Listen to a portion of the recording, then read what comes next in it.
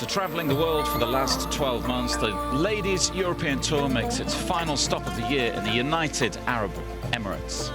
Following the hustle and bustle of Delhi last week, the best women golfers in the world have swapped one iconic city for another as the glitz and glamour of Dubai provides the backdrop for the final event of the year. The Omega Dubai Ladies Masters, staged at the Emirates Golf Club's Marjlis course, the first grass golf course ever built in the Middle East. After the opening 3 days, this €500,000 event is perfectly set up going into the final round with a leaderboard that features some of the biggest names in women's golf. One of the big stories at the start of the week was whether Gladys Nasira could leapfrog Order of Merit leader Charlie Hull to win the LET's money list for the second time in her career.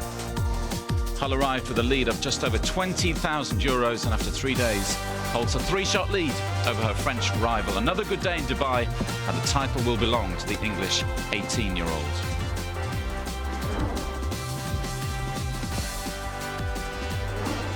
It was the former major winner Shan Shanfeng of China who lived up to her billing on day one in Dubai, firing a fabulous 66 for a share of the lead.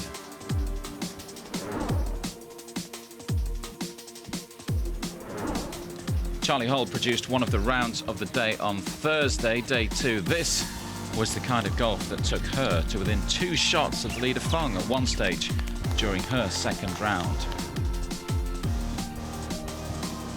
The putter was working well as she edged ahead of her money list rival, Gladys Nasira. Hull continued to shine on day 3 too. She made the par 4 9th, one of the trickier holes here at the Emirates, look easy with this kind of precision golf.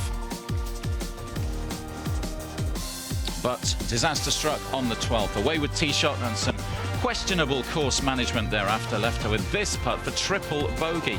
A sensational end to a roller coaster 10 minutes, and she finished on 10 under par.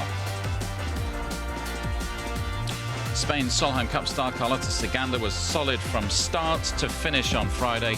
She produced a 6 under 66 to play herself into contention and was another on 10 under at the close. The round of the day, though, belonged to England's Mel Reid, who looked back to her best on her way to the lowest score of the week so far, a sensational 7 under 65. After birdieing the last, she explained why she feels like she's getting close to winning trophies once more.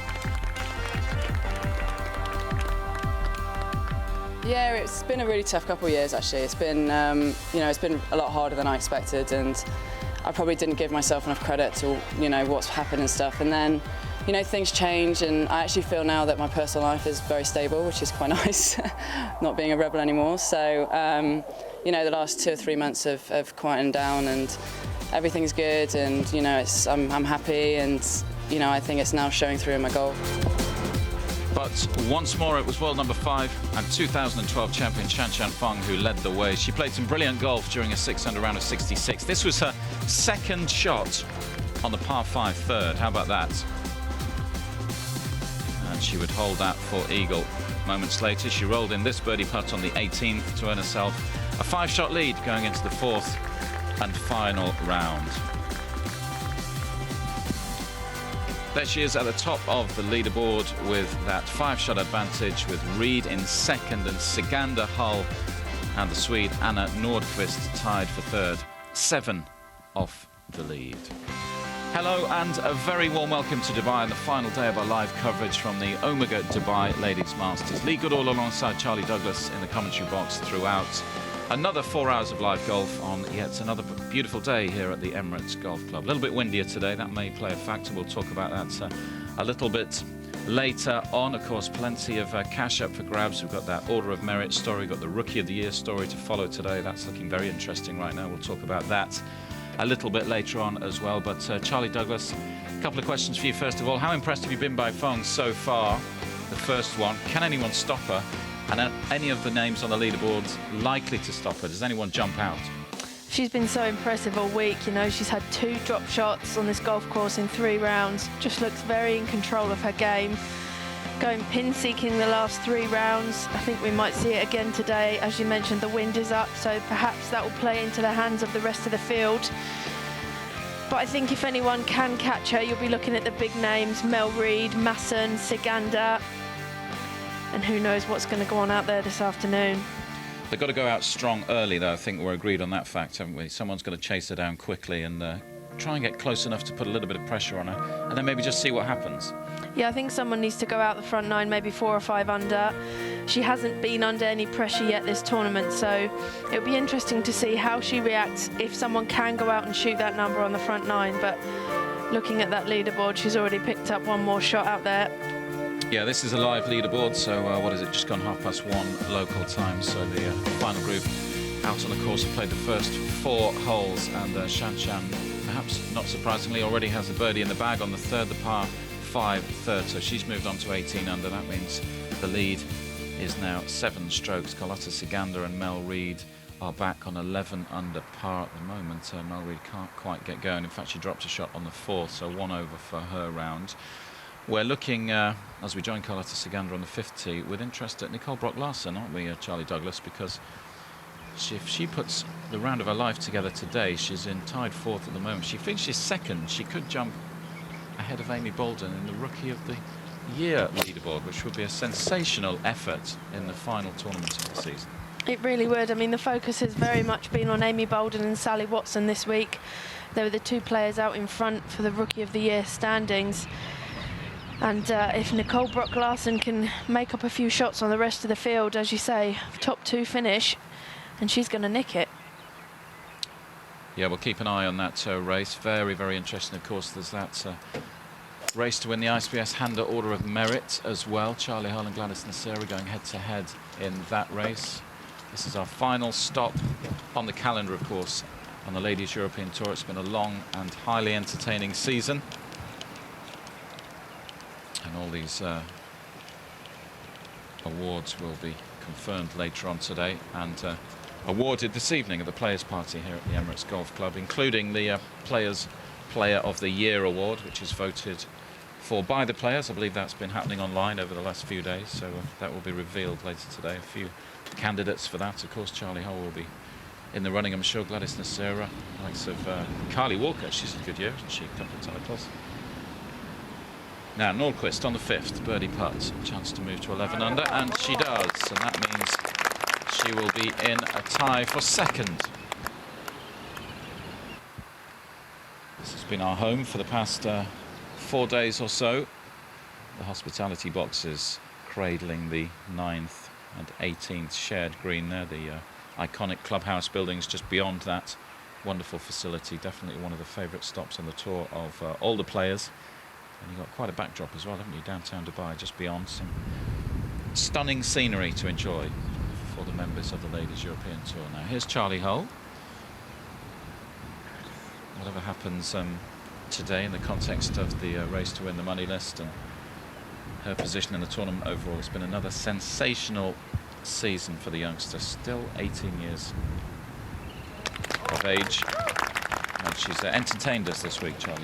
She really has. You know, we weren't sure how Charlie would play this week following the stresses and trials and tribulations of last week in the States at LPGA Tour School, but showing no signs of tiredness and playing some fantastic golf out there.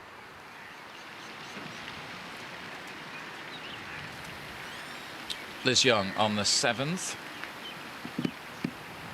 3 under for her round so far today, so one of those players moving in the right direction, and that's why this kind of golf she's producing on this Margilis golf course.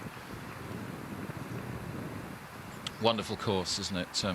Charlie, you've played at this tournament before, you're familiar with the course.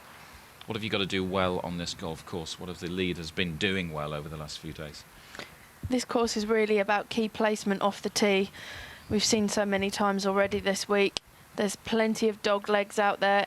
Not many players taking driver on all the holes. It's more important to get the ball in play. Green's very tricky too. Firm and very fast. Now, Melissa Reid, 1 over for her round. Bogey on the 4th, so not the start she was looking for. She talked yesterday about wanting to start quickly today. try and put a bit of pressure on Shan Feng at the top of the leaderboard. She's playing alongside the leader, of course, today in the final group. But a wonderful round of golf yesterday, a 65 from the English woman from Derby.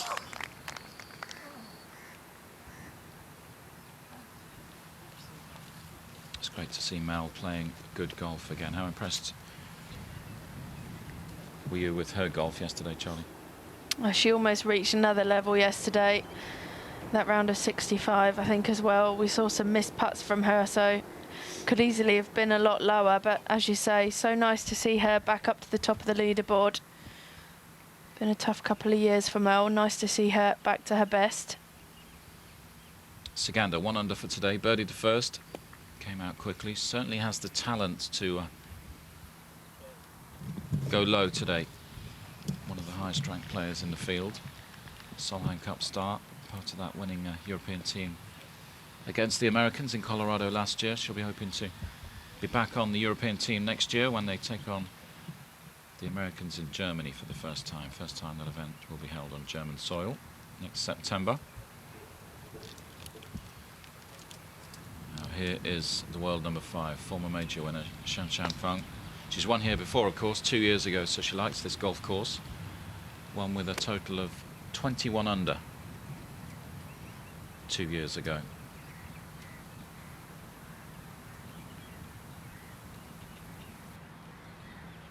I think that record that she set 2 years ago could possibly be in danger today.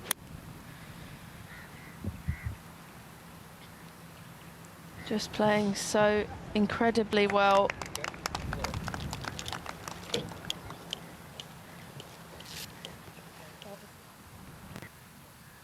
Now over on the 6th, Nicole Brock-Larsen. 9 under par, so just to reiterate, she started the week in 3rd on the Ladies European Tour rookie standings. And, well, we've been talking all week about the race between Boulden and Watson at the top of those standings, haven't we? But Brock-Larsen's played so well this week that she's actually played herself into contention. She needs to finish 2nd to have a chance of knocking Amy Boulden off top spot.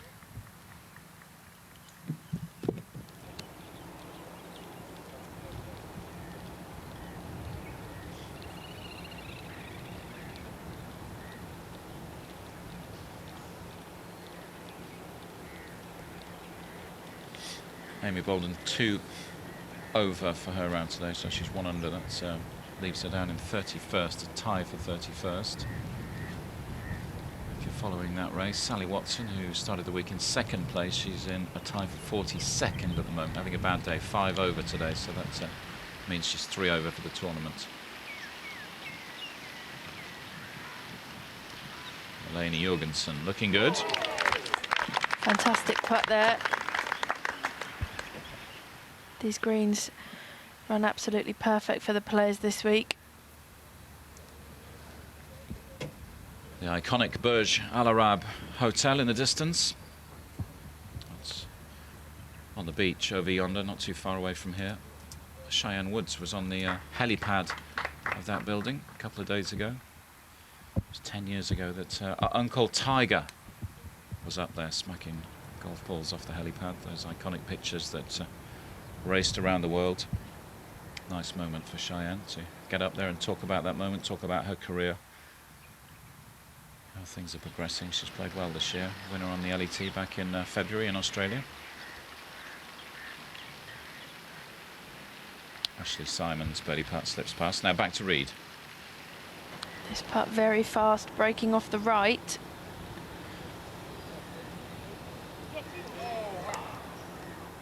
Just that last couple of feet, it broke so much. It was a great effort from Mel.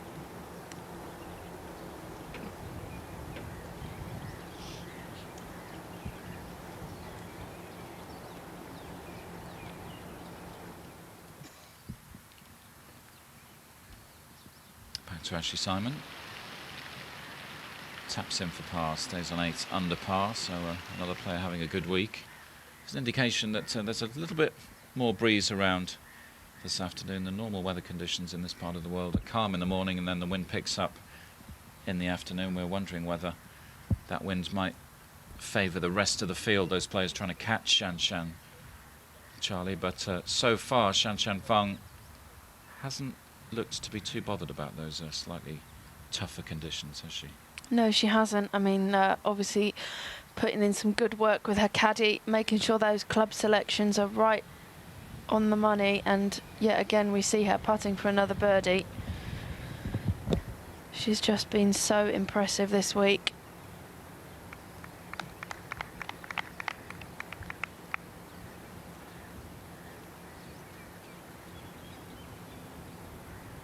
She's holed so many good putts this week as well, not on this occasion, but the one element of a game that we've been talking about all week, Charlie, is that she just puts herself in positions where she gives herself chances all the time, doesn't she? And with a game like hers, she's going to hold birdie putts eventually if she's giving herself those chances time and time and time again. Absolutely. I mean, her club selection is on the money every time, and even though it may be a little bit wide of the pin sometimes, she's never more than sort of 15, 20 feet away, so she's going to capitalise on a lot of chances.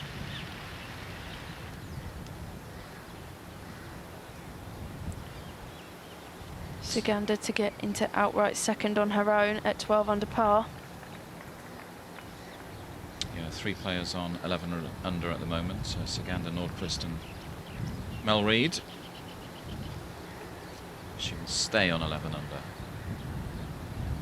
Caroline Masson having a good day too as well. She's back in 5th on 10 under. 2 under for her round. Charlie Hull also on 10 under. She is level par for her round, Charlie. She's having a topsy-turvy day, a double on the first, and then birdie, birdie, then bogey, birdie. She had that kind of day yesterday, didn't she, Charlie? Yeah, it's very up and down.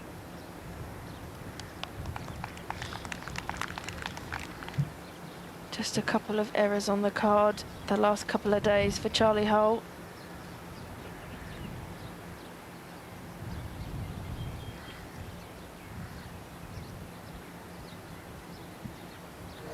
Oh dear. That's definitely not what Mel was after there. Second successive bogey. Les Young for par.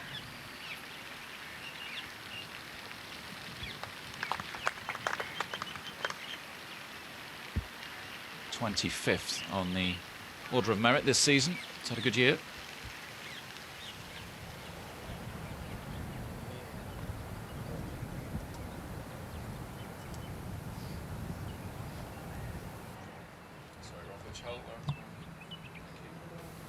Up on the 6th, Charlie Hull, alongside caddy Gary. You touched on what a busy few days it's been for Charlie, a busy year really. She's played a lot of golf over in the States, and of course the Ladies European Tour is such an international tour that you're pinging all over the world, aren't you? She was in China for a couple of weeks recently, then over to the States to play Q School. Had a good week there last week, finished late on Sunday, then got on the plane overnighter into London, arrived Monday morning in London, then jumped on the plane to Dubai, arrived here late Monday night. One day to prepare, and then she's back on the golf course. Of course, this tournament started a day early, if you like, didn't it? Because we're in this part of the world, the weekend is Friday, Saturday, so the tournament finishes on a Saturday, so kind of worked against her. She had one day less to prepare. Yeah, it's very unusual to have a Wednesday start, but I know Charlie's very much looking forward to putting the clubs in the flight bag and having a few days holiday with her sister after she completes her round today. She'll be hoping to have that Order of Merit trophy sat beside her, I'm sure.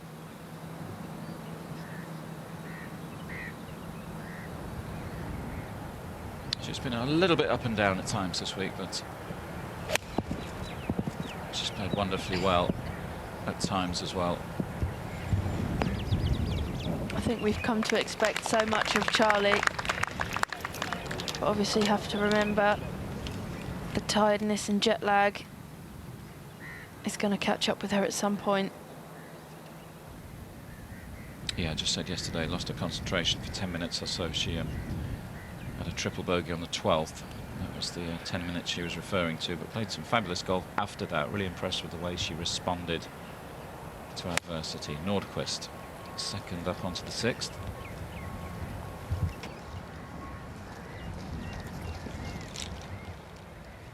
Such a tricky pin to get at today. It's an enormous green here at the 6th, 52 paces. And the pin's 44 on today and only 5 from the right-hand side, so not one that you can really fire at today.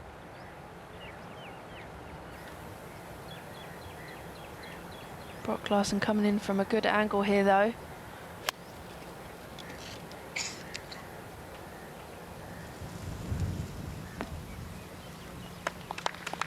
Fantastic shot.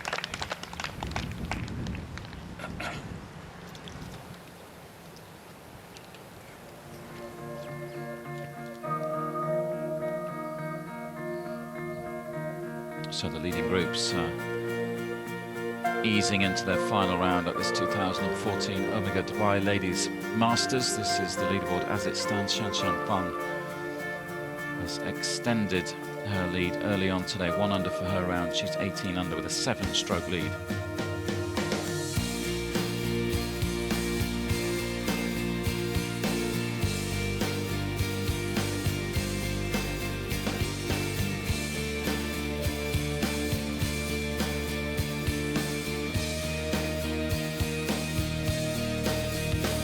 Caroline Masson is continuing to move in the right direction, up into a tie for second now on 11 under alongside Anna Nordqvist, her Solheim Cup teammate, of course, and another Solheim teammate, Carlota Ciganda. The cream is rising to the top, isn't it, this afternoon? Charlie Hull and Mel Reid in a tie for 5th now, 10 under, so 8 off the leader. Now there's Gladys Nasira, 8 under par, of course. Gladys Nasira and Charlie Hull going head-to-head for that ISPS Handa Order of Merit title today. That will be settled this afternoon. At the moment it's advantage Charlie Hull.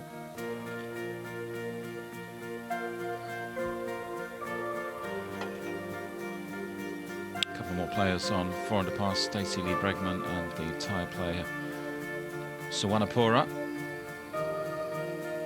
5 players back on 3 under par. Linda Vestberg's had a good day today. The Swedes have entertained us this week. Of course, remember, Karen Koch, the European Solheim Cup captain, was in a share of the lead after day 1. Fired a fabulous 66 in her first tournament since September. Struggled thereafter, but it was great to see Karen enjoying herself out on the golf course. Decent week for Becky Brewerton. Of course, she was talking about having Jamie Spence on the bag this week. 2-time winner on the European Tour. Enjoying his wisdom out on this Majlis golf course at the Emirates Golf Club.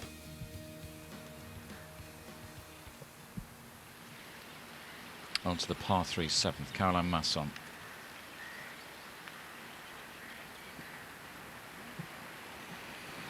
Three under for her round today, Caroline.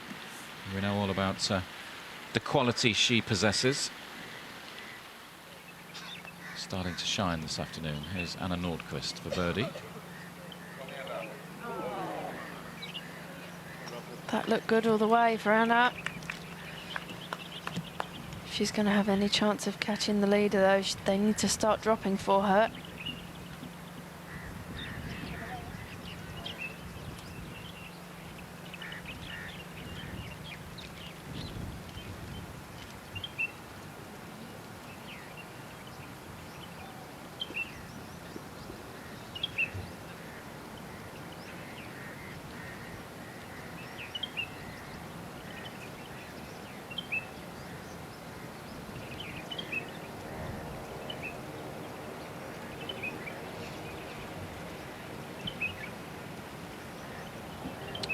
Nicole Brock Larson for birdie. Still with dreams of winning that Rookie of the Year title later on this afternoon. Very nicely done. A few more of those and she might just do it.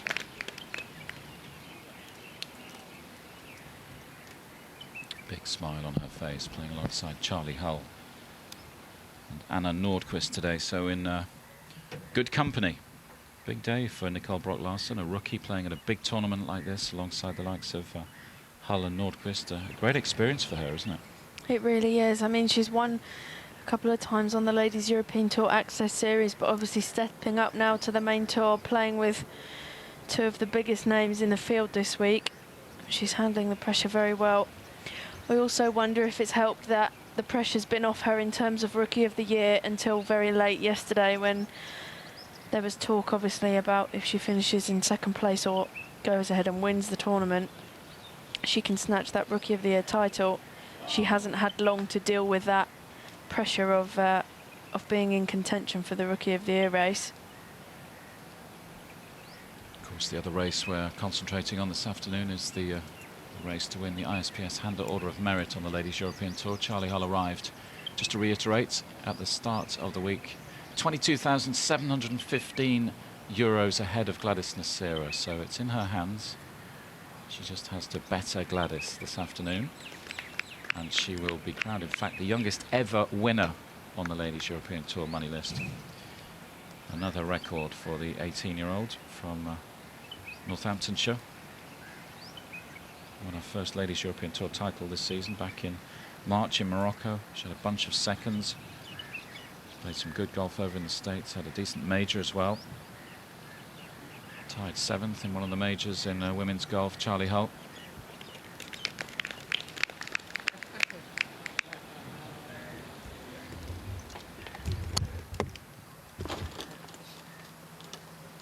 Charlie Hull, of course, was a Rookie of the Year last year. So a chance to go back-to-back with Rookie of the Year and Order of Merit titles on the Ladies European Tour. Yeah, not a bad start to her professional career.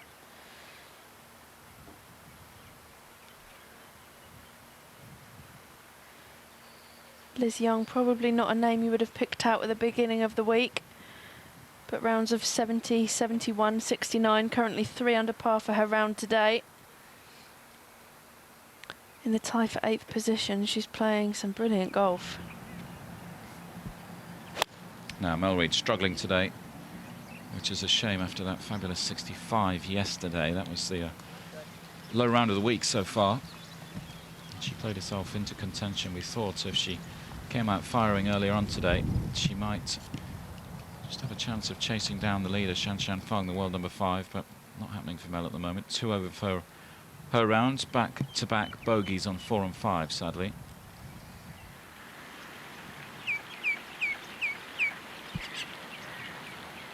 Caroline Masson, birdie chance on 7. One of the best ball strikers out on the Ladies European Tour.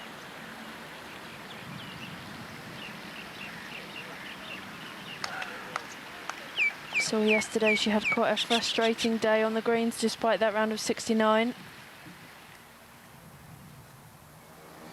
Here's the leader, showing the rest of the field the way, as she has done on so many days here in Dubai. The 2012 champion won by 5 shots that year.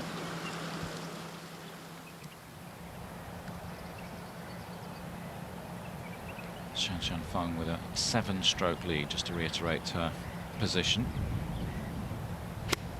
after 5 holes of her final round. This is Saganda. Very difficult to control the spin from the rough, but Saganda's done brilliantly there.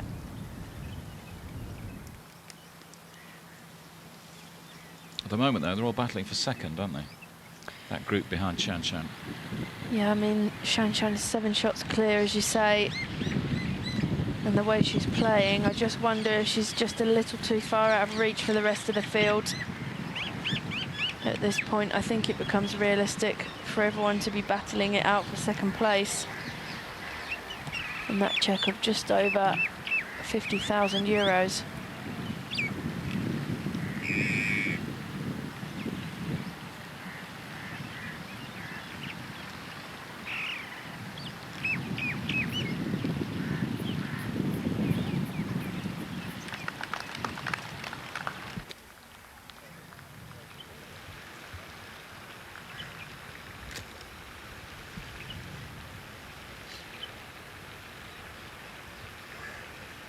Over onto the 7th tee, the Charlie Hull group. Pin positions have been quite kind on this hole this week. Another fairly accessible one. Crosswind on this hole today though, right to left.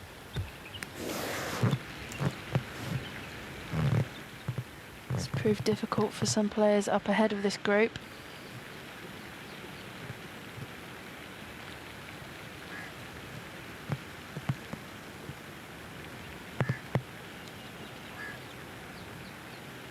Brock Larson to play first, coming off the back of that birdie at the 6th.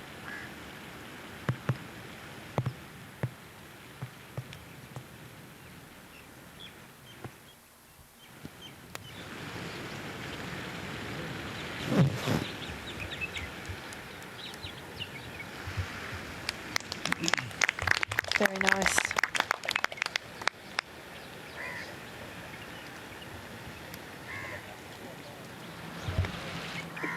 Back to Shan Shan. Third shot on this par 4 hole. So that for par. Let's go back to Charlie Hull. In terms of that race to win the Order of Merit, it's worth pointing out that Gladys Nocera, being over €22,000 behind Hull, needs to finish at least 4th. She wouldn't win enough prize money this week if she finished outside the top 4. She's currently tied for 9th, so Gladys with a bit to do. So it's looking like Charlie will leave with that title at the moment.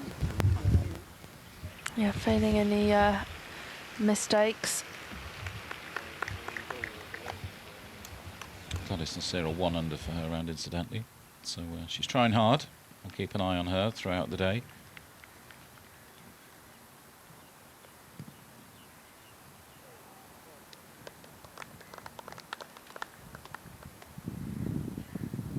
Liz Young, certainly one of the players who's climbed up onto the leaderboard today, putting together one of the rounds of the day. In fact, 3 under for her final round at the moment. Rounds of 70, 71 and 69 coming into Saturday. Here's Nordqvist on the 7th. Ooh. Dicing with death there.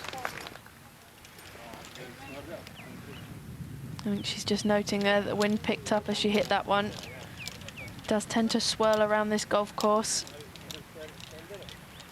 It's where the caddy has to be brave sometimes and tell their player to step away. From one Solheim Cup star to another, here's Saganda on the 6th. It's very good. Very well played, Carlotta. Came into this tournament in good form, got a 2nd on the LPGA Tour just a couple of weeks ago. Big tournament over in the States as well, that one. 2nd to Lydia Ko, who incidentally walked away with a cheque for $1.5 million that day. Nice boost to the bank balance going into the off-season.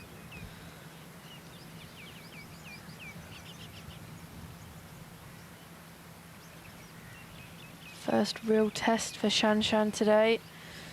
She had to hold a couple of these to save par yesterday. Never faltered under the pressure.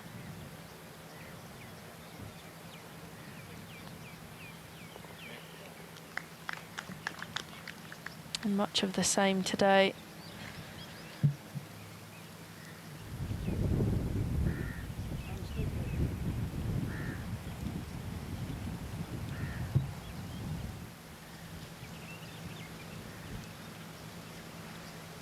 Here's Mel Reid.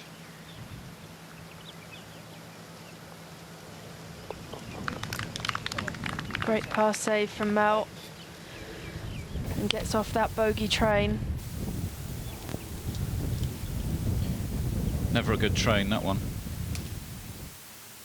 No, I think I prefer the birdie train, actually. Much more fun. Had a great week here in Dubai. It's always a big tournament, this one, a strong field. The Ladies European Tour has announced this week that This event will be staged for another 3 years, which is good news for all concerned. Until 2016, it's going to stay at this course as well. Great venue, one of the best venues on the tour, no doubt about that. One of the best courses. Of course, it's used for the European Tour as well, the Dubai Desert Classic that takes place at the end of January every year. So they're used to watching the world's best in this part of the world. Built in 1988, this course. Had some great champions over the years.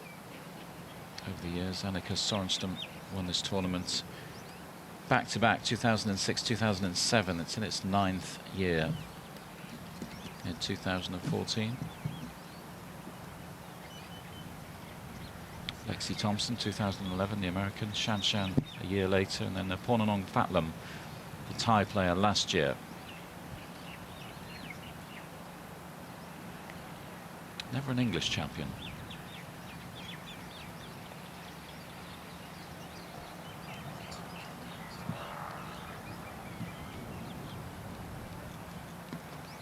Great judgment of pace there from Charlie Hull.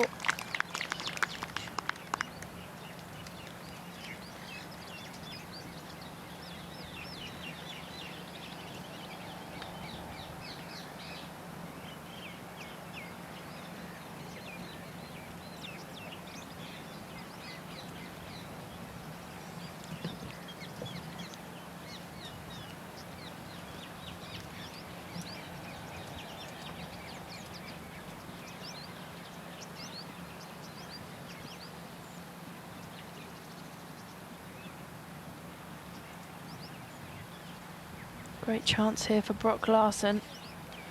Not much movement in this putt. She's giving it a go out there, isn't she?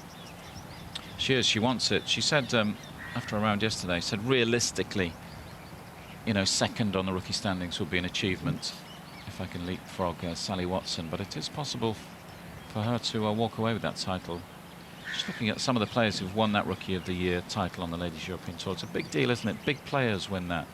Just going back from last year, Charlie Hull, Carlota Ciganda, Headwall before her, IK Kim the year before that, Anna Nordqvist, Mel Reid. It's like a who's who of European golf.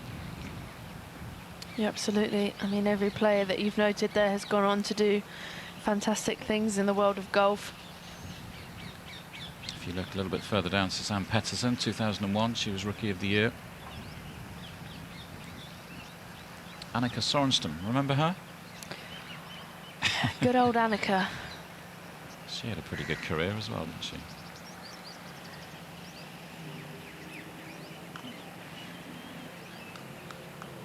Another close one for Anna Nordqvist. Laura Davies, Rookie of the Year, 1985. Such an incredible career that Laura's had.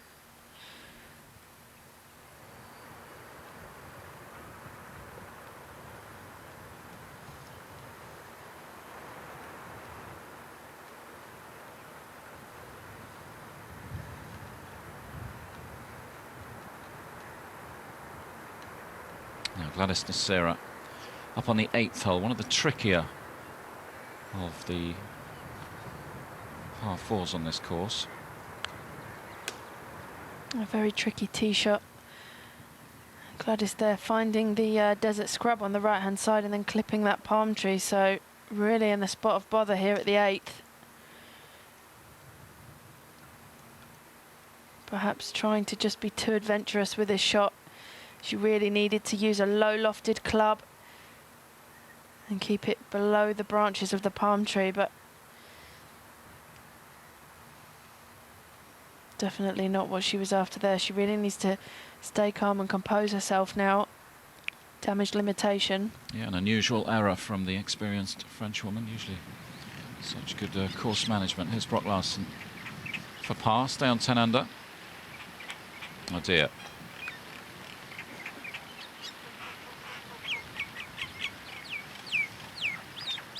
Just can't afford to be three-putting out on those greens today. Far too costly at the end of the day. Masson tackling the 8th, playing up onto the 8th green. Players really struggling to stop the ball on this green today. Playing downwind from the fairway. Proving difficult to get close. That's a missed putt there for Charlie Hull as well. So Brock Larson and Charlie Hull both making bogey 4s here.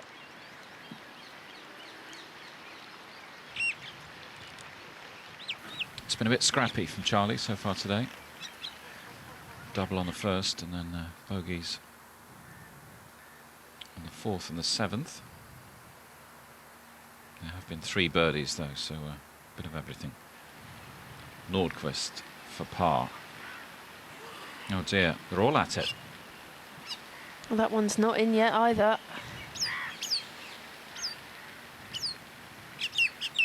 Sometimes very difficult to be playing with 2 players who've both already missed short putts. That negative thought just creeps into your head. No mistakes this time. Second highest ranked player in the field, Anna Nordqvist, the world number 12 at the moment. That represents the quality of her season. Well inside the top 10 on the LPGA Order of Merit. Won a couple of tournaments over in the States at the start of the year, February and March. Now Liz Young up on the 9th. This has entertained us, this 9th hole this week, Charlie. Yeah, it's another tricky one. Dogleg right. Players have to avoid a fairway bunker on the right and desert scrubland. And then the largest of the 4 lakes here at Emirates Golf Club. Running all the way down the left-hand side. On the 7th tee, Sagander. In second place on her own at the moment. 6 shots off the leader, Fung. Great chance to close that gap to 5.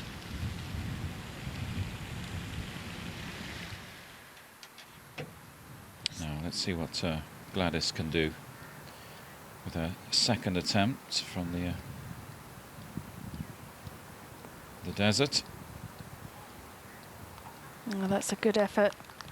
Damage limitation is so important. She's still giving herself an opportunity of making a par 4. Let's see what the world number 5 can do on the 7th. Hit a peach of a tee shot here a couple of days ago to within a foot or so.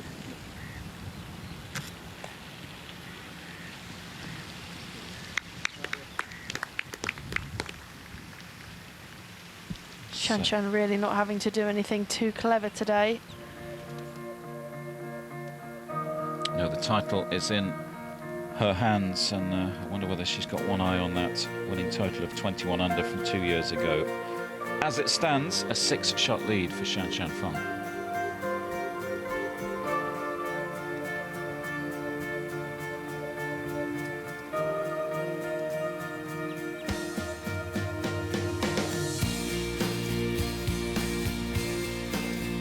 Carlota Sagander is 2 under for her final round. She is now 12 under par, so she is Fung's closest challenger as it stands. Here's Charlie Hull.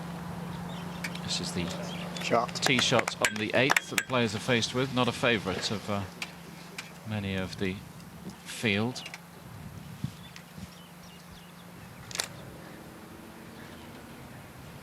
Charlie included, she said as much after she hit a tee shot on the opening day. Could hear it on the audio, picked up by the microphones on the tee box.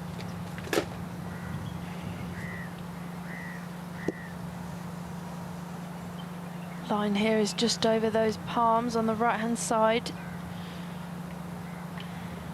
Anna been working very hard with a new coach this season, trying to get a very neutral swing plane.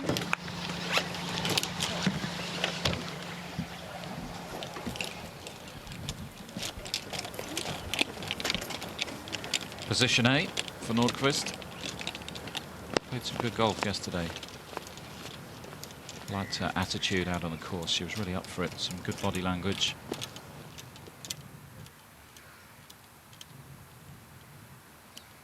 Very similar to the energy we see her provide us with at the Solheim Cup. Liz Young up on the 9, third shot, trying to go close, but no, that's not going to do the job on this occasion. Caroline Masson in third place at the moment, looking for her fourth birdie of the day.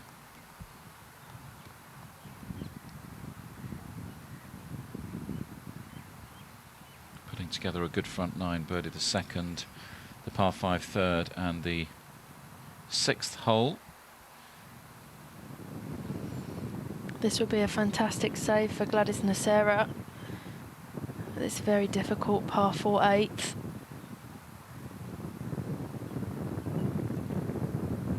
And that's a disappointing drop shot for Gladys. Really can't afford to be doing that if she's going to catch Charlie Hull today. No, it's looking more and more unlikely, isn't it?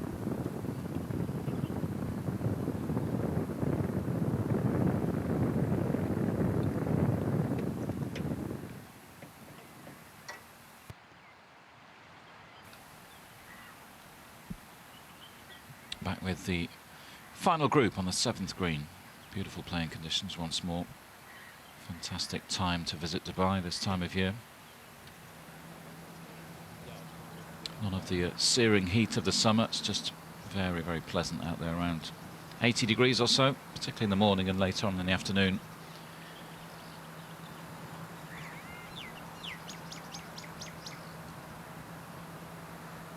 It's one of those cities that the ladies look forward to, isn't it, Charlie? Not just for the golf as well, plenty to entertain them away from the golf course. Yeah, lots of shopping, I believe. Lots of wonderful malls here in Dubai. And definitely a favourite for the end of season players party, which is taking place this evening. Shanshan with another birdie chance.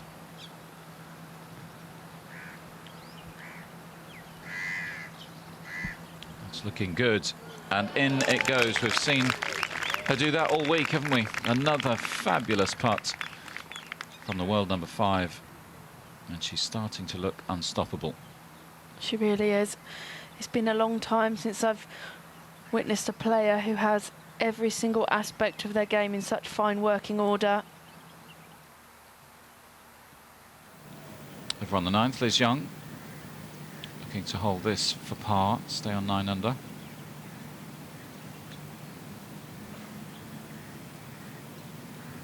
It's going to be a drop shot for Liz.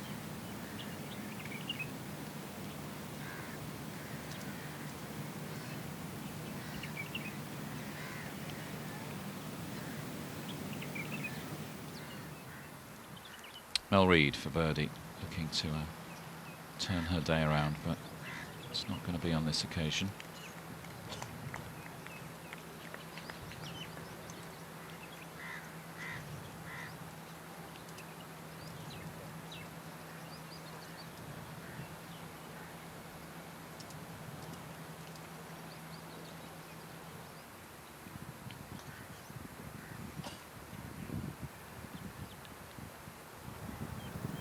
Safely tidied up there for Caroline Masson at the 8th. Par is a great result on this difficult par 4. Yeah, and if she can't chase down Shanshan Feng, then she's looking good for second place at the moment. Caroline Masson in a battle with this lady at the moment, Carlota Ciganda. Just one shot separating these two players.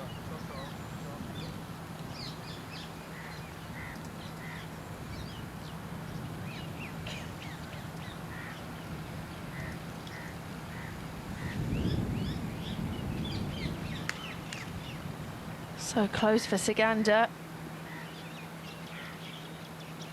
She's the sort of player that when she gets on a run of birdies, she's almost unstoppable.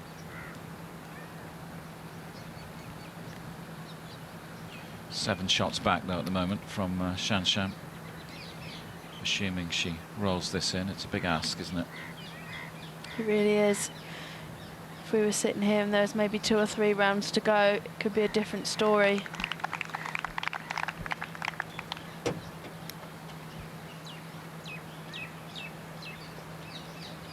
I think the other element is as well. It's not like there's an inexperienced player at the top of the leaderboard, is there? She's won a major. She's used to being in this position. She just looks like getting better and better and better. You look at her game and her scorecards, and you expect her to shoot at least a 66 today, don't you? Even better, because it's the final day. Absolutely. I mean, a couple of days ago she shot around a 67, and we sort of sat here saying it wasn't her finest day at the office. It didn't look that impressive. Quick hill sprint for Mel Reid. Talking about how hard she's been working out in the gym lately. She's done a few of those on the treadmill. Anna Nordqvist. It's a good shot. Yeah, one of the best we've seen today.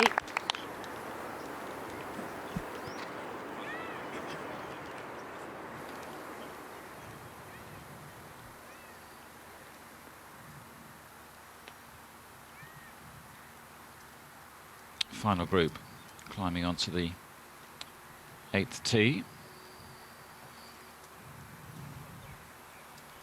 Now a bit further up that 8th hole, here's Brock Larson in the desert, similar to Nasira, Charlie. Yeah, just in front of that palm tree that Gladys found, though. Not a bad result from where she was. Very difficult to know how the ball's going to react from that scrubland. What makes this tee shot tricky for these players, Charlie? The way the fairway's angled, it's a dogleg right. You don't see much of the fairway. The wide area that you see on the left, you don't want to be going anywhere near, because you'll just have far too much into the green. So players aiming over the palm trees on the right-hand side, aiming to leave themselves about 150 yards into the green. And that's just about position A for our leader. And if you cut too much of the corner off, of course, then danger lurks.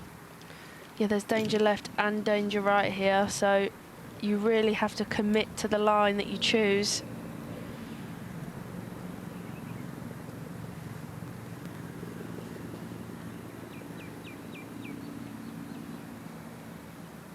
Seven off the lead then, Saganda.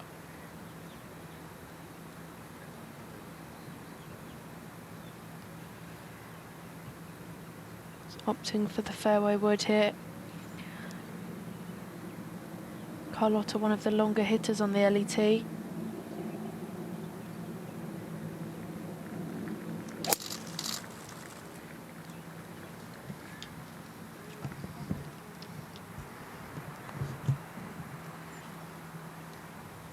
Just skips into the left side, although not in the thickest part of the rough.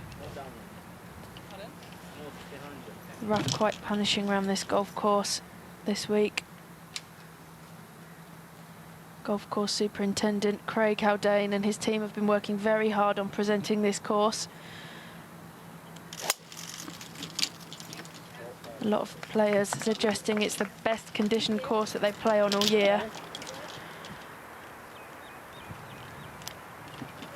That's a monstrous drive from Mel Reid, some 275 yards. Huge, uphill. Just enjoy watching Mel play. Doesn't hold back, does she? Not having the best of days, but still playing aggressively as another aggressive player, Charlie Hull. Awkward lie here for Charlie Hull. Ball below her feet, really has to stay down. You can see there. She did it just about perfectly. Brilliant shot from the 18-year-old. Demonstrating her talents, I was about to say all week, but all year really. She's had a great season on tour. That's why she's at the top of the Order of Merit list. Another quick look at the leaderboard as it stands. Shan Shan, 19 under par, amazing.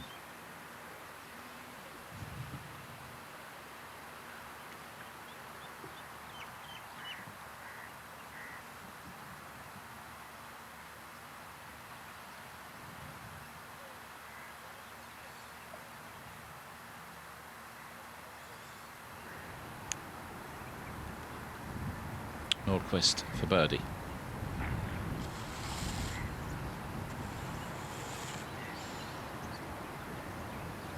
Great opportunity slides by for Anna.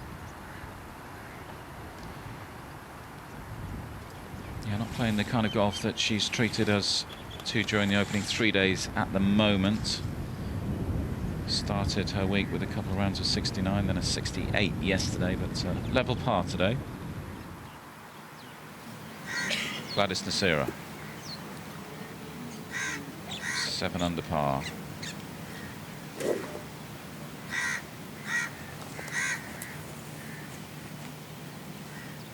Another player level for her final round.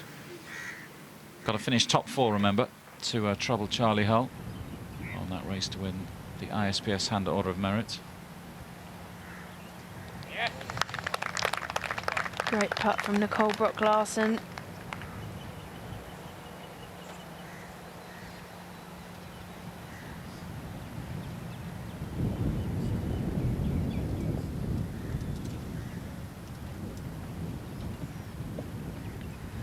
She's definitely trying her hardest out there to challenge for that Rookie of the Year title. Yeah, needs at least second. So a bit of work to do, but she's certainly making things interesting for us.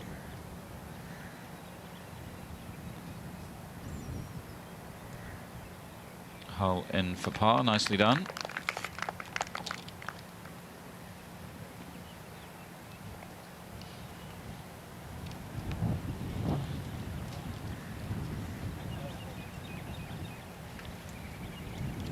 Her second season as a professional, of course, was Rookie 2013.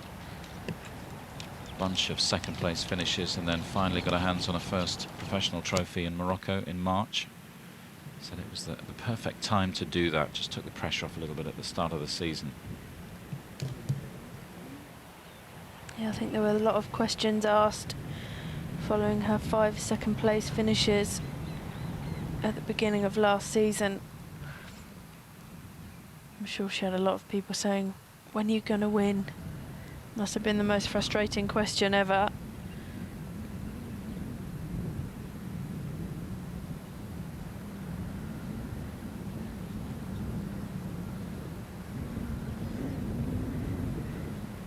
Carlotta, of course, is a former winner of the Order of Merit on the LET. A couple of years ago, went right down to the wire here in Dubai, pipped Caroline Masson to the title on that occasion. It was a heck of a year for Carlotta, 2012. Won the Order of Merit. Was also the Rookie of the Year that season. Was also named the Players' Player of the Year. Presented with all 3 on this day 2 years ago. I'm sure she enjoyed those moments.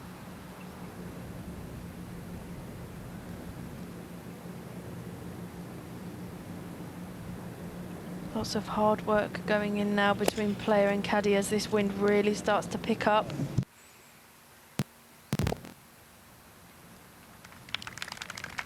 Just about perfect club selection, and that's about the best shot we've seen today here at the 8th.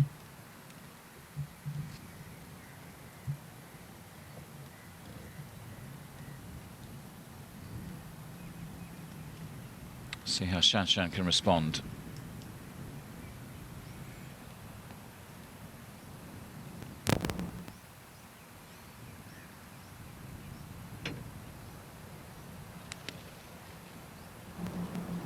Just perfect rhythm in her golf swing. Hasn't faltered all week.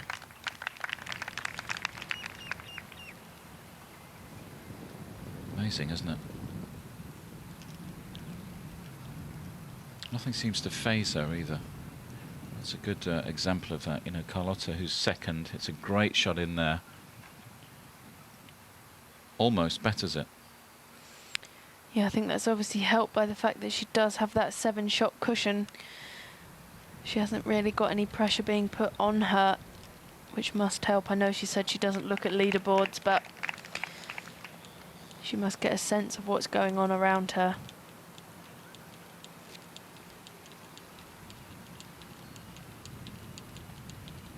Nice shot in from Mel Reid too.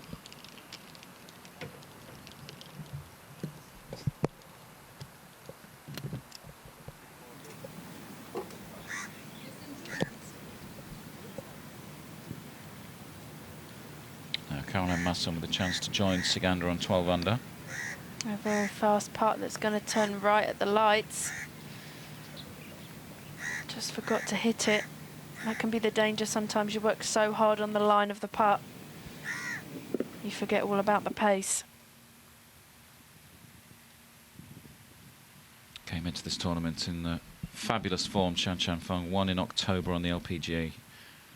That was her 4th title. Another 8 top 10s this season. 3 of those coming into Dubai, a 7th, a 6th and a 2nd. So we're still at the start of the week. Well, I know what the number is, so the next number in that sequence is. It's number 1, it's looking like that. They're coming in like 5 minutes. So it's all looking next week.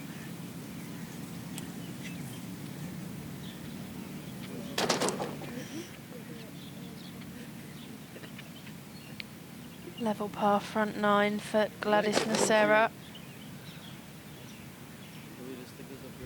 Just hasn't really got it going today. No, started the week well, didn't she? Did exactly what she needed to. Stayed with Charlie Hull early in the week. A couple of 69s during rounds 1 and 2.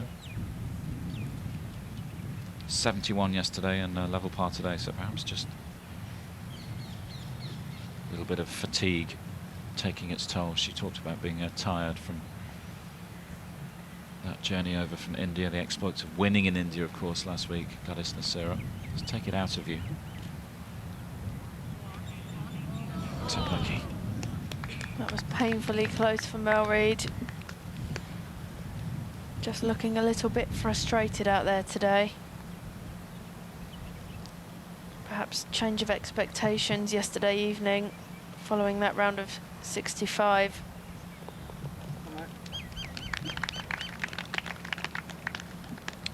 Still looking for that first birdie of the day. 2 over for her final round.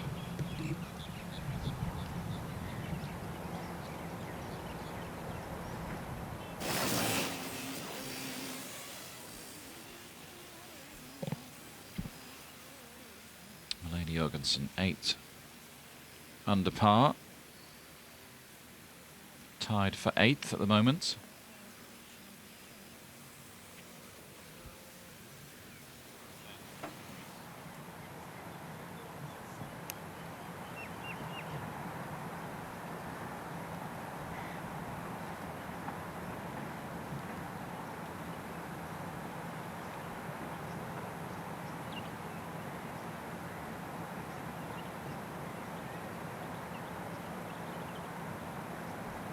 Chance to move to 20 under par for the tournament.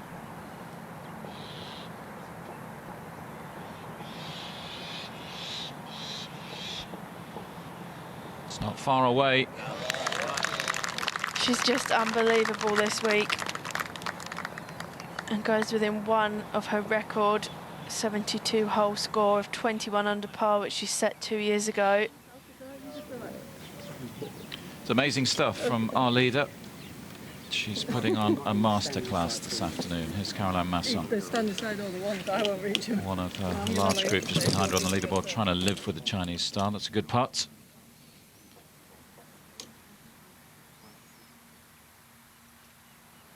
I think what's noticeable about Shanchen when she rolls in those long birdie putts is there's not much reaction. It's almost like she expects to hole those putts. It's no big deal. Does it all day long.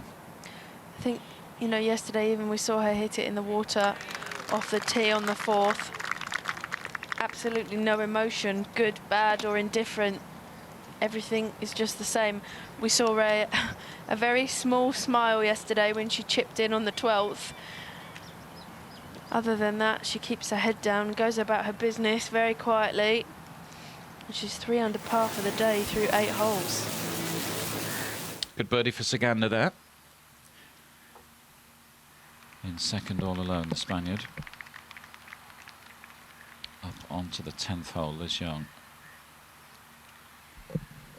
How about that for an approach shot? Very impressive. Yeah, bogeyed the 9th, Liz, so looking to bounce back on the 10th, the par 5 10th. Looks like she'll be picking up her 4th birdie of the day in a few moments' time. But there is a live leaderboard. Shan Shanfeng with that birdie on the 8th, now on to 20 under par, 7 strokes clear of Carlota Ciganda.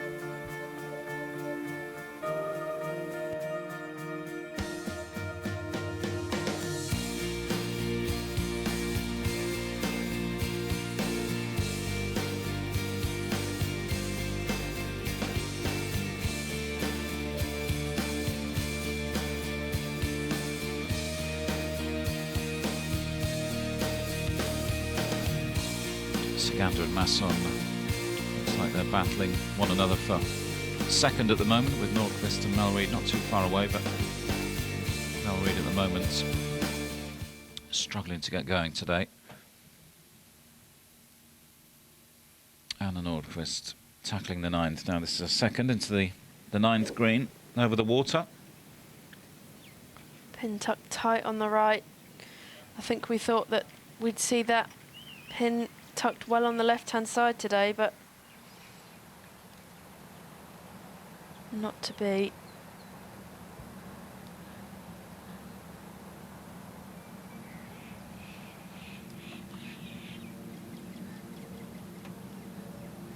Be careful off this tee if you do pull it left.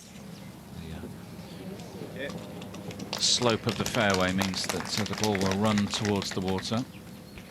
Yeah, Shan Shan made that mistake yesterday. Heart in mouth moment when she was stood on the tee box. But that one's position 8.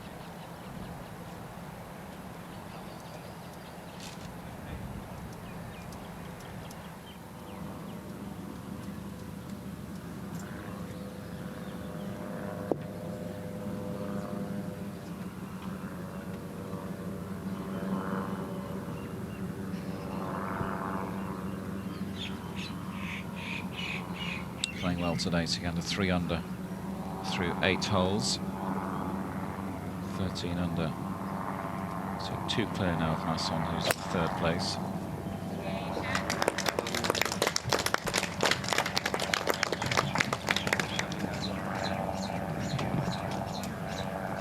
Great shot from Carlota. Almost side by side with Shan Shanfeng.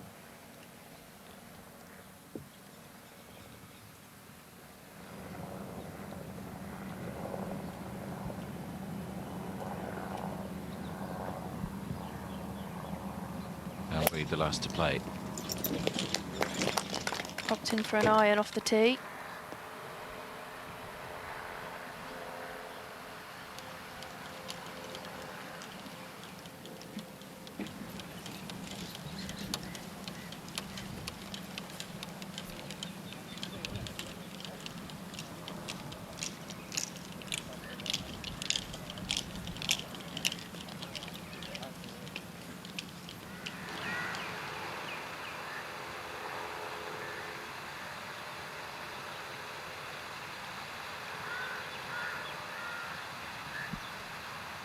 Final group coming towards the midway point of their final round at this 2014 Omega Dubai Ladies Masters.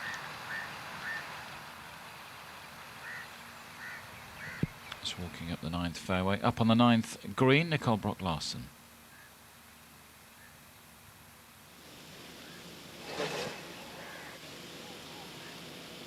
Never really gave that one a chance.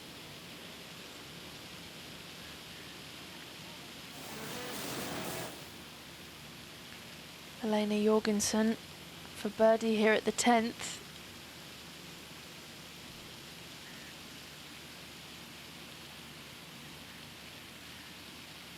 Needs to go.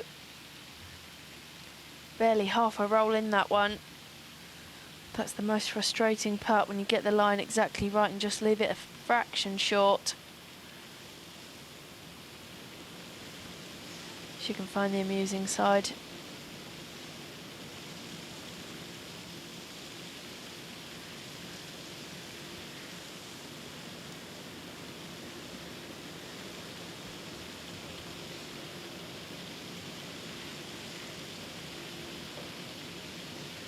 Yet another birdie opportunity for Anna Nordqvist.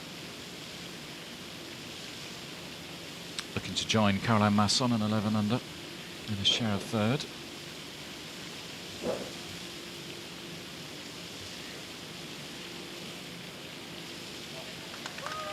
Fantastic read on that putt. You could see how much it broke from left to right. Bit of a mixed bag on the front nine for Anna, but all adds up to 1 under par for the front nine. And into a tie for third with the German Caroline Masson. Quality leaderboard, isn't it? Got Fung at the top, the world number 5, and then 3 Solheim Cup players right behind us. Sagander, Masson, Nordqvist. Mel Reid's up there, of course, a former Solheim Cup player. Charlie Hull not too far away. Klara Spilkova as well, having a good day. Moving up the leaderboard, a tie for 8th at the moment. The young Czech, 3 under par for her final round. Not long left school, so enjoying the day job.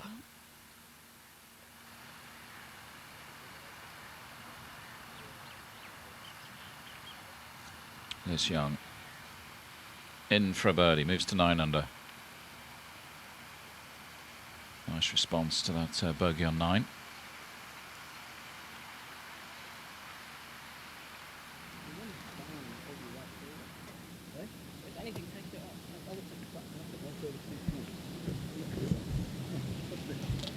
Very interesting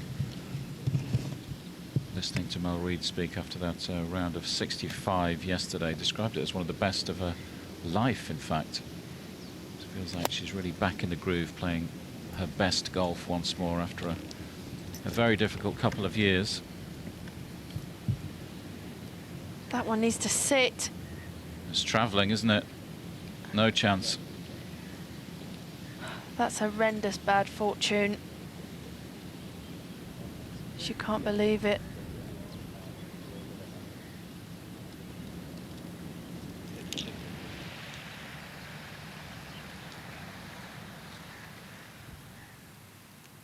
This will have given someone a fright in the VIP boxes. And she just pushed this one a fraction out to the right. I have to say, though, that was a lot of club. It pitched the hospitality stand right in the middle there, so it wasn't even at the bottom of its flight.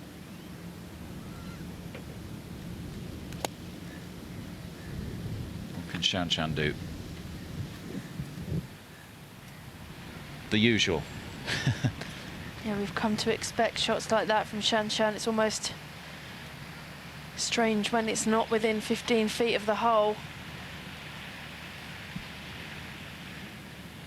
Just seems so in control of her golf game so often, Shan Shan Fung. Even the bad stuff's pretty good.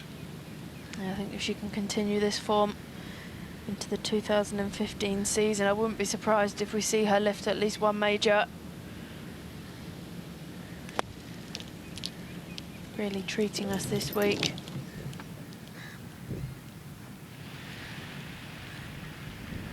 Just a couple of yards short for Carlota Sagander, but that's okay there. Should be a regulation up and down. That's what we call our bread and butter up and downs.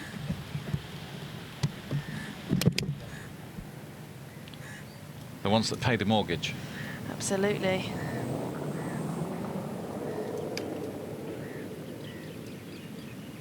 Shan Shan Fung shouldn't have too many problems paying the mortgage after this season. Came into this week with a tidy 1.4 million in the bank from her exploits around the world. Interesting times for Chinese golf. Of course, she has been the first from China to really rock the world stage. A major winner, as we've mentioned today, and of course she'll have one eye on winning an Olympic medal in Rio in a couple of years' time. It's made a huge difference to the game over in China. Lots more money in grassroots golf over there. Before that, very much a sport that the wealthy played, but a lot more female golfers coming out of China these days. I don't know.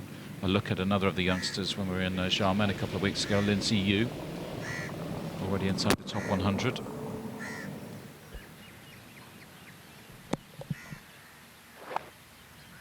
Par 3 11th, Liz Young. Deceptively difficult, this par 3. Liz Young negotiating it very well, though.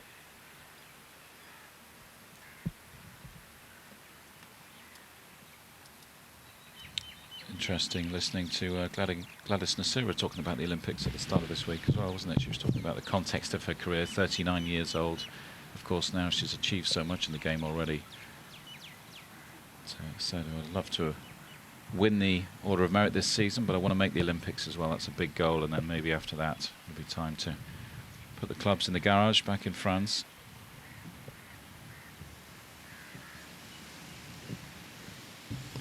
I'd imagine many of the ladies on the tour are pretty excited about being part of the Olympic Games. Definitely, I think it's one of those things that's always in the back of the players' minds. Much like the Solheim Cup, you can't put too much pressure on yourself, but at the same time, it's a goal that always stays in the back of your mind. Yeah, not just for the sport, of course, just a wonderful experience being part of the Olympics, rubbing shoulders with the stars of the sport, other sports.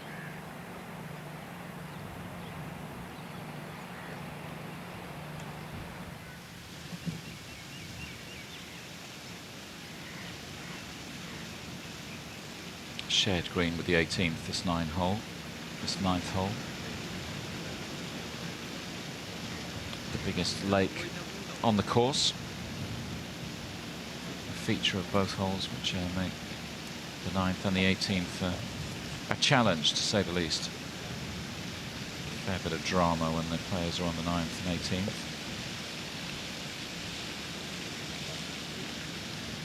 Yeah, some drama just a moment ago from Mel Reid. Catching the corner of that hospitality stand. Headed straight into the water.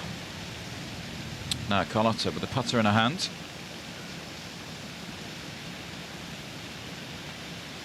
Sensible choice, given the firmness of these greens.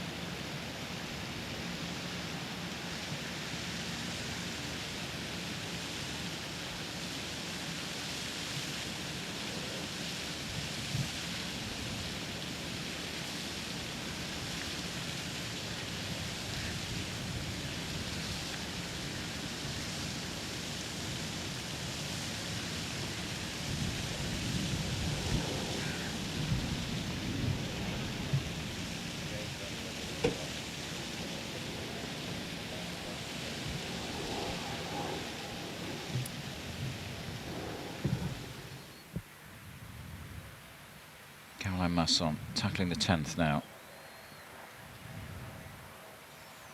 Just spinning away from the hole. There's a ridge there which you can't see on the screen.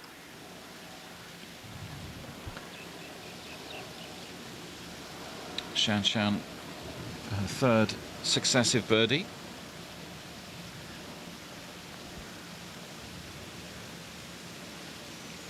Just forgot to hit that one, but yet again another putt that's bang on line.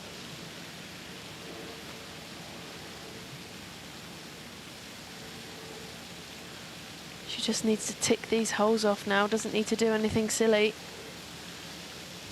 7-shot lead with 9 holes to play. What a lovely place to play from.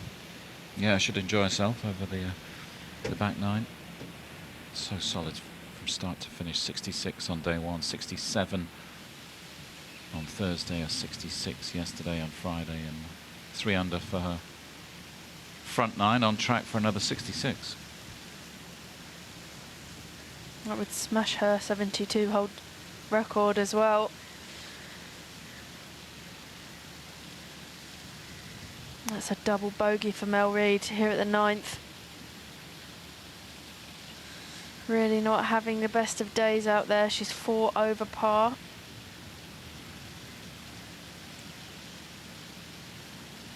No, poor front nine for Mel, especially when you compare it to the kind of golf she was playing yesterday during that round of 65.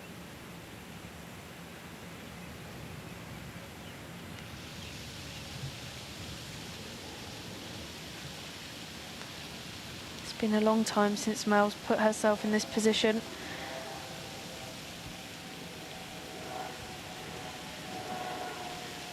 Just needing a solid back nine and take the positives from this week.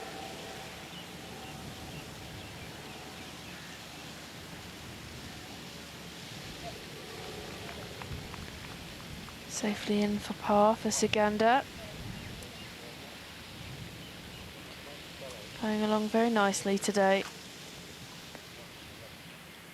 Yeah, matching Shan Shan Feng, 3 under for her front nine, and that means she's 7 shots behind the leader. They will make their way through the tunnel between those VIP boxes. They'll turn left past the clubhouse, past the putting green, beyond the swimming pool, just over those VIP boxes, and onto the 10th tee. We'll be with them in a few moments' time. Another birdie chance for Liz Young.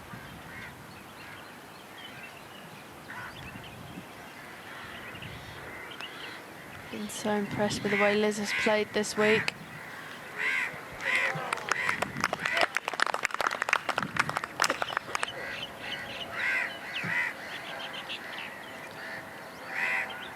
Really impressive stuff from the young lady from Hampshire.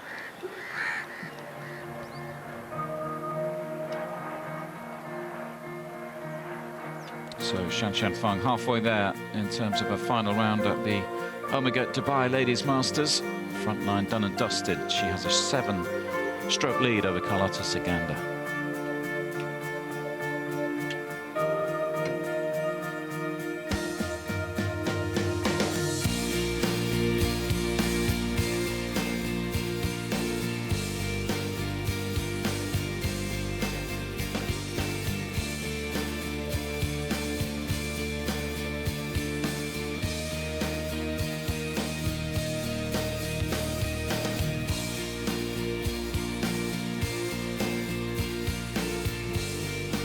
Caroline Masson and Anna Nordqvist, the Solheim Cup teammates, tied for 3rd, just behind Sikander. 2 shots behind Sikander, in fact.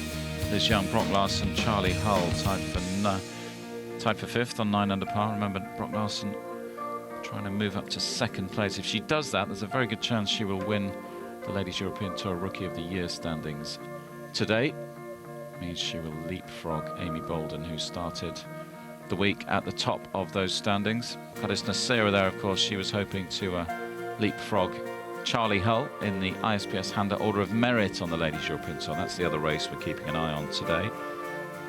But needs at least a top 4 finish, so as the day progresses, looking more and more like Charlie Hull will be celebrating that accolade in around 4 or 5 hours' time at the Players' Party in Dubai later on today. It's been great to have Cheyenne Woods here this week. There she is, tied for 22nd, 4 under par. She's had a good season, won on the LET in February at the Volvic Ladies Masters back in Australia early on in the season, and had a good week at Q School in the States last week. Got a card for 2015 on the LPGA Tour, so congratulations to Cheyenne Woods. A couple more players under par for the week: Felicity Johnson and Becky Bruton. Sophie Walker and Pernilla Lindberg level for the tournament. Georgia Hall down there, remember that yesterday? Hole in one on the 15th, new car. Just needs a driving license to go with it.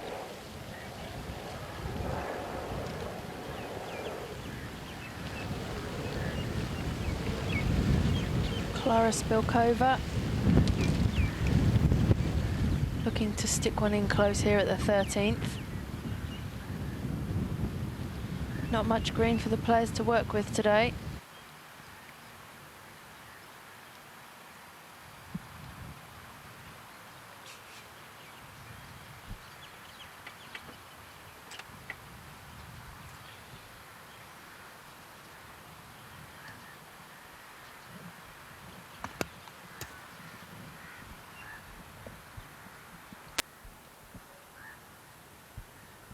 Let's rejoin Caroline Masson.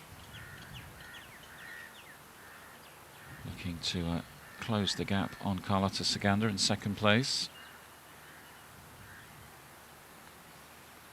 Just giving that one a wrap by.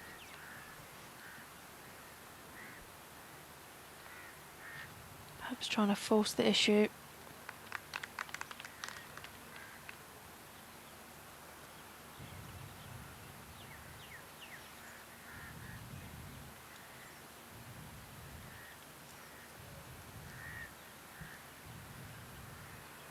Bogey free for Caroline Masson today.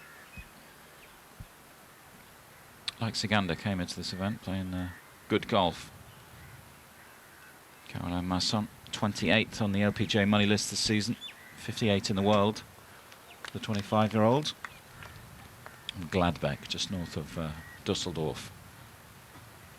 Second at the Blue Bay LPGA event in China not so long ago, and tied 8th in Malaysia just before that. Of course, both the Ladies European Tours and LPGA Tours were over in Asia not so long ago, the Asian swing.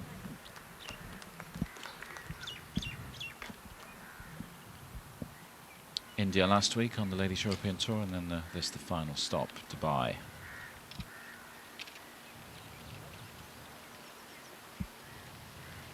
Good chance for Clara Spilkova here.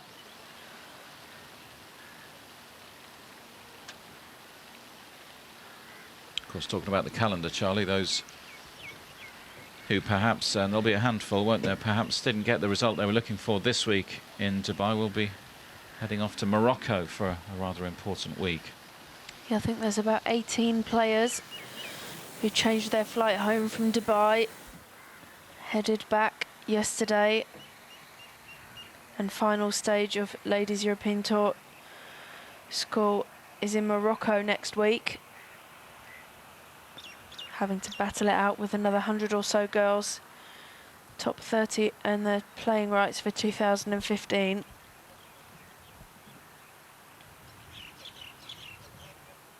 Puts into context, doesn't it, what great seasons Brock Larson and the likes of Sally Watson from Scotland, Amy Bolden have had. I guess the first thing on your list as a rookie is to just retain the card, but to be challenging at these events demonstrates the talent they possess. All names to keep an eye on in the future. Very impressive as well to consider that Amy Bolden didn't actually have a full tour card for this season. She had a conditional status. Very impressive stuff from the Welshwoman.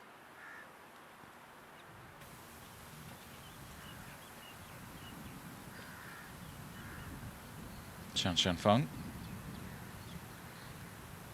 On to the 10th now.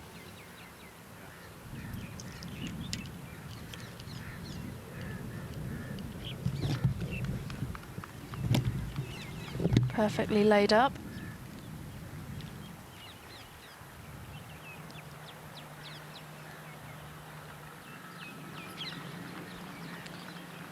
Charlie's sister, Nicole. Can definitely see the resemblance, can't you? Yeah, it must be nice for Charlie to have a family member with her, just take her mind off the golf, off the course, relax with, have a bit of fun with. Of course, her dad, Dave, is normally a ever-present fixture on the Ladies European Tour, but putting his feet up back at home this week, a well-earned rest.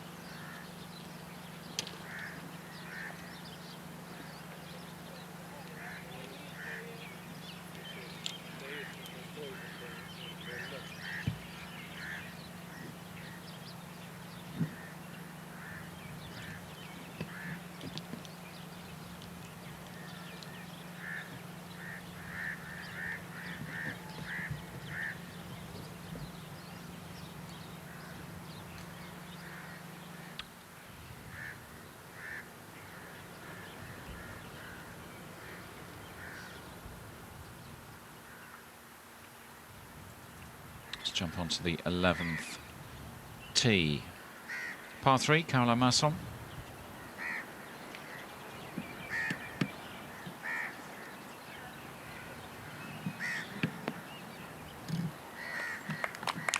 Very nice.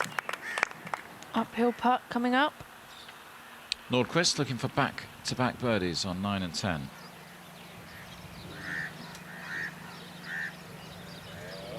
Not to be.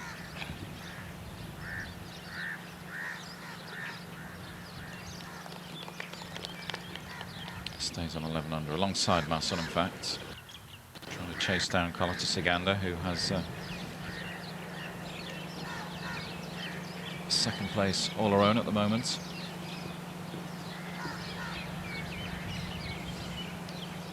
Definitely a tussle going on for second place here.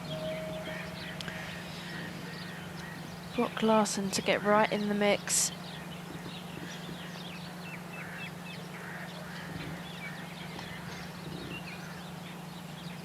An opportunity. That's definitely not a gimme coming back either.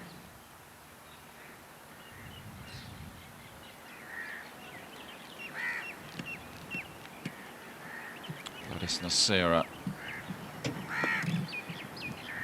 Worth pointing out that even if she doesn't chase down Charlie Hull at the top of the ISPS hand order of merit, she will finish second. Nikki Campbell in third, the Australian fair distance behind. And Campbell not playing her best golf this week.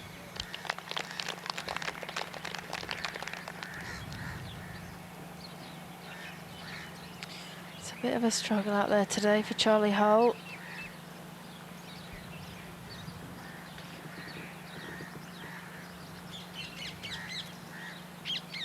At the moment, though, looks like it'll finish on a high note for Charlie.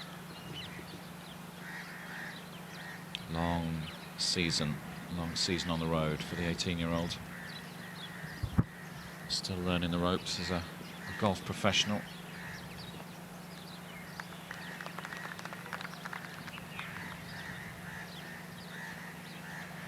Reverse putting grip for Nicole Brock Larson. That's not what she was after at all. No, a damaging few moments for Brock Larson.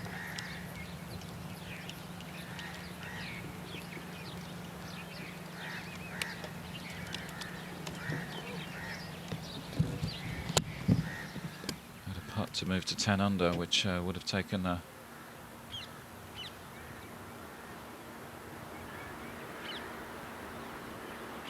within 3 shots of Ciganda in second, but moving backwards now. It's another great shot from Liz Young, especially considering that she was coming out of the thick rough here.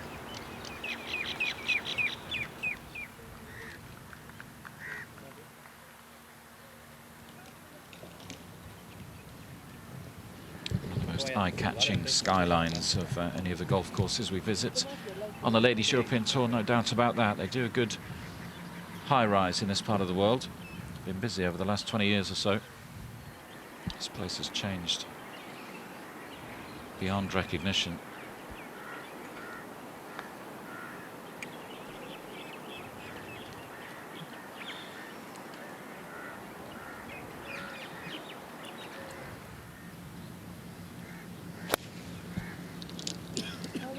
Ciganda trying to close that gap, but doesn't look too happy with that. It's not the Spaniard's finest.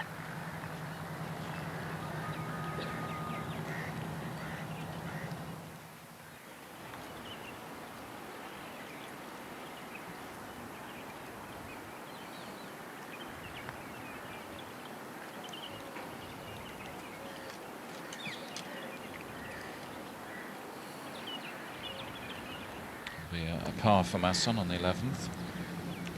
So we jump back to Shanshan. 116 yards left into this par 5 for our leader.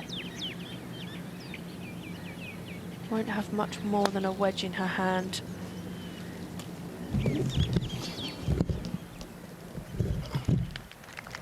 Another fine shot.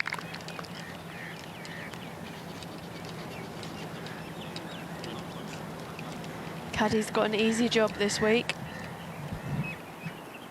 Masson in for par. Incidentally, Masson and Nasira playing alongside Nora Tamanen, the Finn, who'd had a good week up until the start of today, but not the final round she was looking for. 4 over for her final round. The Finn began with a double bogey on the first, and then bogeys on 6 and 8. So moving backwards, Nora.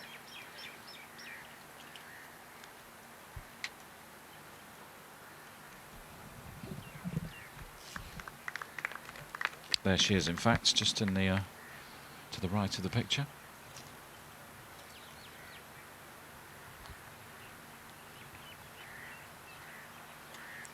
Now, Nasira, remember, needs at the very least a top 4 finish today to trouble Charlie Hull at the top of the order of merit. Time running out, and it really is now with that putt slipping past. Yeah, it would suggest now that perhaps Charlie Hull has the Order of Merit title in the bag.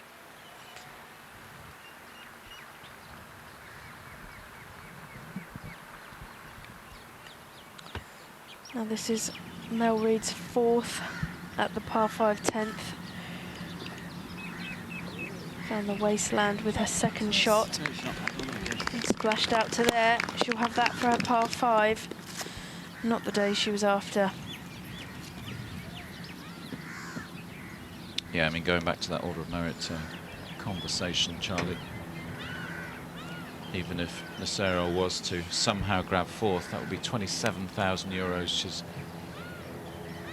nearly 23,000 euros behind Charlie, and with Charlie's position in the field, you've got to think she's got to at least finish 2nd, actually, Nasira. She'll pick up just over 50,000 euros for that. Which would give her a cushion of around 30. Looking more and more like Charlie's day. I think so, yeah. I mean, we referenced the fact that Charlie's not playing her best golf today, but she's still in a tie for 5th place. So, still a relatively healthy check.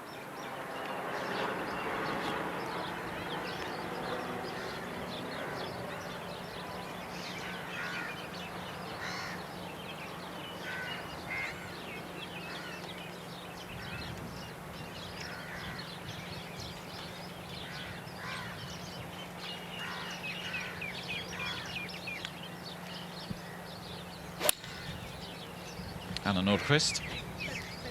Really powerful move through the ball. Willing it to sit. Just about. That's a good result.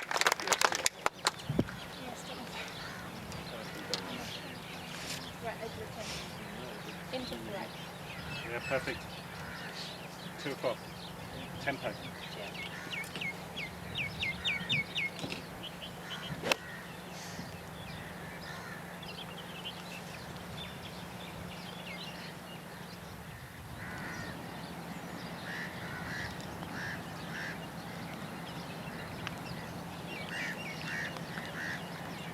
Not going to be a birdie 4 for Carlota Ciganda.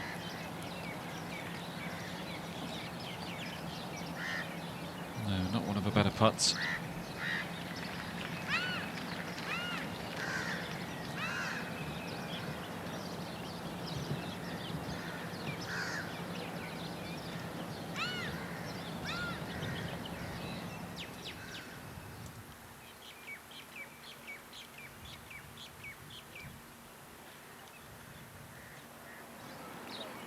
Charlie Hull on the 11th tee. She's had a mixed bag on this hole so far this week. Par, birdie, bogey. Yeah, she found that left-hand trap there yesterday. Not making the same mistake again today.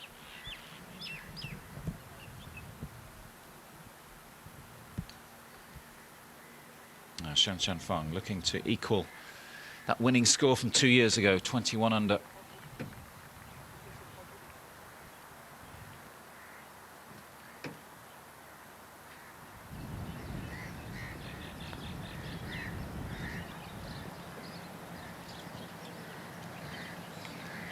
Another great putt that just needed hitting.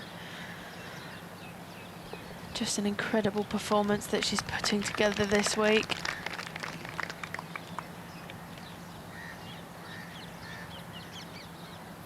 Yeah, she's been a bit cagey this week, hasn't she, in interviews?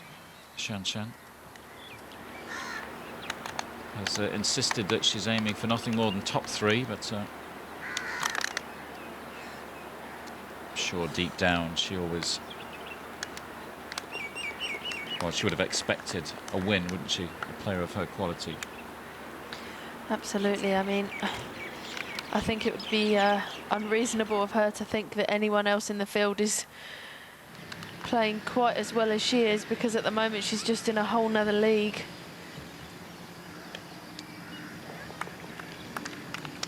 And that adds to Mel Reid's woes today. It's just not happening for her.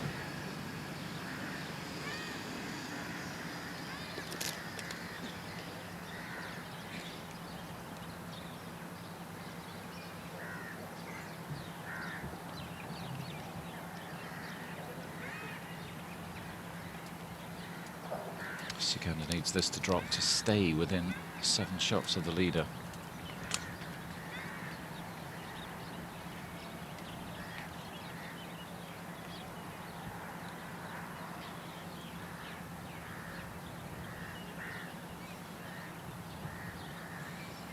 Siganda to save par and to remain 2 shots clear in second place.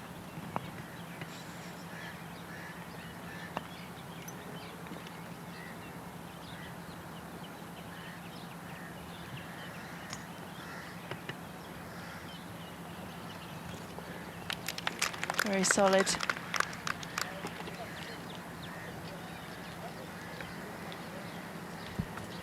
Yeah, looking good for at least second.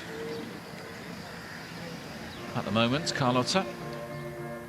I wonder what's going through her mind. I wonder if she believes she can chase down the leader. If she were to put together something spectacular over the next few holes, you never know. Stranger things have happened in golf tournaments.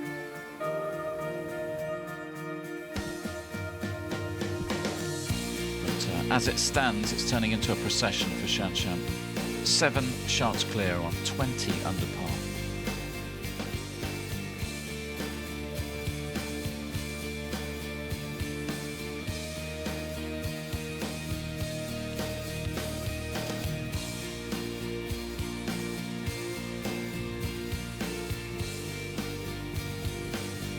Plenty of big names towards the top of the leaderboard, though. We always build them up in the media, don't we, when we arrive on site at the start of the week. The highest ranked players in the field, the likes of Siganda, Masson, Nordqvist, they're all up there. They're all played well. Just that no one's been able to match the quality of the world number 5, Shan Shan. Liz Young having a good day, though, alongside Charlie Hull, 2 English women sharing 5th place. Spilkover, too. Looks like being a very good final week of the year for her.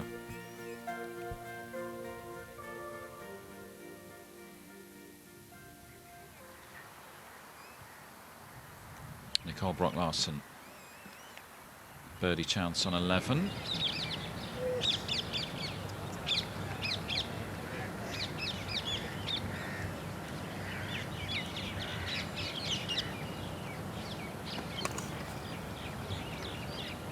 Remember, Brock-Larsen in 3rd on the rookie standings, so I was looking for a 2nd place finish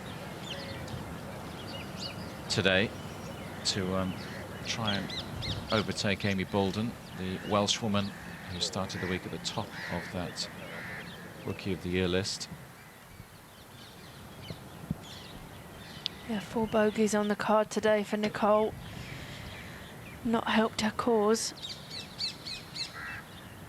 Amy Bolden in a tie for 28th at the moment, incidentally. 2 over for her final round.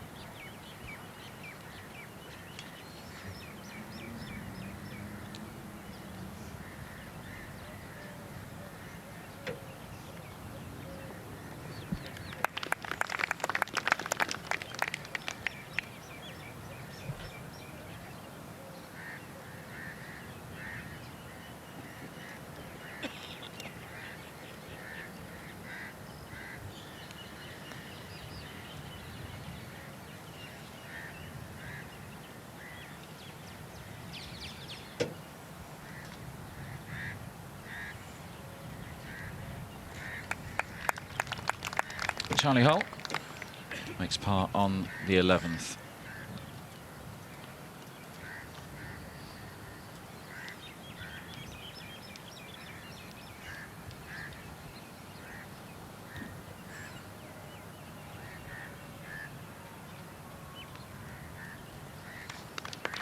And Brooke Larson also tidying up there for her par 3.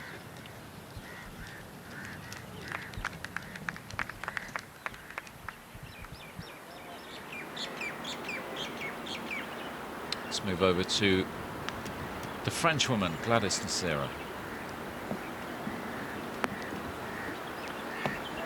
Hello. Very nice from the 39-year-olds.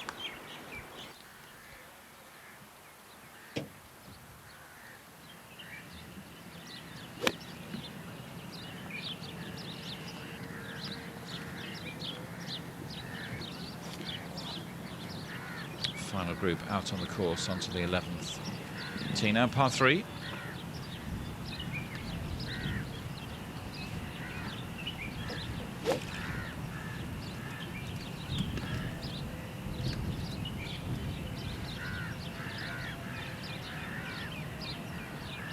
Shan Shan up first.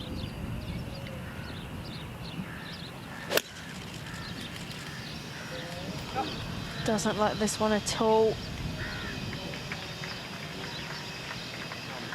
An error from the leader. That's about the worst shot we've seen her hit all week. Not going to be very nice from there.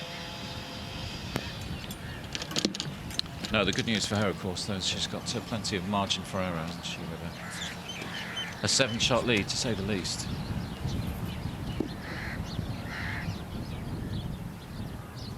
Might give Carlota Ciganda a small boost, though. Bit of belief. Stranger things have happened. It's not over till it's over.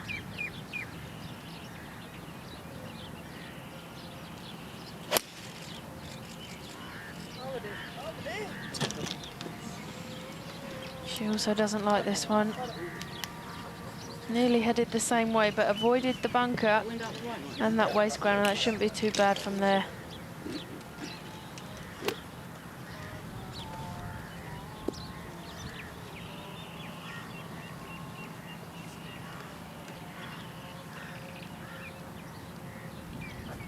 Melissa Reid has to play off the 11th tee. 5 over for her final round, in stark contrast to the golf she produced yesterday. Sparkling 65, that's better. Yeah, needs something to turn it around today. That might just be it.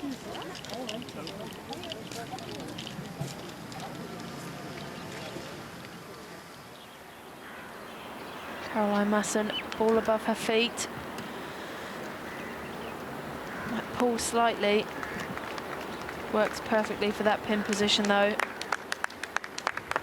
2 fabulous shots there from Masson and Nocera.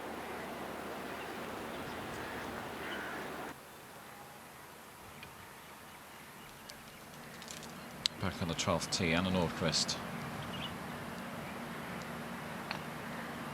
And a tie for 3rd.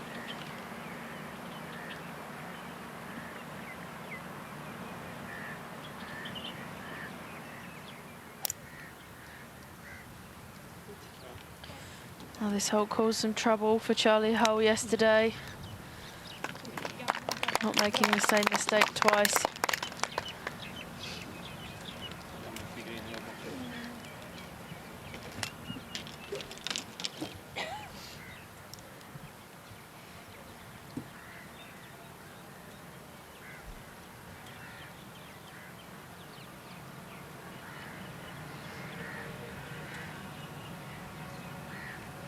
Brock Larson next to play on the 12th tee.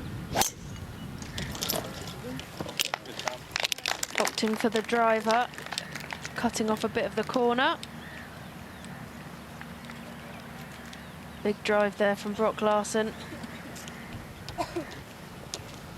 Nice idea from that overhead shot, wasn't it, of the terrain of this golf course. Very much designed around the natural desert terrain when it was constructed back in 1988.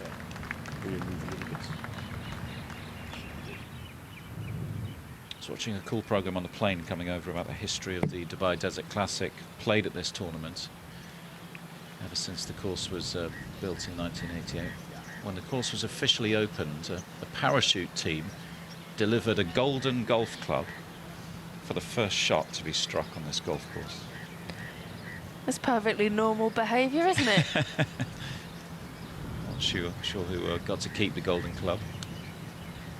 Amazing pictures of this course back when it was built. You know, it's surrounded by high rises and skyscrapers these days, but there was nothing around this course when it was built back in '88. Fabulous aerial shots of just a patch of green in the middle of the desert. It's amazing how Dubai is built up around it.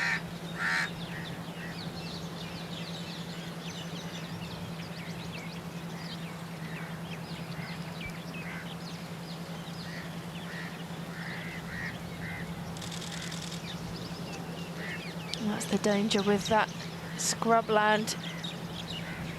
Try to get too cute on it. Perhaps the first sign of a wobble from the leader.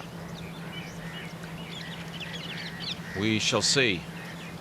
Haven't seen too much of that kind of golf from Shanshan over the last 4 days.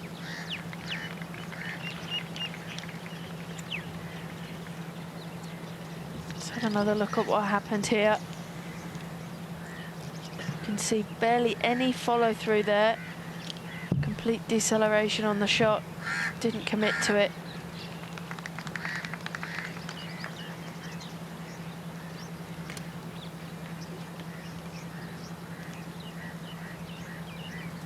This third shot then on this par 3 11th.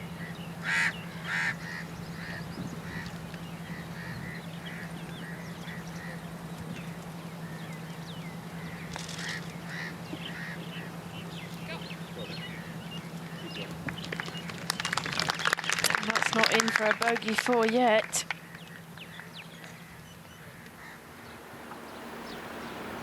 Up on the 12th, Caroline Masson with a chance to move a little bit closer to Carlota Ciganda in second. On to 12 under par. Good stuff from the German. Fourth birdie of the day.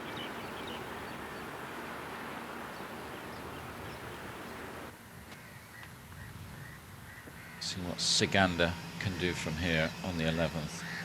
It's her second shot.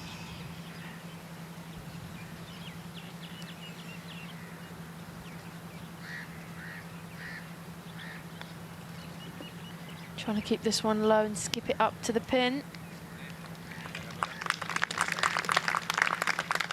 Very well judged.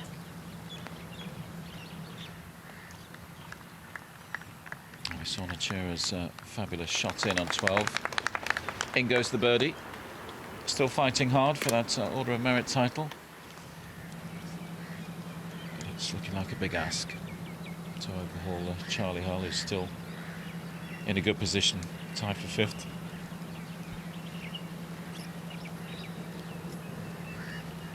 Mel Reid looking for something to turn this around. Really struggling out there today.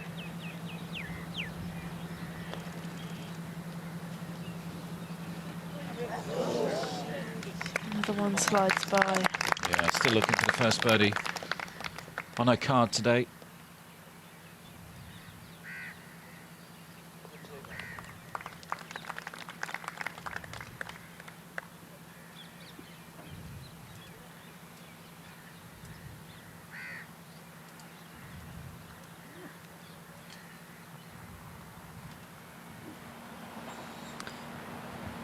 Can she make amends for that triple bogey from yesterday?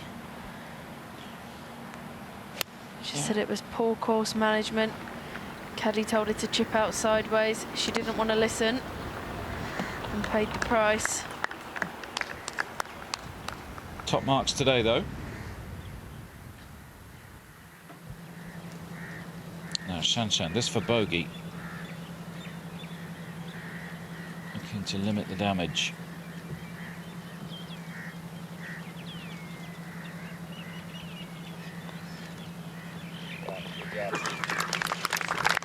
Just so good.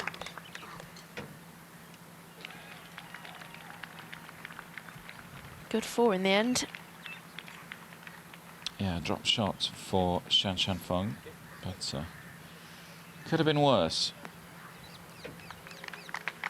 She'll move back to 19 under par. That still sounds pretty good, doesn't it? 19 under par. It's got a nice ring to it. Yeah, it's not bad.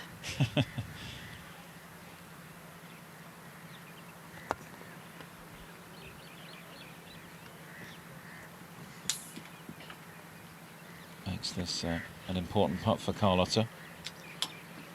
If she can hold this, then that means she'll stay on 13 under, so just the 6 behind.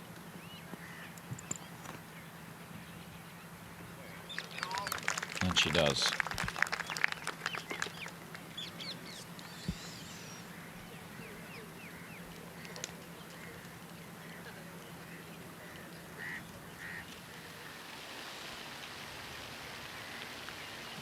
Up onto the green of the par 5 13th, Liz Young.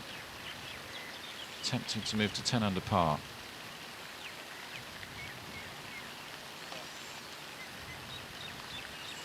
Seen a great display of golf from Liz out there today.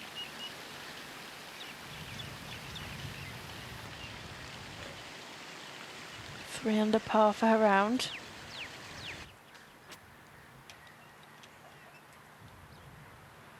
Won't be long before the sun's setting on another week in Dubai, another year on the tour.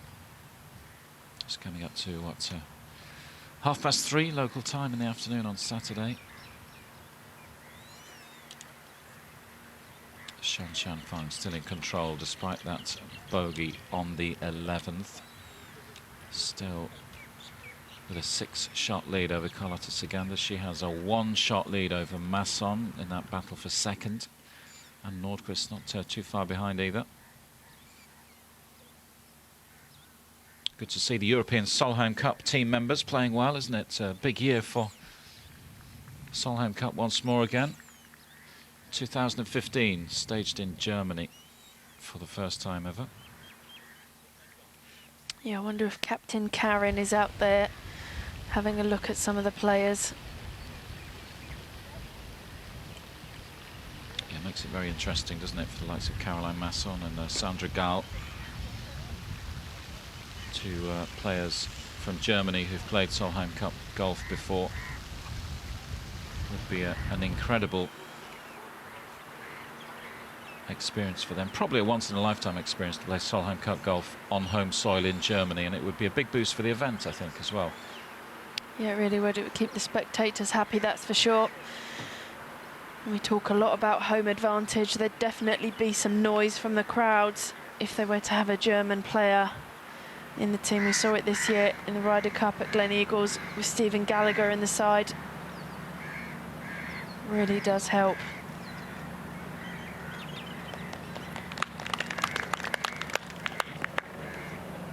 Charlie and Anna will be hoping to be on the team once more, as to will Carlotta Siganda.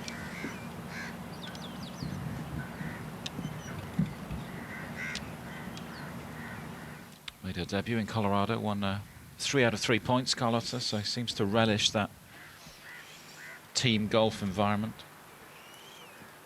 It's proved she can perform under pressure.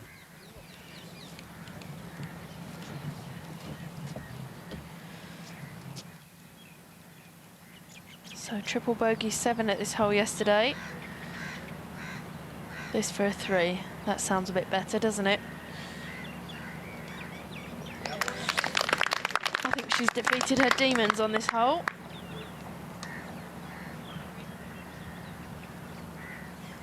Well, it was a heck of a triple bogey putt, wasn't it, on that green yesterday, after all those dramas reaching the green. Charlie said it was around 50 foot, that putt she sank. It was a long putt downhill as well. Went in at some pace. Shan Shanfeng onto the 12th tee, par 4.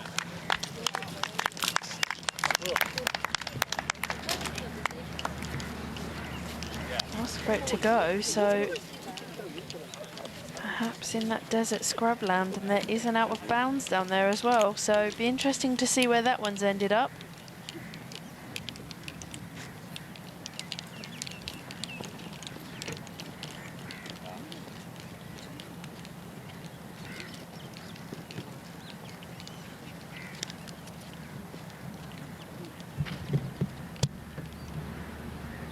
Looks like that gentleman has found it.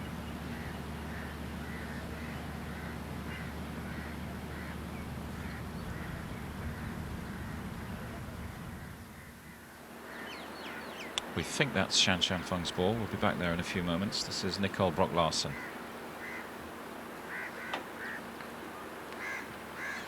I think she knew fairly early on that that one wasn't going to drop for her.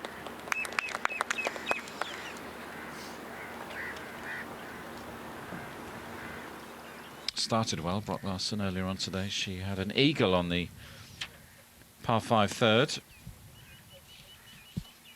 but has just lost away a touch since then. Bogey the 4th, bogey the 5th, birdie on the 6th, bogey the 7th, bogey the 10th as well. Let's remind ourselves how things look on the leaderboard during the final round of the Omega Dubai Ladies Masters. Shan Shanfeng, the world number 5, putting on a masterclass over the last 4 days. She has a 6-shot lead.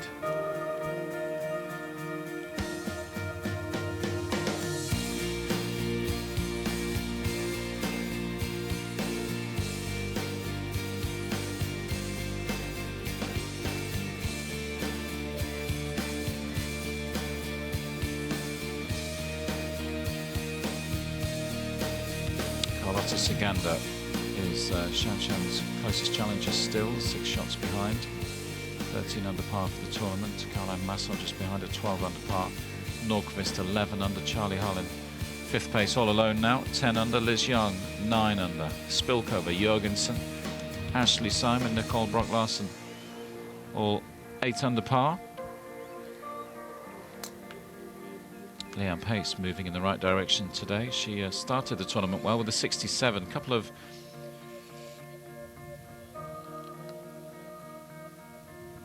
less successful rounds, 73 and 74 on days 2 and 3, but hit back with a 67 today to move her into a tie for 11th. Good golf from the South African, of course, a former Order of Merit winner, of course, Leanne Pace. A little bit further down, Isabelle Boisneau and Cheyenne Woods coming towards the end of their final rounds. A couple of holes to play. 5 under par. A couple of Thai players, Sawanapura and Pluxataporn. 4 under and 3 under respectively, also on 3 under after a very good run of 68 today for one of the many Swedes in the field, Linda Westberg.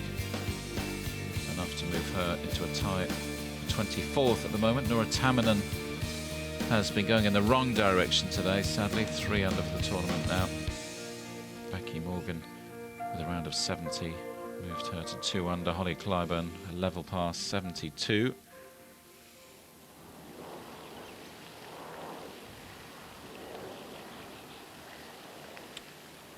Gladys Nasira, hole 13. One of the par 5s on this marginless course.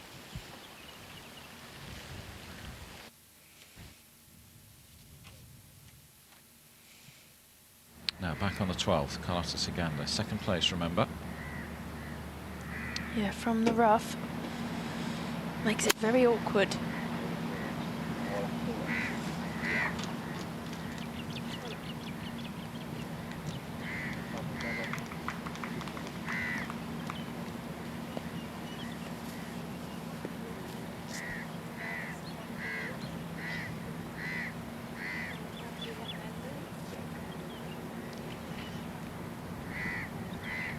We weren't quite sure where Shan Shanfeng's tee shot stopped rolling. There she is, tackling the 12th, remember. 6-shot lead over Carlota Ciganda. Bogeyed the last, so we're looking to hit back with a par at the very least. You're coming from the very thick grass. You can see there her club head actually disappearing in that long grass. Just gives you an idea of how thick that really is. Just be aiming at that palm tree to the back of the green, I would think. Be very difficult to stop this ball and get it to spin. Got a flyer from the rough. Well, I think it's her week, isn't it?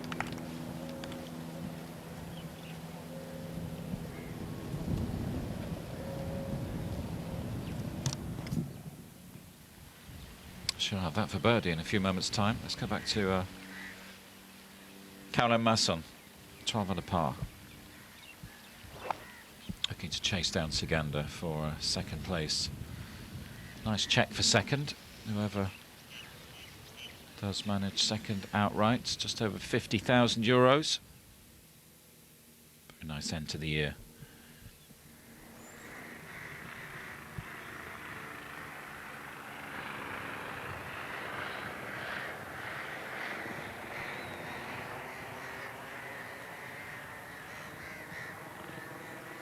Final group moving towards the 12th green.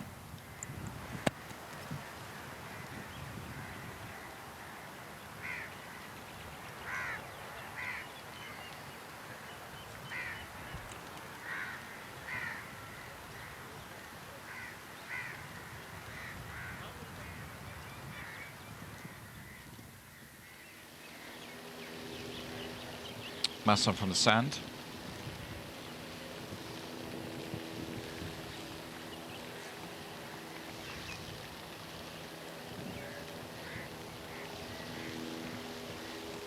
Body language suggests frustration, but that was a pretty good effort from there.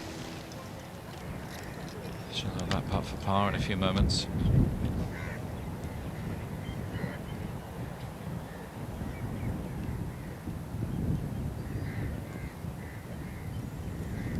Great look back down this fairway.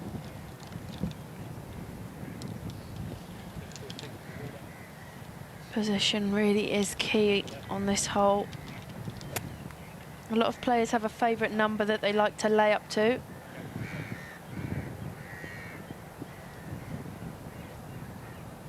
It's all about confidence.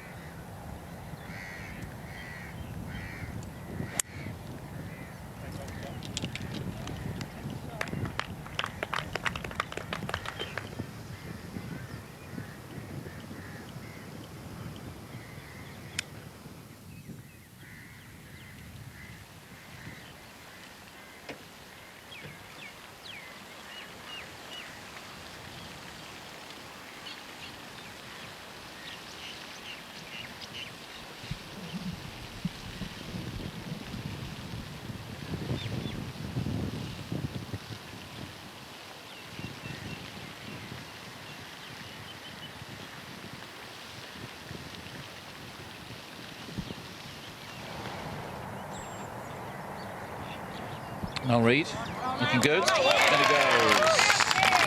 At last, a smile on the Englishwoman's face. She hasn't had too much to smile about today. Her first birdie of the day. Patience is a virtue.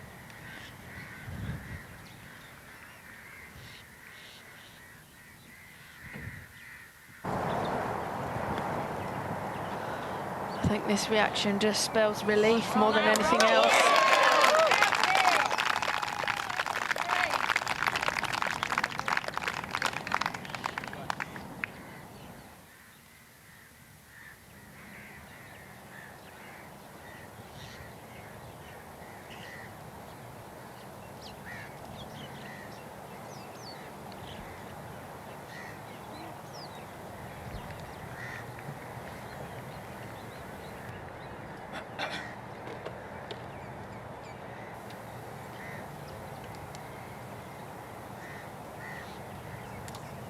Carlota Sagander assessing what's required at the 12th.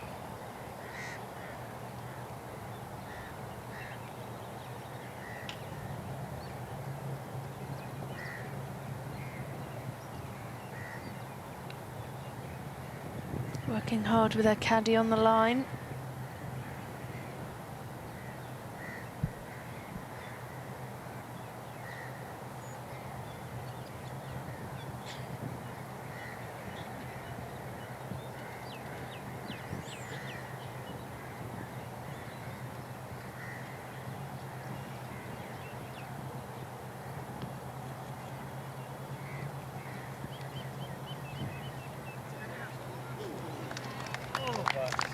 Fantastic effort.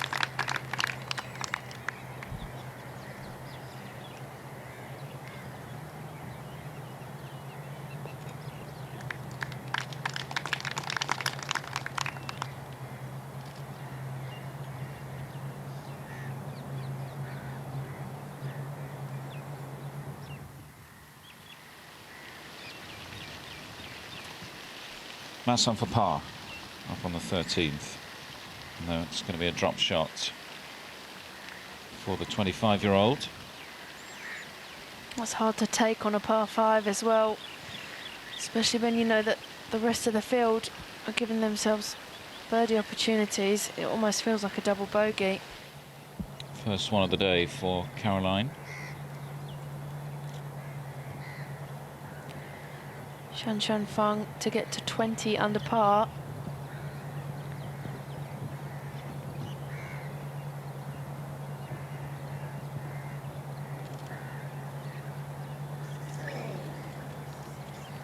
Almost a surprise to see her miss.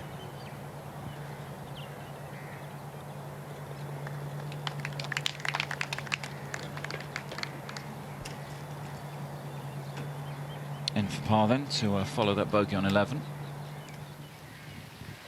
Stays on 19 under. Still a 6-shot lead for Feng. Bogey for Masson, which pegs her back to 11 under, so alongside Nordqvist.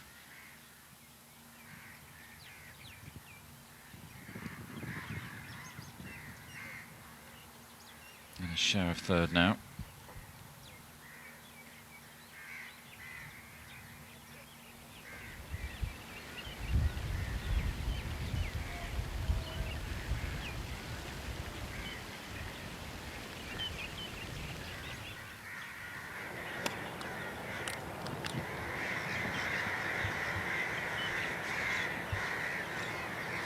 Nice shot from Anna Nordqvist.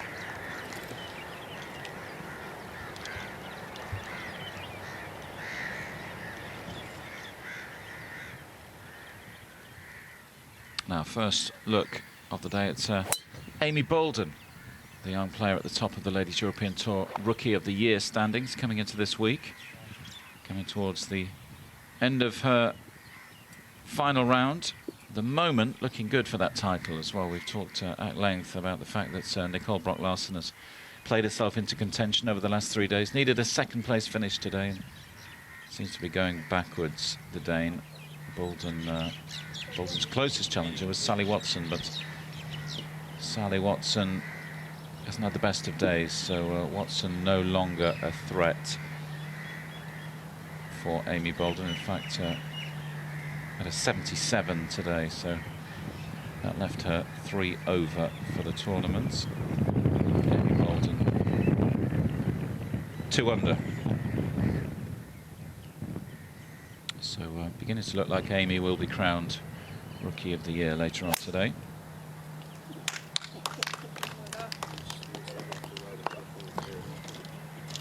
Carlotta anxiously watching this one as it finds that desert scrub on the left-hand side. Just needs to avoid those bushy areas in there.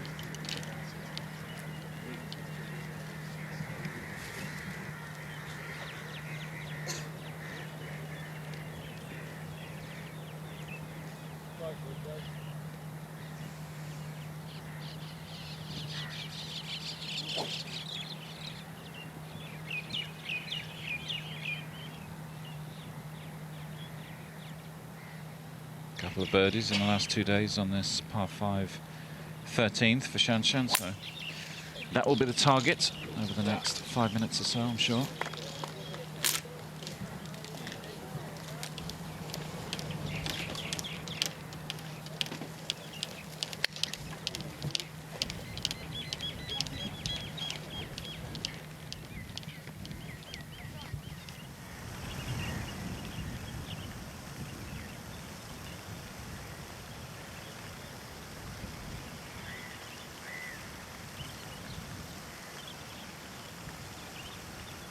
Good judgment of pace down the hill.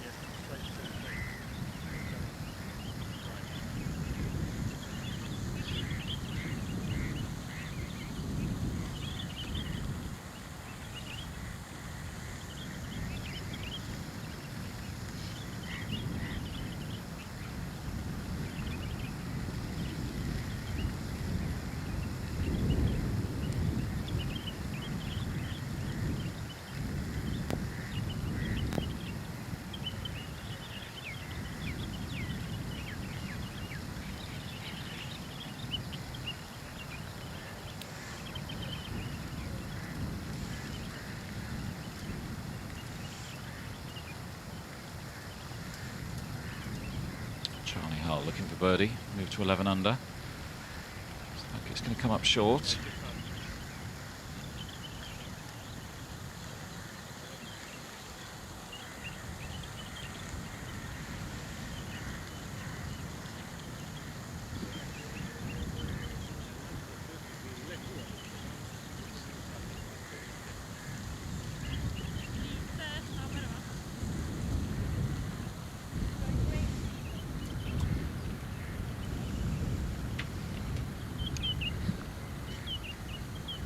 Solheim, Stars, Hull, Nordqvist here, Masson and Sigander all jostling for second at the moment.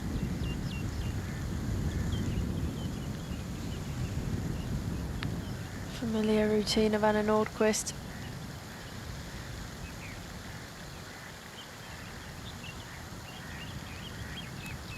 Uses the ever familiar aim point method.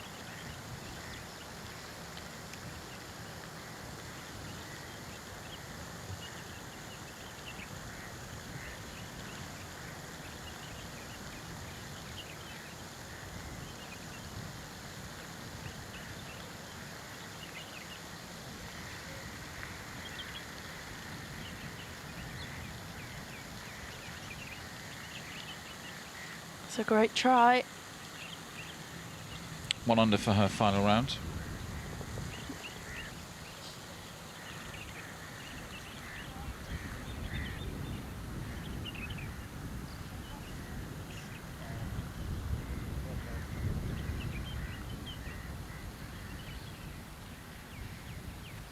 Let's jump over to the 18th because Amy Boulden putting the finishing touches to her week in Dubai. No birdie for Boulden, but in for par.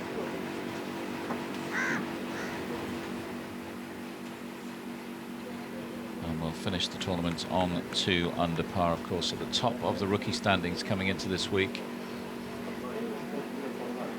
Sally Watson in second, no longer a threat because Amy began the week with a lead of around 8,000 euros. She's bettered Sally Watson's efforts this week. Just need to keep an eye on Nicole Brock-Larsen. That's the only player who can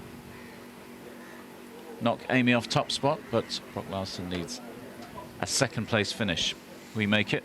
Calculators have been out. It looks like being the perfect end to the season for Amy Boulden at the moment. We expect her to be crowned Rookie of the Year later on today. And it would be richly deserved too. She's had a great season. But in terms of who's going to get their hands on the trophy, it's looking more and more like Shan Shan Feng.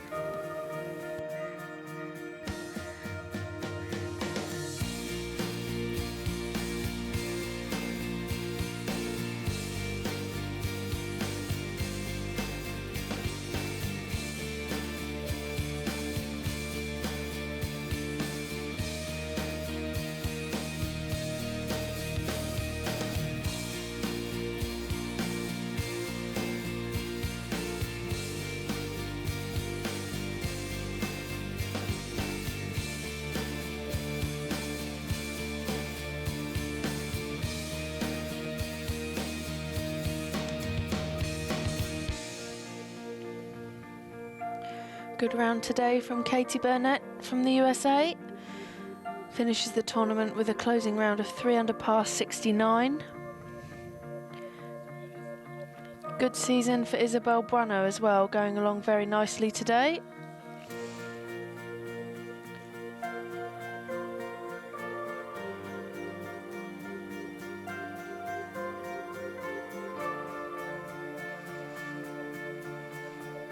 Cheyenne Woods enjoying her week in Dubai. Currently level par for the final round and 5 under for the tournament. Good week for Becky Brereton again. Nice to see her back to her best. Sophie Walker, Pernilla Lindberg, Jade Schaefer and Whitney Hillier all finished the tournament on level par. Good week for Georgia Hall, tied for 38th at the moment. Had that lovely hole-in-one yesterday and a nice new car to go with it.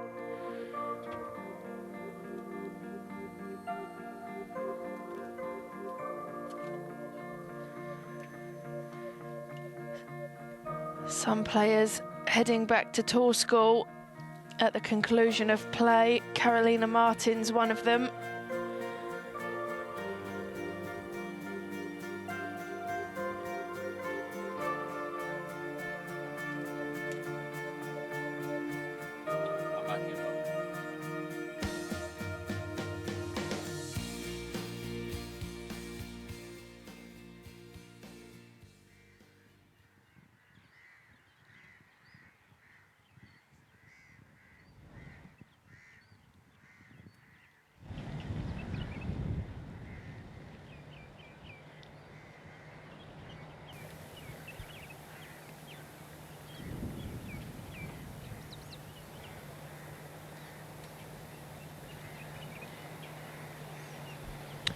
Back with Carlota Ciganda, 24-year-old from northern Spain. Just outside the top 50 in the Rolex World Rankings.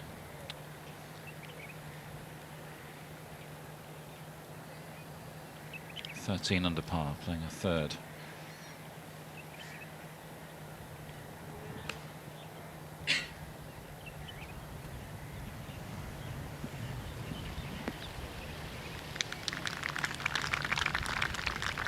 Not wanting to dice with death, that front bunker looks far too inviting today. Just the 5 paces on. 3 Ladies European Tour titles to her name. One in Holland and China back in 2012. That year she won the Order of Merit. Germany last year. And her best finish at a major this season. Carlota as well tied for 13th at the LPGA Championships.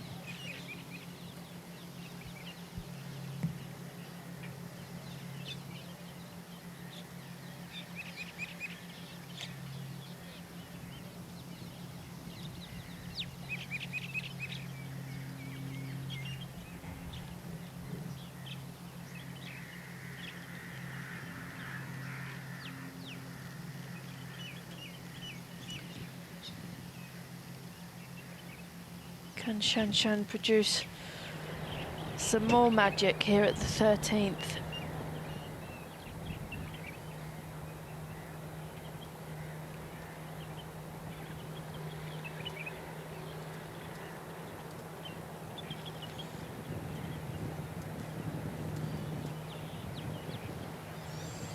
Fantastic shot once again. Gives herself yet another makeable birdie putt, opportunity to move back to 20 under par. Of course, she went out to 20 under par when she birdied the 8th a little while ago, but bogeyed 11. Now Mel Reid playing up onto the green. Good shot from the Englishwoman as well.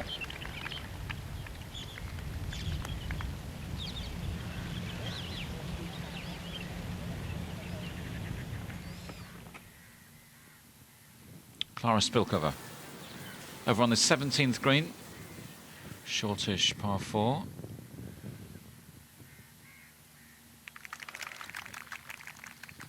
Not quite sure how that one managed to stay out. Gave it a long hard look, didn't she, hoping it would disappear. Not to be. That's had a good week though, Clara. Looking good for a top 10 finish.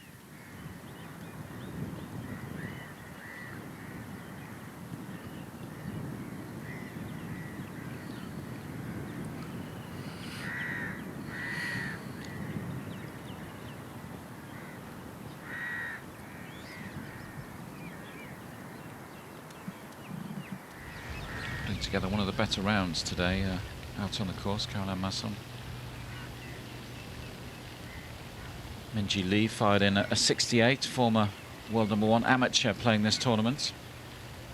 Turned professional recently, up into a tie for 7th. That was equal best round of the week for the young Australian. 67 from Leanne Pace today. One of the better rounds. A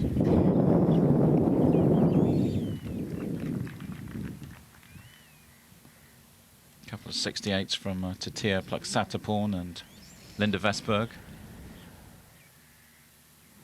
Those have been the highlights so far on day 4 in Dubai.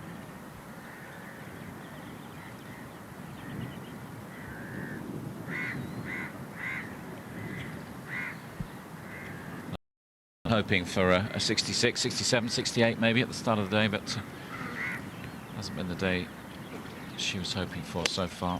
Winner in India last Saturday, of course, a week ago.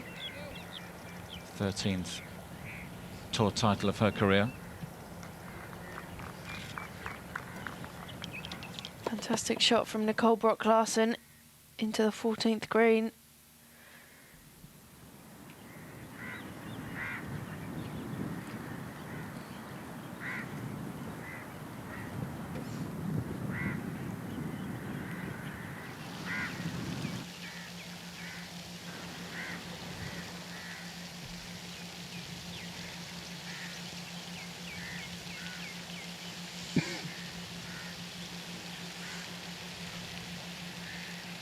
Saganda looking to close the gap a touch on the leader Fung.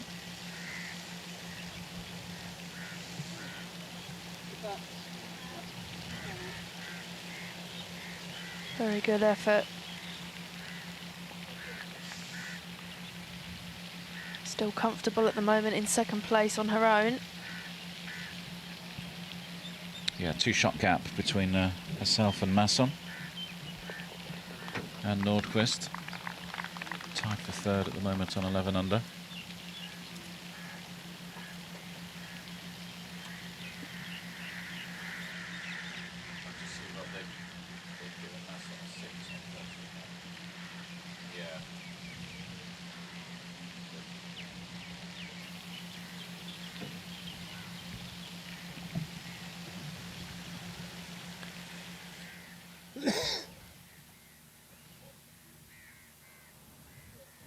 This for Shanshan Fung to get back to 20 under par.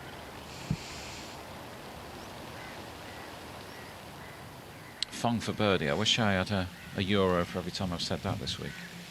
You'd be a very rich man, Lee. Well, I'd be a little bit richer, wouldn't I? Nothing to rival Shanshan's 1.4 million this year, but it'd be a start.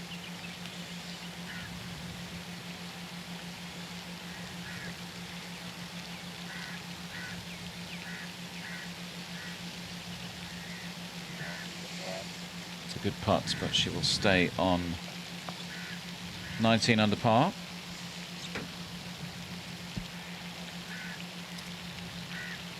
Five holes left for the leader. Barring a disaster, it's looking like she will become a 2-time winner in Dubai later on today. Annika Sorenstam has that claim to fame as well, winner in 2006 and 2007.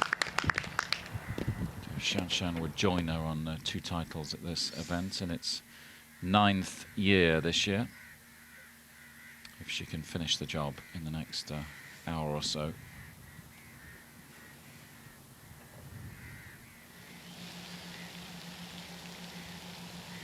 Reed for birdie. Yes, very nice. Things finally starting to turn around for Mel out there today. Back to 9 under par. Yeah, back-to-back birdies helping her along the way and nudge her up the leaderboard. Just talking about her preparations coming into this tournament. Mel Reid spent a week up in Abu Dhabi playing, enjoying the facilities up there. This is the champion from a year ago, of course, Pornanong Fatlam. Pipped Stacey Lewis to the title this time last year.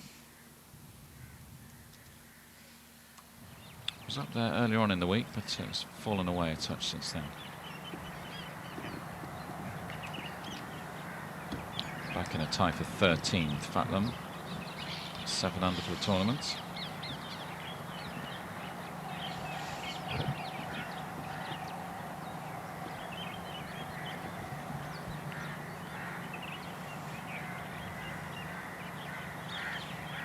Charlie Hull. Still back in 5th as it stands. 10 under par.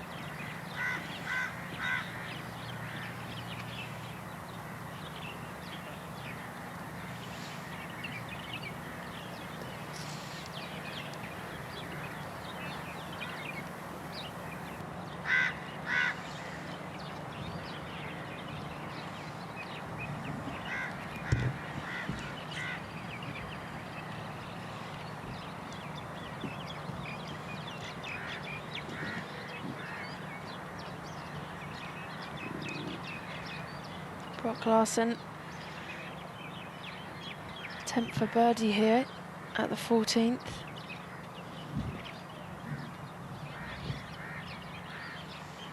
This to get in the tie of 6th.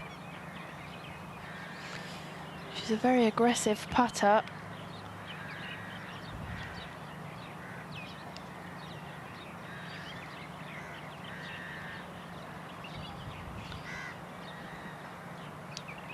Got friend Cecily on the bag this week, plays on the Danish national team.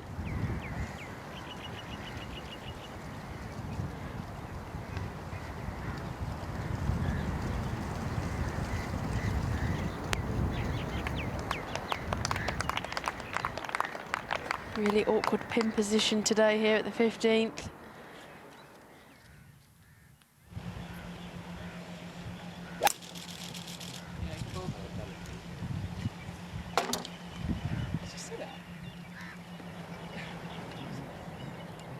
Siganda splitting the fairway.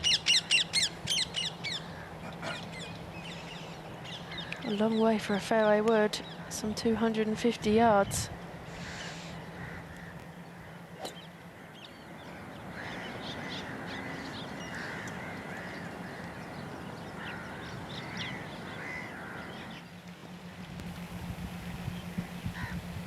Back with the leader.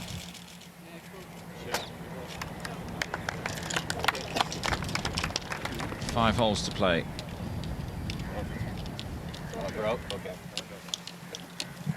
Insisted earlier this week that she doesn't look at the leaderboard until, well, normally Sunday afternoon, of course, Saturday afternoon in Dubai right now, of course. Finishing earlier than normal on the Ladies European Tour on a Saturday because the weekend in this part of the world is Friday, Saturday. I wonder, given it's sort of Sunday afternoon in the context of a golf tournament, I wonder if she's finally going to look at the leaderboard. Well, she said she checks it back 9 of the final round, so that said, she should have seen one by now. I suspect she knows what's going on. I think she secretly checks it every 5 minutes. Long before that, on a phone. Constantly hitting refresh. Yeah, she's got roaming on.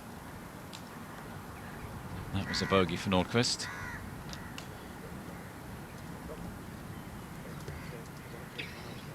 That will peg her back to 10 under par alongside Charlie Hull now. Still looking like it'll be Siganda who will grab second place.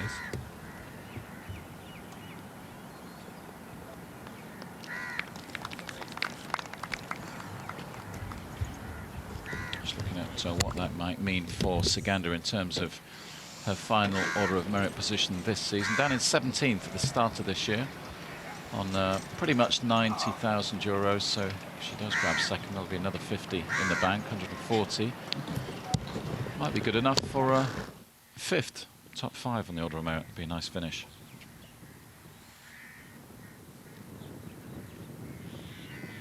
Yeah, that's not bad at all, considering that she now splits her time between the Ladies European Tour and the LPGA. Yeah, that would be only playing 8 events on the Ladies European Tour. Shows how well she's played when she's been over in Europe this year. Relish she's playing in Europe. She always enjoys getting back onto European soil, spent some time with the family in northern Spain. Particularly likes that French Open, doesn't she? Not too far away from home, just near the Spanish border. Yeah, lots of family and friends out to watch her. Even a certain Jose Maria Olazabal came out this year to watch her play a few holes.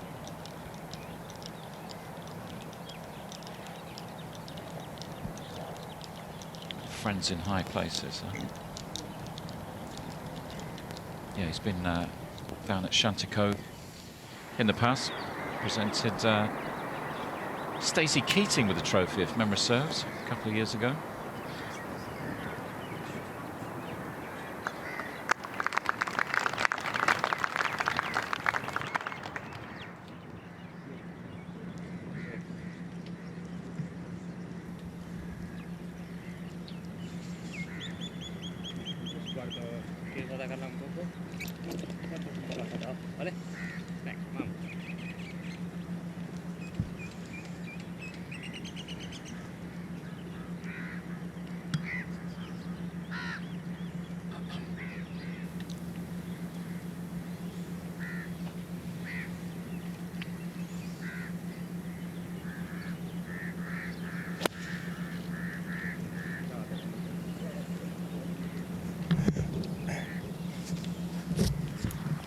Fabulous shot from Carlota Ciganda.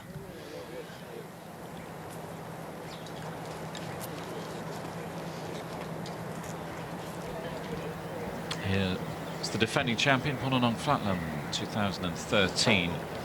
Winner here in Dubai, finishing things up on the 18th green. She'll have good memories of that 18th green from 12 months ago. Not to be this time.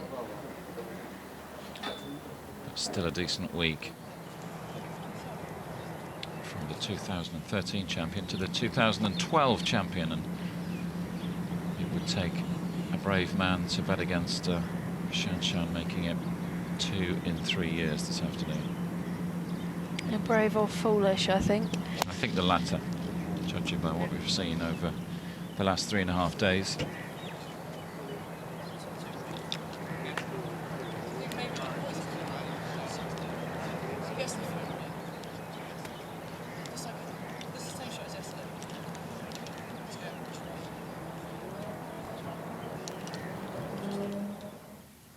To the par 3 15th. Caroline Masson trying to move to 12 under.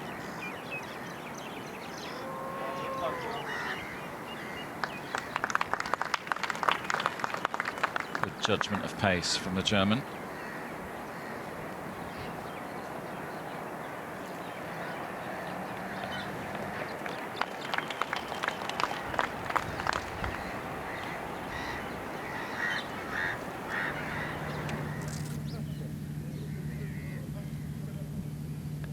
Par 4 16th, Liz Young on the green.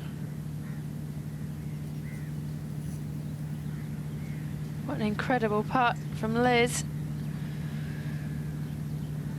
It's 4 under par for her round today.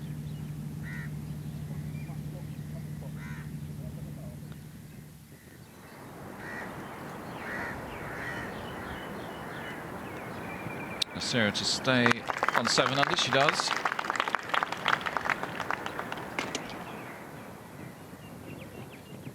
Back in a tie for 13th, Nasira at the moment. 3 holes to play for the Frenchwoman. So looking more and more like it'll be Charlie Hull, who is crowned the ISPS Handler Order of Merit winner for 2014. Remember, Nasira needed at the very least to finish in the top 4 today, and really a little bit higher to trouble Charlie, since Charlie's had such a good week. Looks like it ain't going to happen. Yeah, I think perhaps Charlie can rest easy now. Incredible shot from Klara Spilkova.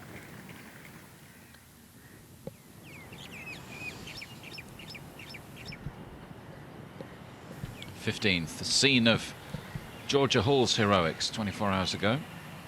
So you can forget about the car, that's already done and dusted. That's going to be delivered back to England in the next week or so. And that would be pretty harsh, wouldn't it, if you get a hole in one? Sorry, you can't win the car, someone's already got it.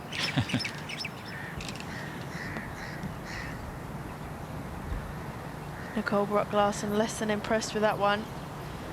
And that's nestled right down in the grass. It's going to prove very difficult.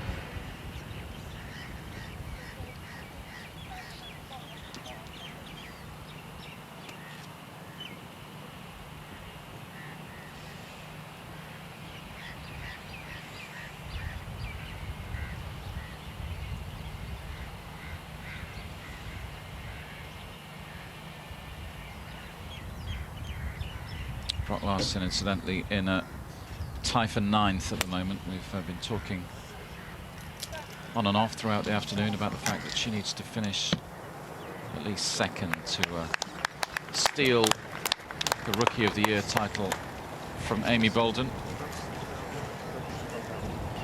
So it's looking at the moment like a good night for Amy Bolden and Charlie Hull. They're good friends, aren't they? So it could be Charlie with one trophy and Amy with the other. Yeah, and a few drinks in between, I think.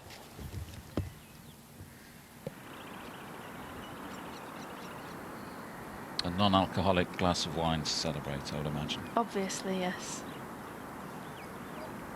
Shan Shan just drifts past, but looks like it'll be another hole ticked off without too many dramas for the Chinese world number 5.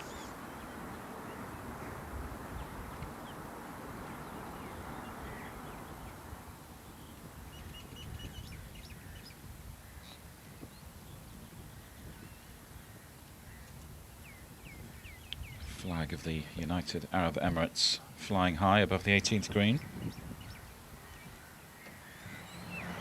I just recently had their National Day.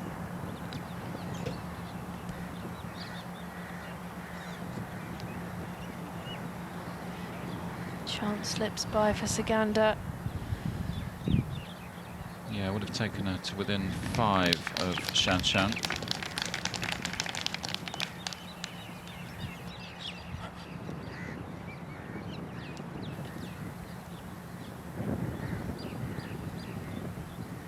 Played well today, Carlotta, but hasn't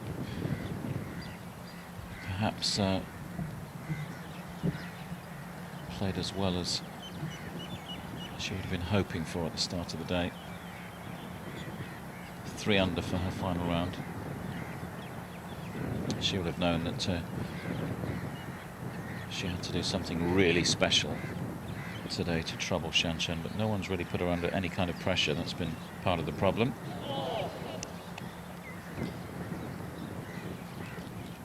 Definitely thought she had that one. The early celebration, a bit of a giveaway.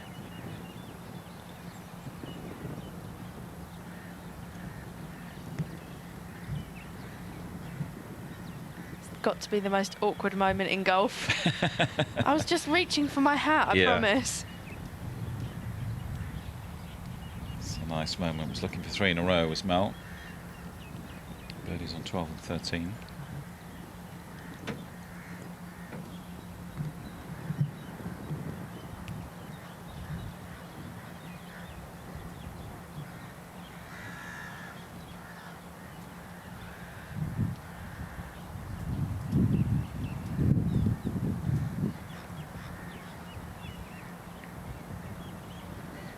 Shan Shan for par.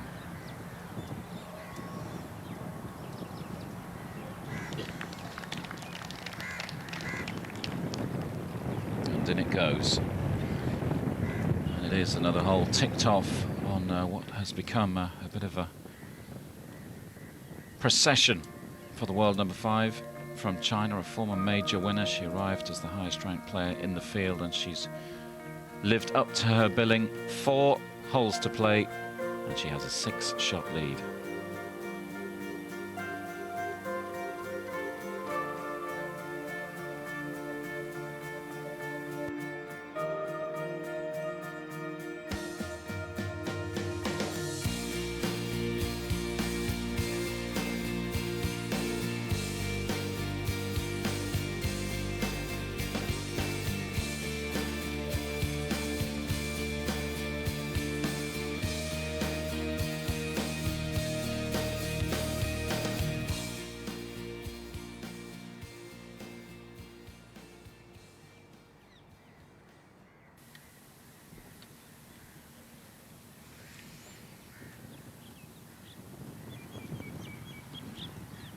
Fifteenth green, Charlie Hull.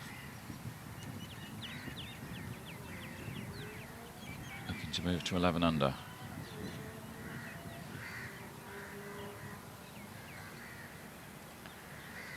Not really got much going today. Level par for her round. So no damage done, but She hasn't set the course on fire.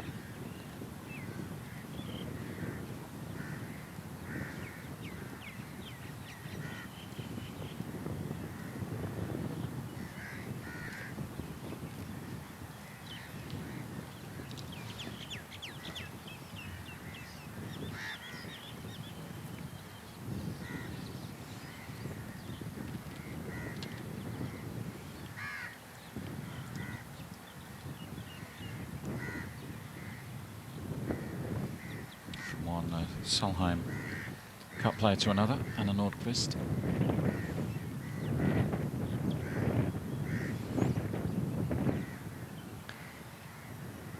In that sense, the top 5 is pretty much as we would have expected at the start of the week.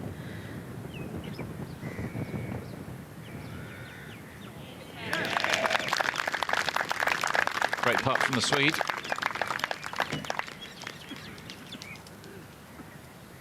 Yeah, particularly if Nordqvist jumps into second, we'd have the highest ranked player, Shan Shan, at the top of the leaderboard, the second highest Nordqvist, given she's the world number 12, and then the Solheim stars. Played to form, haven't they? They certainly have. Been fantastic viewing.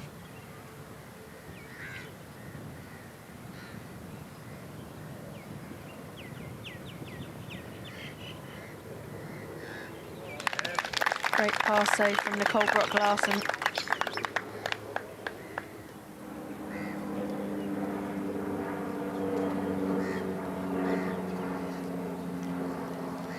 Onto the 15th tee, par 3.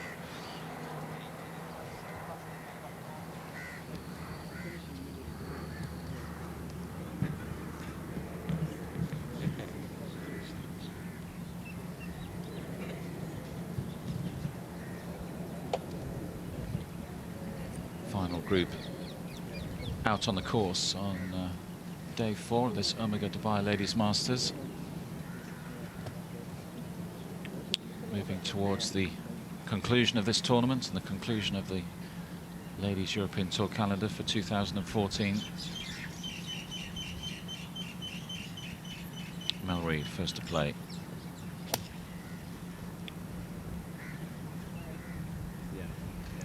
Really solid golf swinger, Mel Reid.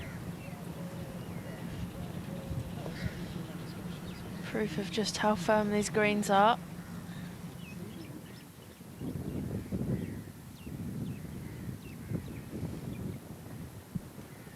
A hole further ahead, Caroline Masson. 11 under par.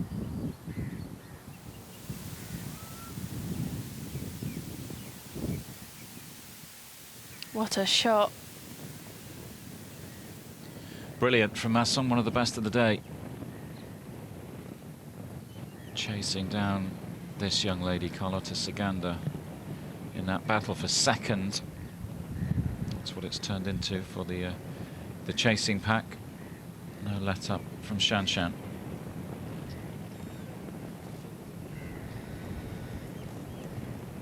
Although Shan Shan Feng having a pretty average day by her standards, just 2 under for her final round at the moment. Compare that to the couple of 66s she had on Wednesday and Friday, and 67 sandwiched between those scores.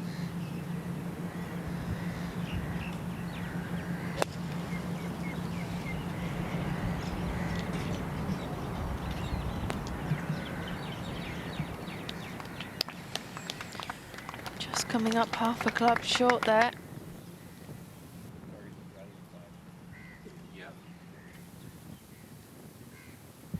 Here's Clara Spilkova, who's had a very, very good day. Rounds of 70, 70, 71 to come into Saturday, and then a 68 today, and that has nudged her into the top 10. Looks like a top 10 finish for the young Czech.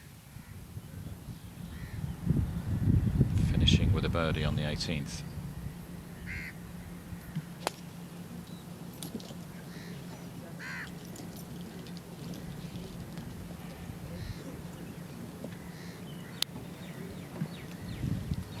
Not a bad result.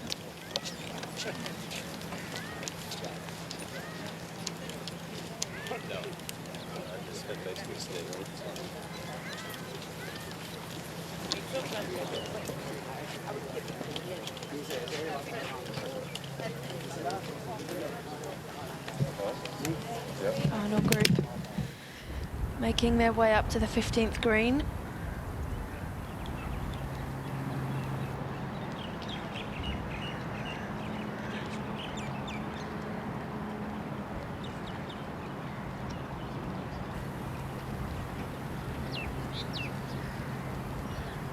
Perfect weather for playing golf this time of day in Dubai. Just coming up to 4:30 local time. Playing and being a spectator. Perfect temperature out there. Beautiful conditions. Here's Gladys Nasir on the 16th. Looking to move to 8 under. She does. Yeah, that gets her in a tie for 10th place at the moment. Looking good for another top 10 for Gladys. It's been a wonderful season for her. So solid, consistent throughout the year.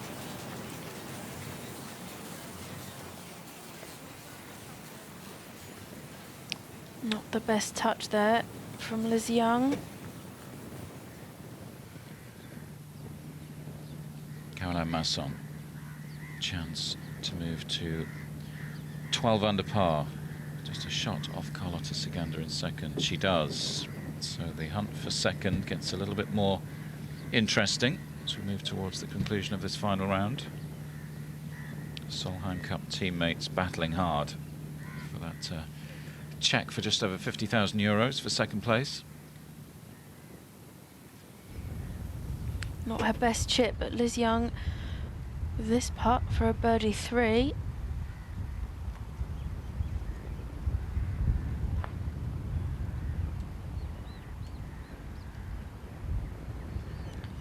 Missed opportunity.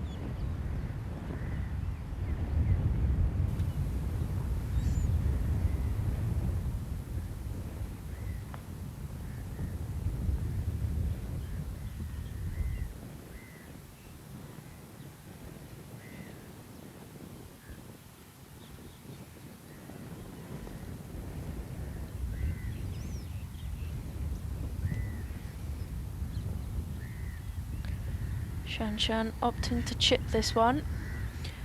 Delicate touch required.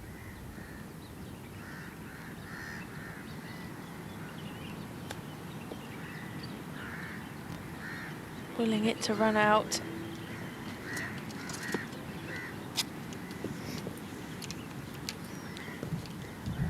Not the best chip we've seen her play. Still with a bit of work to do to make par on this 15th green.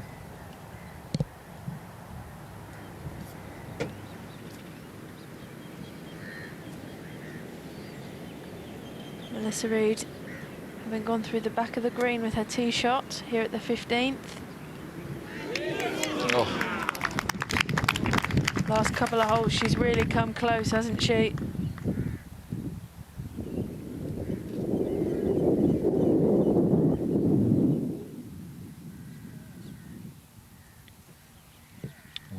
Woman to another. Charlie Hull tackling the 16th now, coming towards the end of her week.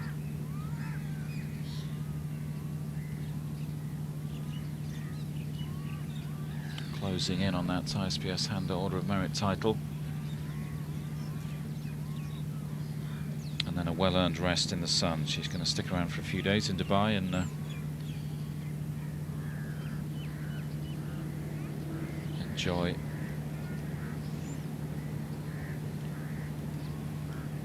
of rest and relaxation in the Gulf. And then of course it's not too long until it all starts over again, isn't it, in January down in Australia. The Ladies European Tour will kick off. Australia and New Zealand.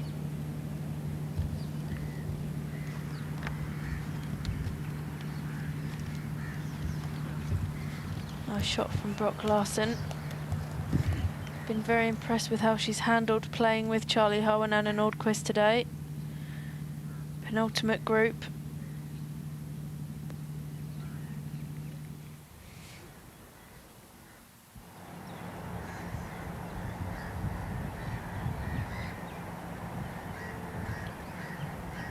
Feng's closest challenger, Carlota Ciganda. Trying to get a little bit closer to the leader.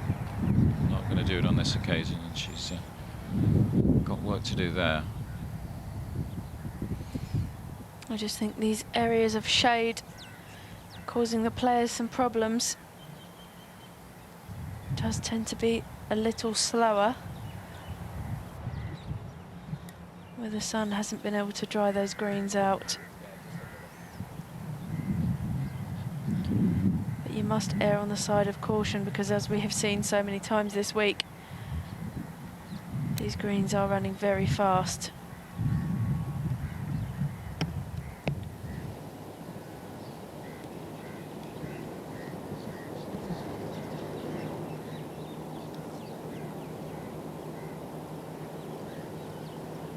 Xianshan to stay on 19 under par.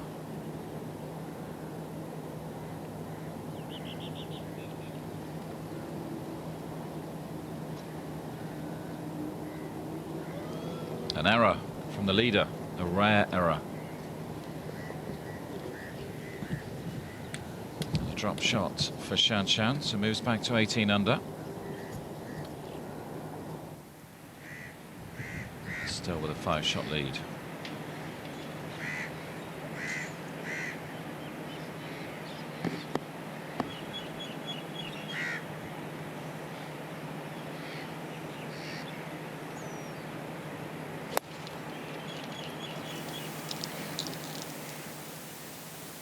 Great swing of Anna Nordqvist.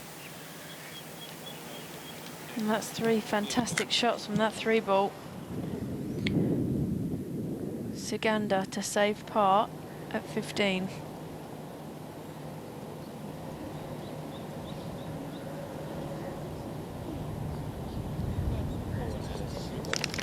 Good putts, because it keeps her in outright second. Keeps her nose in front of Caroline Masson.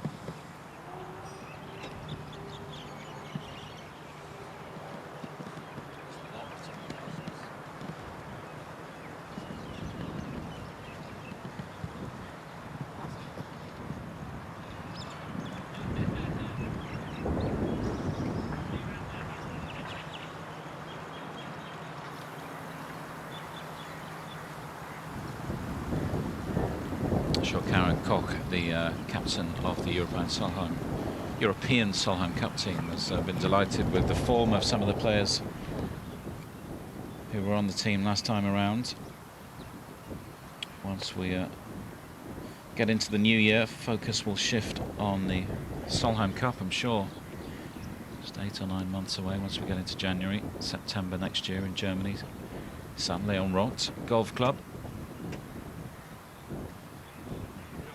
Yeah, I think Karen's going to have a very tough job on her hands.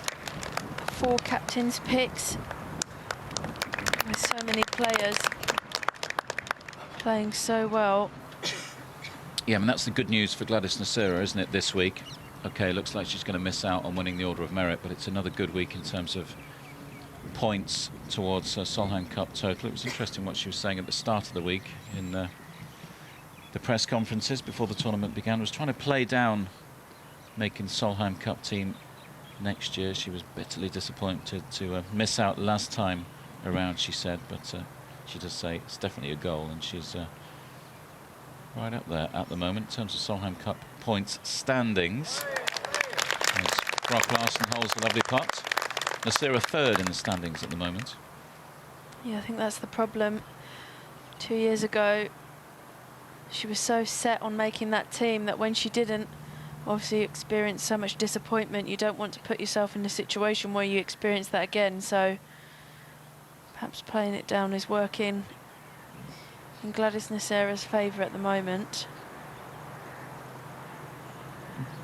Hull, Suzanne Petterson, Gladys Nasira and Avahara Munoz occupying the top 4 positions in the Solheim Cup points table coming into this week. And then you add 4 players who qualify for those spots on the back of their Rolex World Rankings, and as it stands, those are Nordqvist, Katrina Mathieu, Karine Ischer and Sandra Gall, and then 4 captains picked. So those are, it's always the interesting one, isn't it, who the captain goes for. It certainly is. She'll no doubt have a team of helpers around her. Lots of notebooks will be filled early part of next year, I'm sure, as well. Of course, Karen was vice-captain in Colorado, wasn't she? So she does have experience of what's required. And I'm sure Charlie Hull will be on that team next year in Germany. That's a given.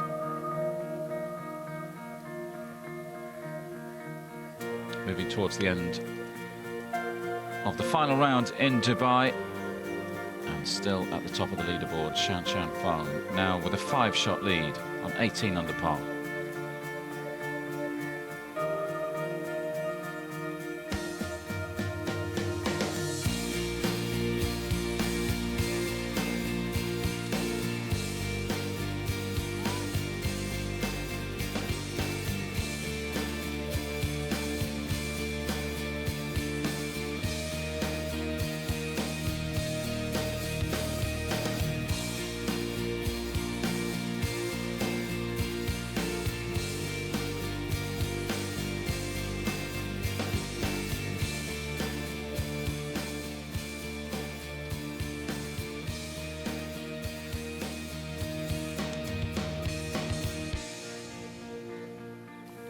There's Charlie Hull, tied for 5th at the moment, alongside Melanie Jorgensen. She's had a good day, hasn't she? Jumped up the leaderboard this afternoon. Minjee Lee, one of the names to watch in the context of world golf over the next few years.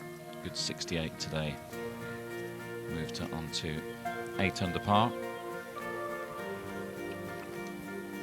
There's Gladys Nasira, was hoping for a top 4 finish this week to leapfrog Charlie Hull at the top of the ISPS Handler Order of Merit. Cheyenne Woods topping page 3 of the leaderboard graphics. Good week for Jo Clatton as well. Haven't seen too much of her this week, but another solid finish for the French woman. A couple of good rounds of 68 from Satterporn and Vestberg today. And there's Amy Bolden, tied for 24th, the leader of the Ladies European Tour Rookie of the Year standings coming into this week. Looks like she will be crowned the Rookie of the Year later on today. Just depends on the final position of Nicole Brock-Larsen, but she needs 2nd. Not looking like that will happen, so it looks like being the perfect end to the season for Amy from Wales.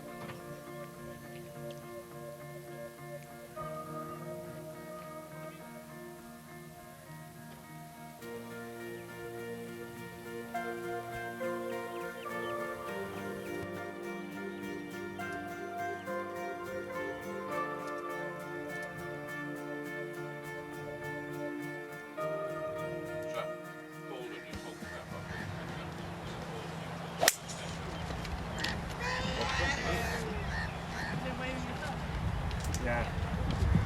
Nicole Brock-Larsen on the 17th.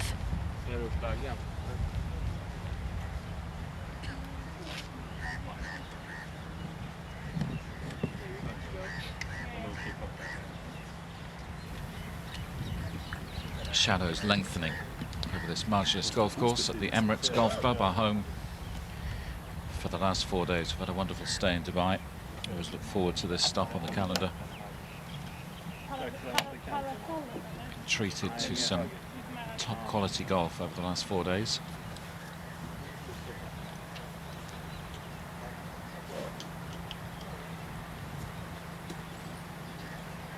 Nordqvist on the 17th tee.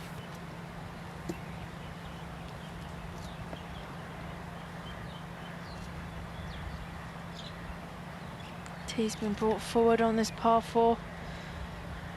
So players can go for the green. Have to head down the right-hand side though. Risk reward.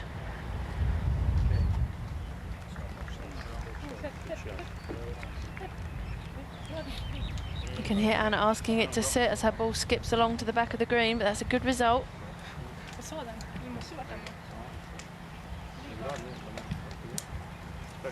Drop the left, darling. 10 putts.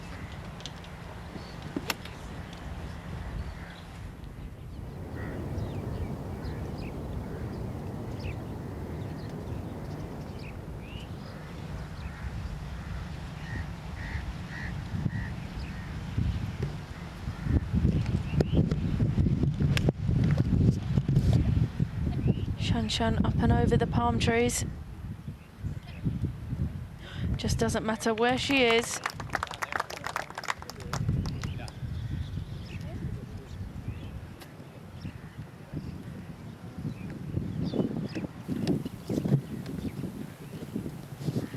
Good front line for the leader, 3 under. But an untidy back 9 by her standards. Bogey's on 11 and 15. It's Mel Reid, 9 under par now. Good shot from there. Tied for 8th alongside Brock Larson and Spilkova.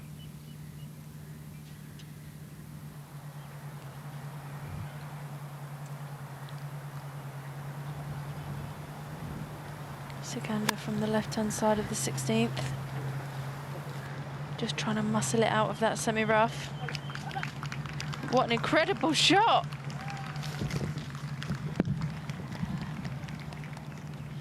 What a day she's having out there.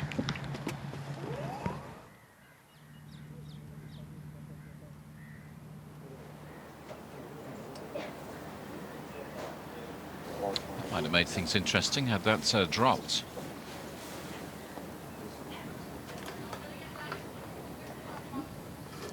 Jorgensen on to the 18th green.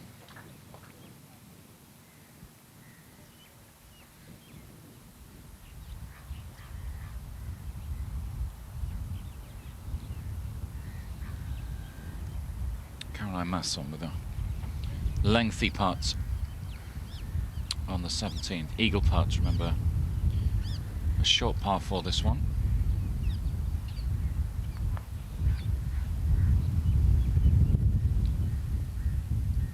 Not far off. Oh. Great try from Caroline Masson.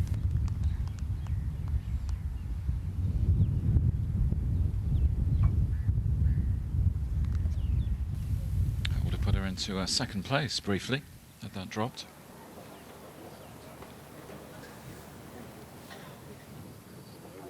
It's been a good day for Liz Young.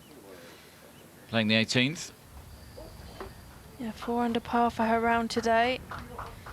Currently in a tie for 5th place. 4th, her best finish on the Ladies European Tour. So perhaps a chance to climb the leaderboard. Yeah, what a place more. to do it as well. One of the strongest stops on the tour, this one, isn't it? Arguably the strongest field of the lot. Absolutely.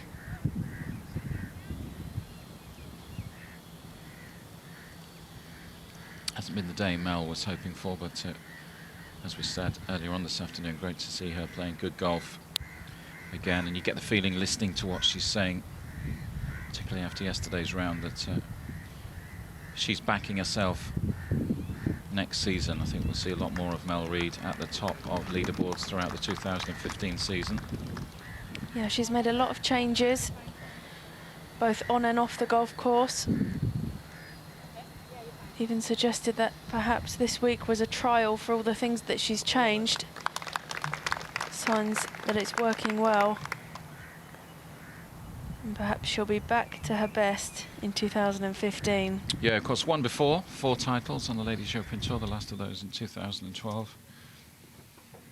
And here we have live pictures of the trophy presentation party arriving at the Emirates Golf Club.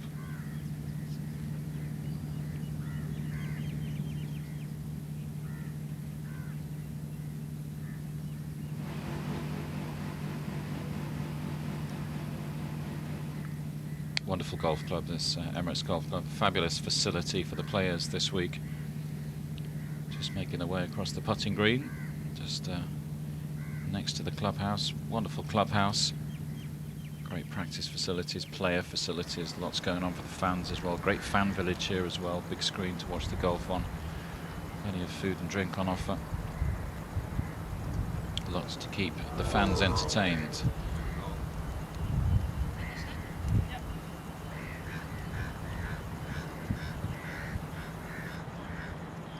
Shanshan Feng has certainly entertained us this week.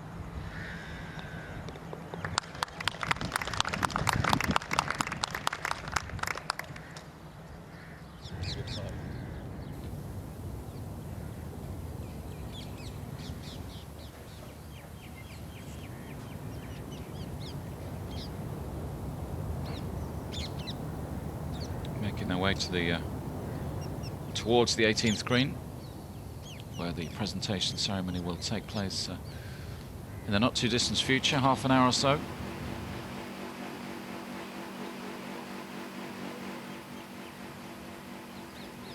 Great week for Liz Young. Rounds of 70, 71, 69 and 68 to close out the tournament. Got better and better. Now back on the 16th, Siganda for birdie.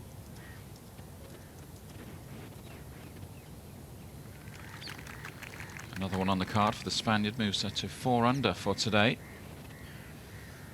And 4 away from the leader, Shanshan Feng now. It's climbing the stairs up to the VIP boxes, which cradle the shared 9th and 18th greens here at the Emirates Golf Club. Masson for birdie. So Siganda and Masson matching one another on the 16th and 17th.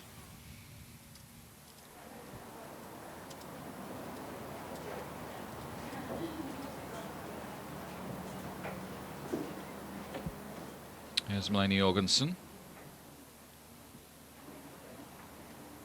Melanie has had a very good season this year.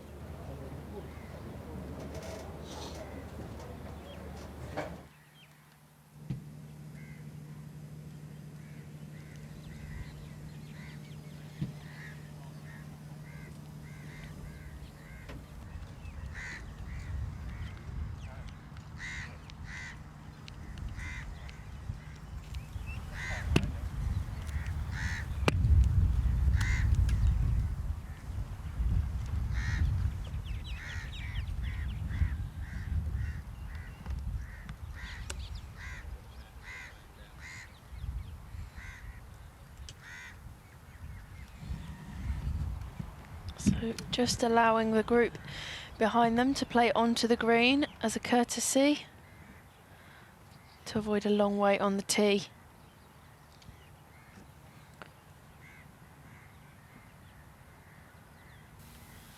Over yonder through the trees, there they are.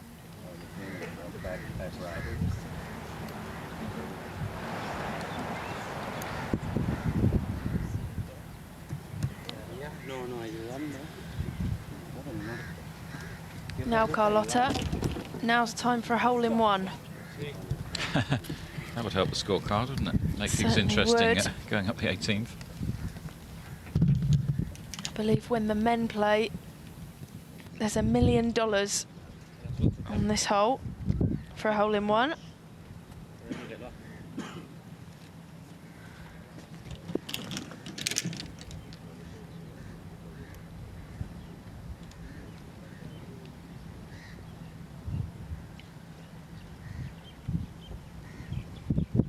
Crowds out in full force to watch the conclusion of this Omega Dubai Ladies Masters.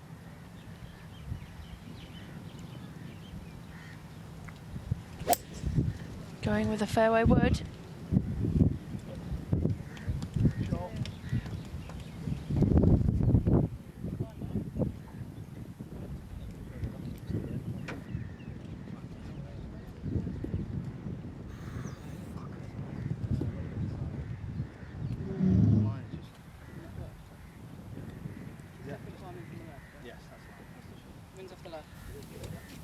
think that's missed right, but we will track that down. Mel Reid definitely going for the green here. Went through the green from the tee yesterday. Wind off the left, which should help her here.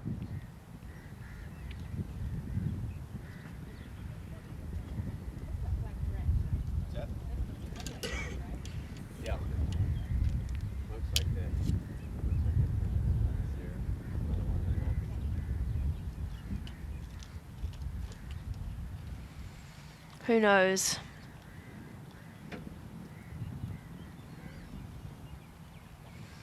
Confirmation of Mel's drive, just missing to the right.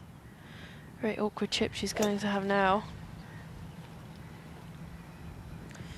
Shan Shan also giving it a go.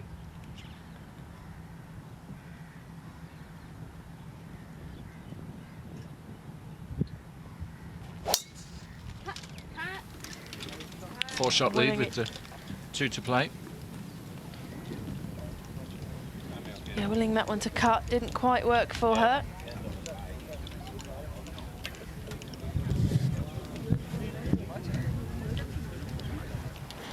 Just 1 under for her final round today, Shan Shan. Not the sparkling golf that she's played during the opening 3 days. I wonder whether any of the ladies behind her on the leaderboard be kicking themselves at the end of today.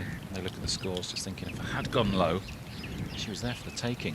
No one's really challenged her. No one really put her under any kind of pressure early on, did they? No, and that's exactly what they needed to do. Someone needed to go out and shoot 4 or 5 under on the front 9, just to see how she would react to being put under some pressure. But she's just been so in control for the whole of this week, really. It's been very difficult for anyone to get close.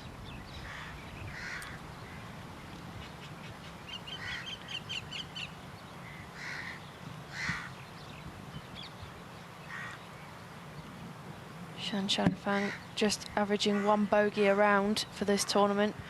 2 today, 1 yesterday, 1 on Wednesday. And a bunch of birdies.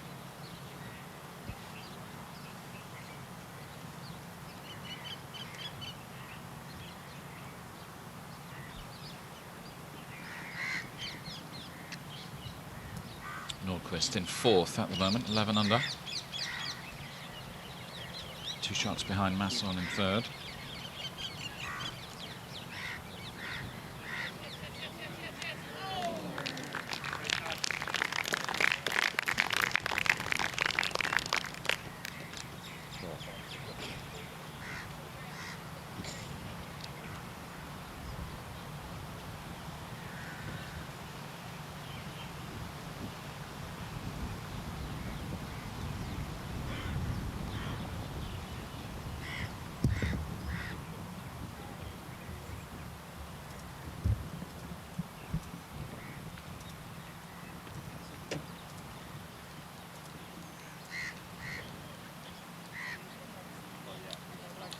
Level par for her 4th round, Charlie Hull. 67 on the opening day. The best round of the week. Followed that with a 70 on Thursday, 69 yesterday. Arrived in Dubai with the intention of winning the tournament, but I'm sure even though she's failed to accomplish that, she'll be delighted with her last couple of weeks of the year. Had a good week over at Q School on the LPGA last week. And it looks like she'll finish this week with the Order of Merit title. She's currently in a type of 5th place this week, and there's certainly no shame in that.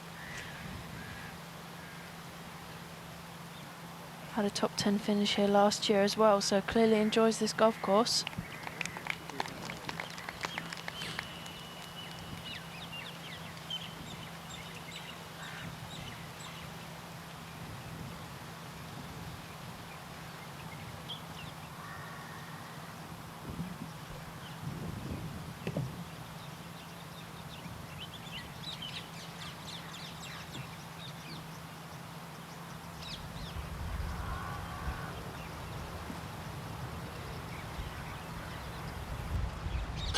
This chance for Brock Larson. She stays a level par for her round.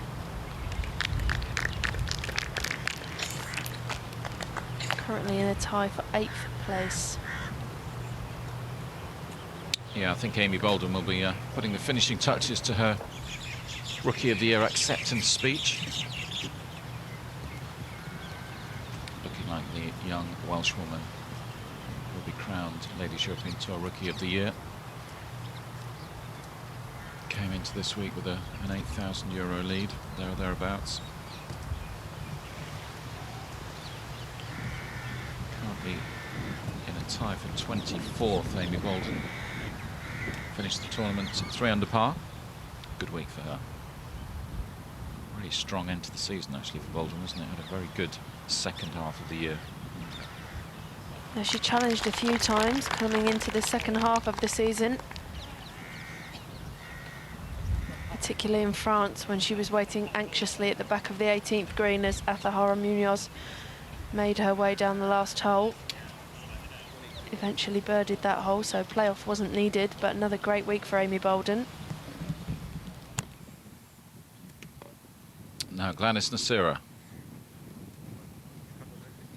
putting the finishing touches to her season on the 18th, up and over the water safely on the putting surface.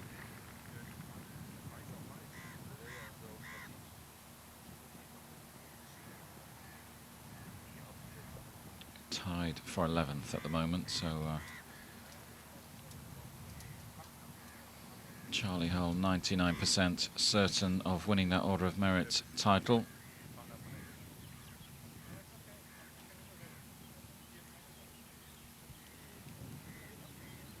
Masson just missed out a couple of years ago to Carlota Ciganda. That was down to the wire as well. Fabulous battle. Yeah, it's exciting when it goes right down to it. Now 17th. Shan Shan Feng.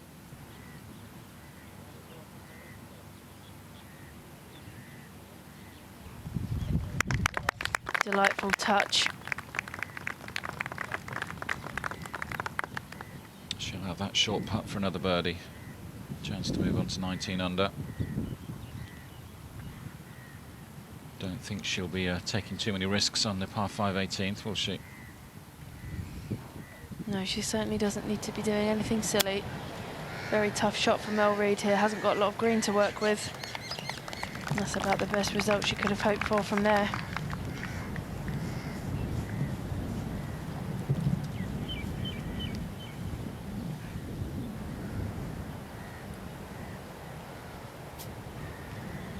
Ciganda next to play, just over by the tree there, towards the top of the picture. Here she is. Very similar shot required to that of Mel Reid. Again, today you can see just how thick that grass is. You can't see her club head at all. Having to get really steep on this one. Absolutely no chance of stopping it from there.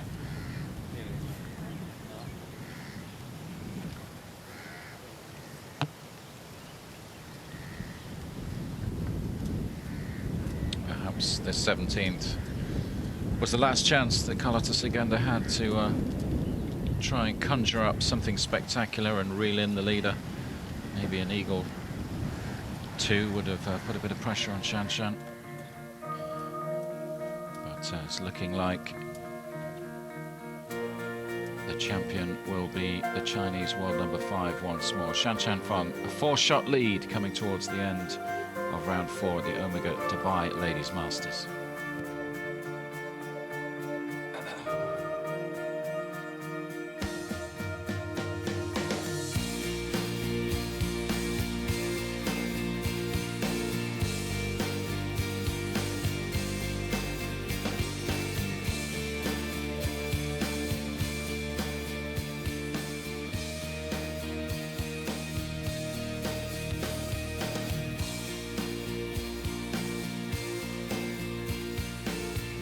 Masson chasing Ciganda hard.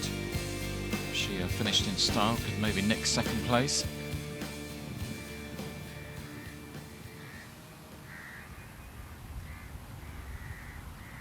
Back with Sagander on the 17th. There's a birdie putt, of course.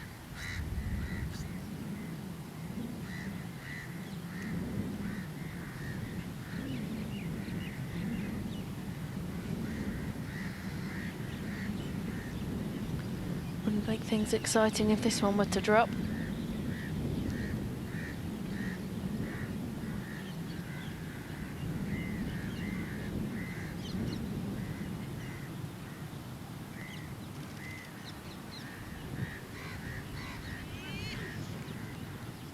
My goodness, she gave it a go.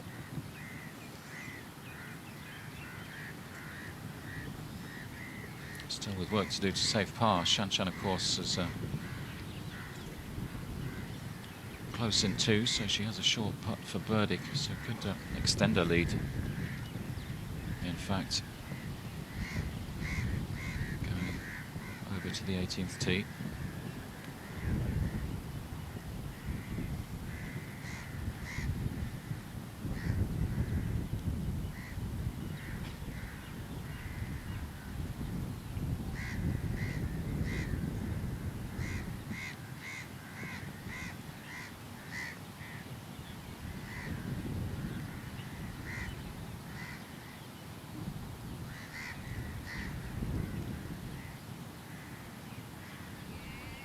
Oh yes, very nicely done, Melissa Reid. A third birdie on this back 9. Birdies on 12 and 13. Moves on to 10 under. Alongside Charlie Hull.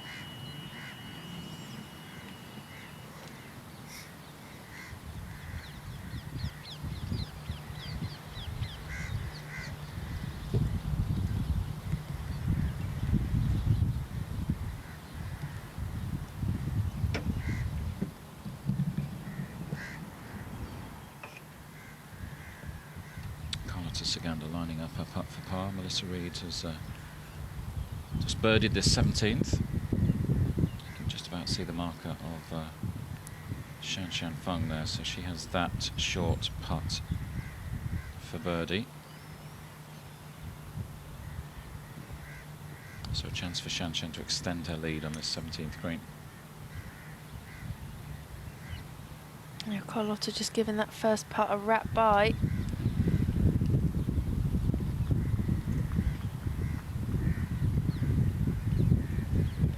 Drop shot for the Spaniard. That's disappointing to say the least on this short par 4 17th, isn't it? Yeah, that's an unforced error.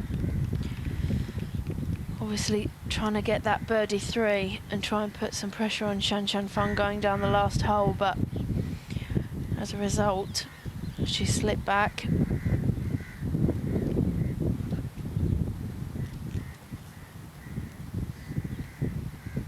Back alongside Masson, in fact. Both players on 13 under now and a share for second. Yeah, that makes a bit of a difference when the Euros are concerned.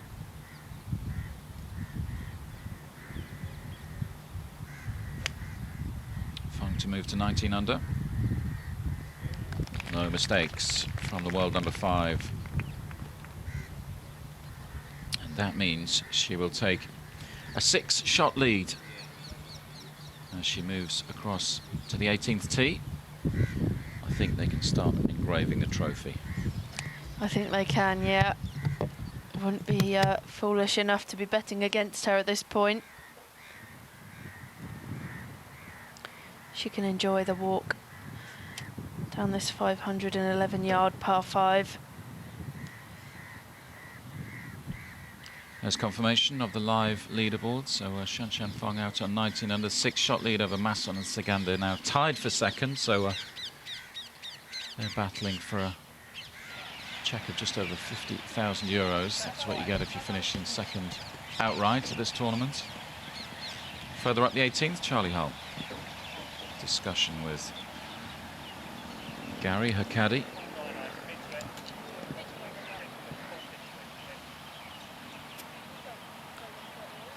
You can hear him telling her that this shot will leave a full pitching wedge. Never a case of players just pulling out any old club just to lay up to the water. They want to leave themselves a certain number. But I have to say, she's hit that one a long way down there. And I think she'll only have about 70 yards in.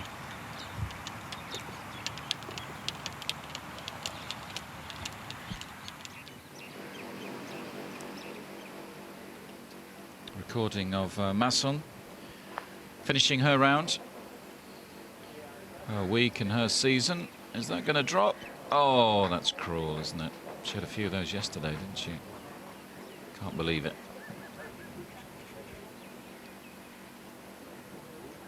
That would have put her into a outright second.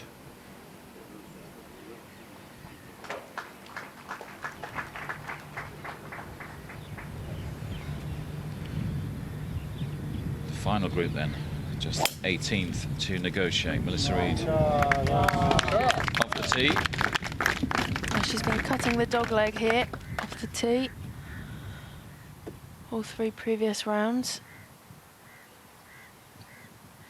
Can reach the green in 2 with ease. Yesterday she hit the green with an iron.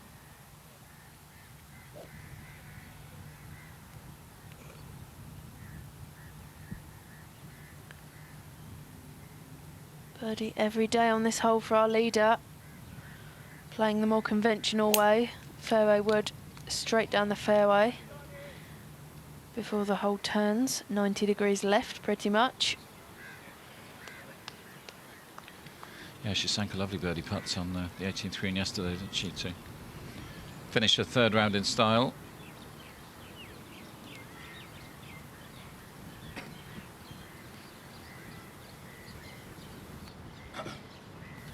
Now then, what's Carlotta up to?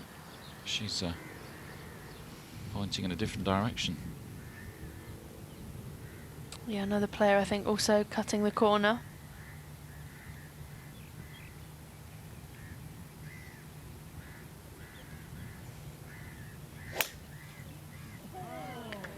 Holding nothing back. No, one of the bigger hitters we've seen the last couple of days. She's got onto the green in 2, hasn't she? Which bodes well for that battle for second. Perhaps an opportunity to finish with a birdie and leapfrog Caroline Masson. Now here's Gladys Nasira putting the finishing touches to her 4th round. This for a round of 71. Not to be. Perhaps wasn't the week she was looking for, coming into this tournament with hopes of winning her 2nd ISPS Handler Order of Merit.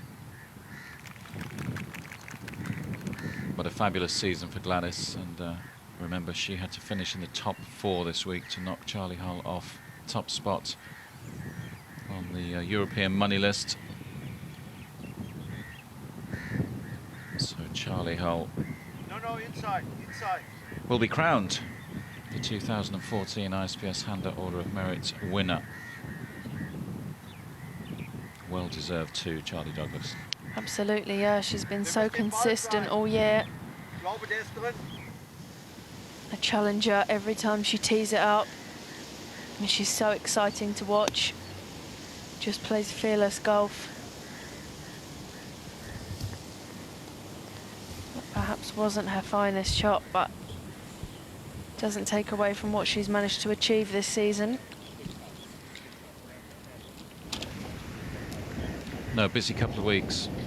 She made that long journey over from the States last Sunday, arrived here late on Monday night. Remember, we started on Wednesday here, so only a day for her to acclimatise, get used to the time difference, different course conditions. And we did wonder how she might perform here this week with Gladys Nasira breathing down her neck. Of course, Gladys made it interesting because she won in India last week, so put a bit of pressure on Charlie, but she's responded superbly. I don't know what she runs on.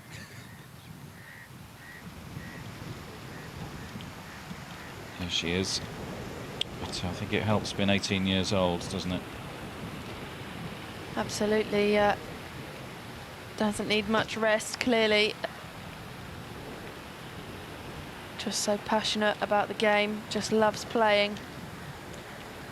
Very refreshing to see the enjoyment on her face. Yeah, and I think you get the impression as well, she doesn't dwell on it that much, you know, when things do go wrong. We saw that yesterday, didn't we? That triple bogey 7 on the 12th. Bounced back straight away. A lot of players, that would have knocked them off their stride for the remainder of the round, but she just seems to be able to, if things do go wrong, hit the delete button, forget about it, concentrate on the next shot. Yeah, what I like about Charlie as well is that she's so honest. When asked about what happened at that 12th hole yesterday, she was very open with the fact that she lost concentration, made a poor course management decision, didn't listen to her caddy, and learnt the hard way. But you do very much get the impression that that's now boxed off and completely forgotten about, other than the lesson is now learned. Yeah, it was interesting, that answer, wasn't it? Because she actually said, actually, I'm happy that happened because I can learn from it. So always trying to take the positives from what many would see as a negative situation. It's a very positive outlook, very positive way to approach your profession, life in general.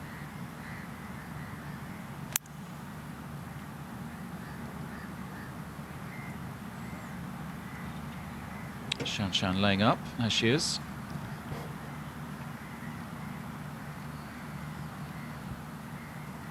So what she does from there, she knocks it on the green and then knocks in the birdie putt normally. Usually, yeah. Simple. Now here's Charlie up on the green. Looking to finish on a high. This would be a nice way to finish the season, wouldn't it? There'll be a cheer if this one drops.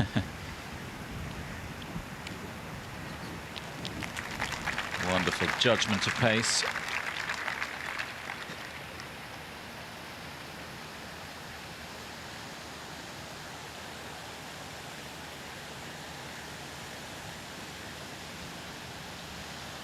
Great season for her, of course. Made a breakthrough in Morocco, won her first Ladies European Tour title. She's performed well around the world all season.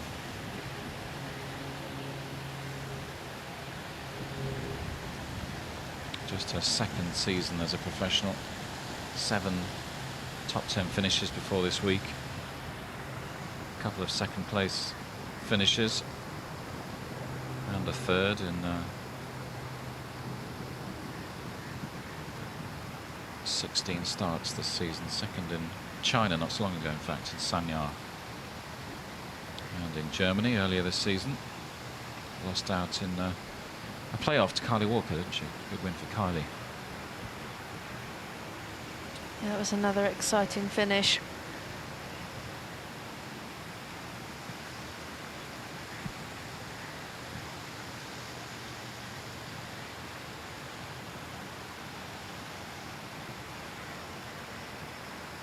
Nordqvist to join Masson and Sigander.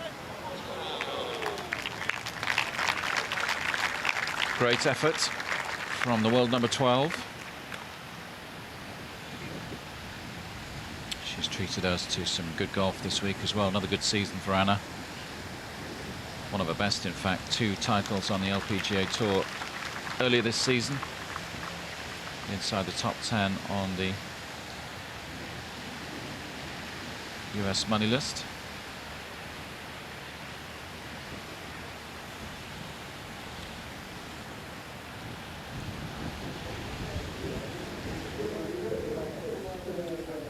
Presentation party just the other side of those VIP windows that surround this 18th green.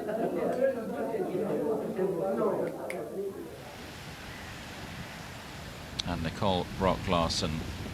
Nice putt to finish up. It's been a good week for her.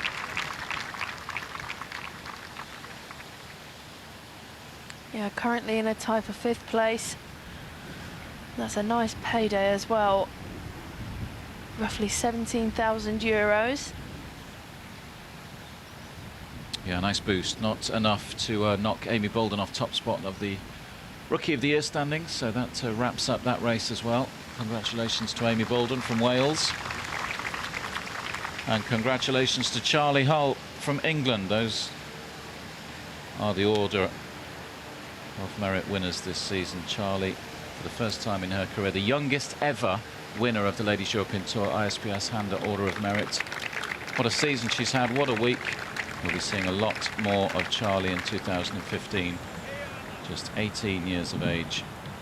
Rookie of the Year last season and a winner of the Money List in 2014.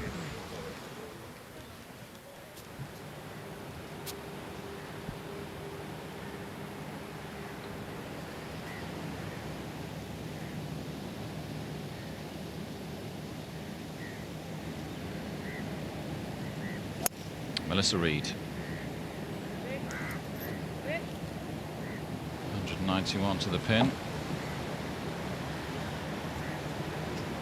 Well, she likes that hospitality area today, doesn't she? Yeah, rattled those boxes on the 9th. She's done it again on the 18th. Now here's Saganda.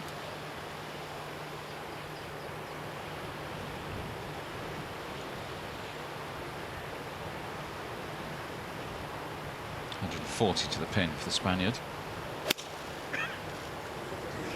Absolutely huge drive from Carlota Ciganda.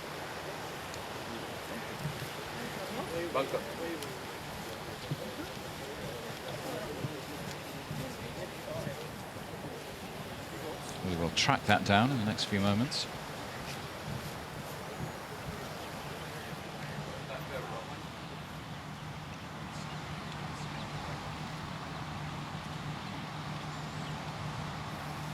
Next up, Shan Shan Fang.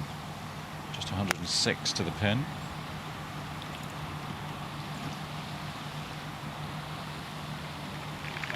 No dramas for the leader.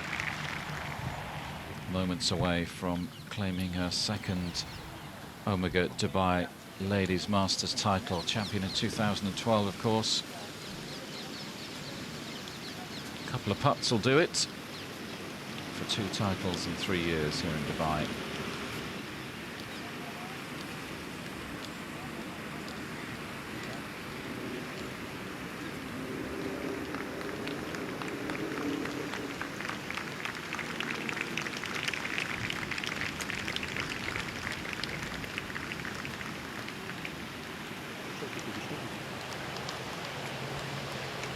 Now here's Carlota Ciganda. Let's see where she's heading, where this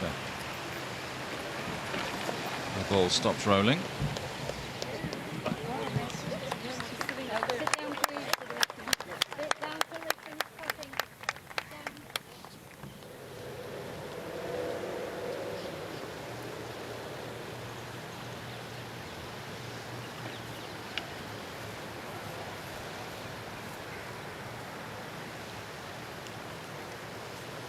Well, by the looks of Carlota putting her glove back on, I think she's in that back bunker.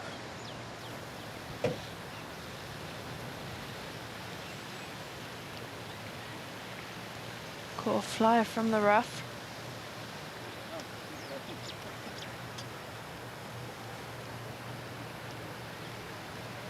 Tied for second, remember, with Masson on 13 under as it stands, so important 5 minutes or so for Carlota in terms of the check she banks at the end of the week. Quite an awkward length of bunker shot as well that she's got here. Be some 30 paces down the hill too.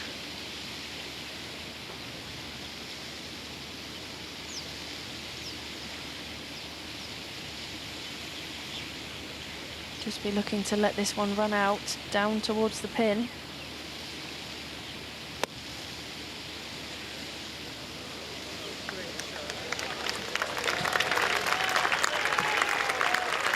An incredible shot, and she's left herself the uphill putt too. She'll have that putt to take second place all by herself. Great shot from Carlota Ciganda. She's treated us to some good golf over the last 4 days. I've always wondered what the view's like from the VIP boxes. Now I know. It's the closest I'm going to get.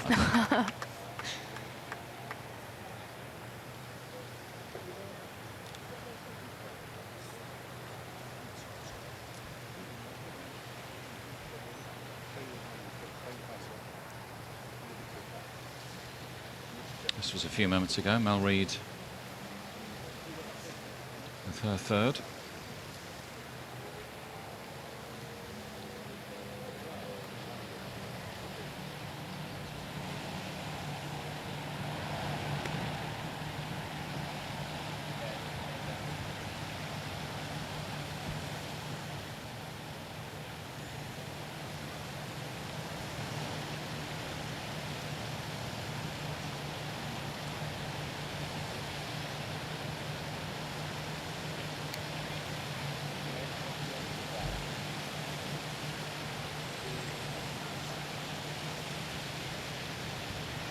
Well, if the last 3 days are anything to go by, we should expect this ball to disappear into the hole. Birdie, birdie, birdie on this par 5 18th on Wednesday, Thursday, Friday. And she finish with a score of 20 under par. Not this time, but it doesn't take any shine off the quality of the golf she's produced over the last 4 days. We thought she would surpass that record score of 21 under that she won the tournament with 2 years ago. Yeah, it looked good after 9 holes. She was 3 under through 9, but a couple of bogeys on the back stopped her chances of breaking that record.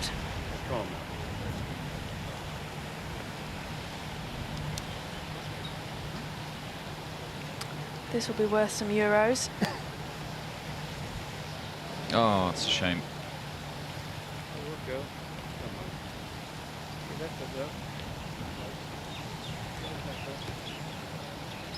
So Mel finishes the tournament in a tie for 5th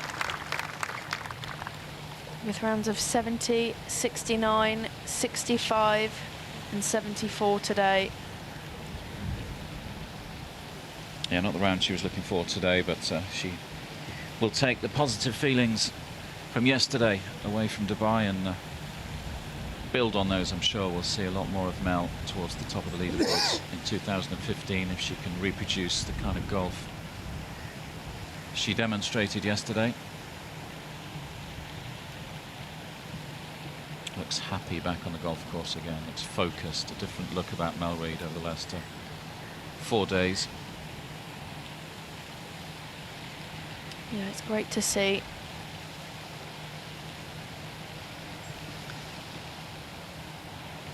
So, big putt for Carlota Ciganda. She hasn't been able to get anywhere near Shan Shan Feng today, but if she holds this, she can walk away with a cheque for just over 50,000 euros and outright second.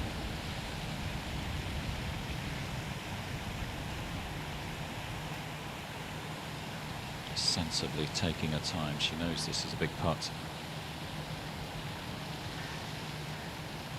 And she's done it.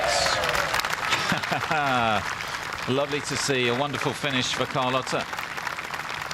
And second place all on her own.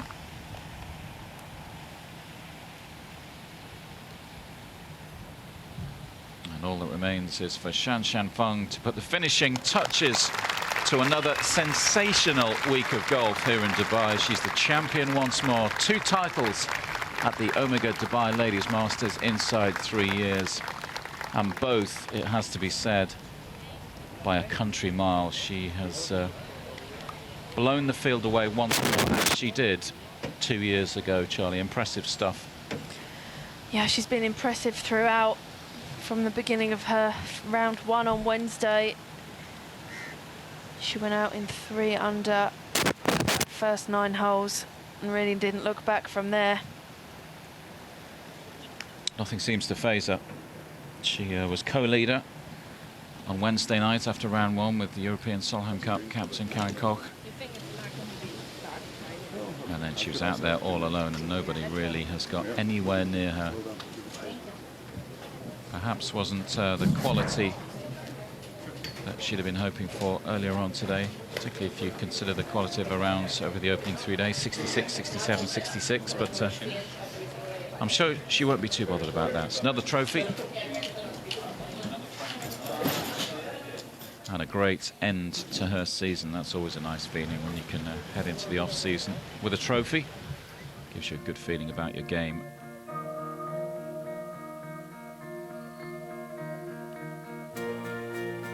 There's confirmation. The 2014 champion at the Omega Dubai Ladies Masters. It's the world number 5, Shanshan Feng, who has enjoyed a 5-stroke victory in Dubai.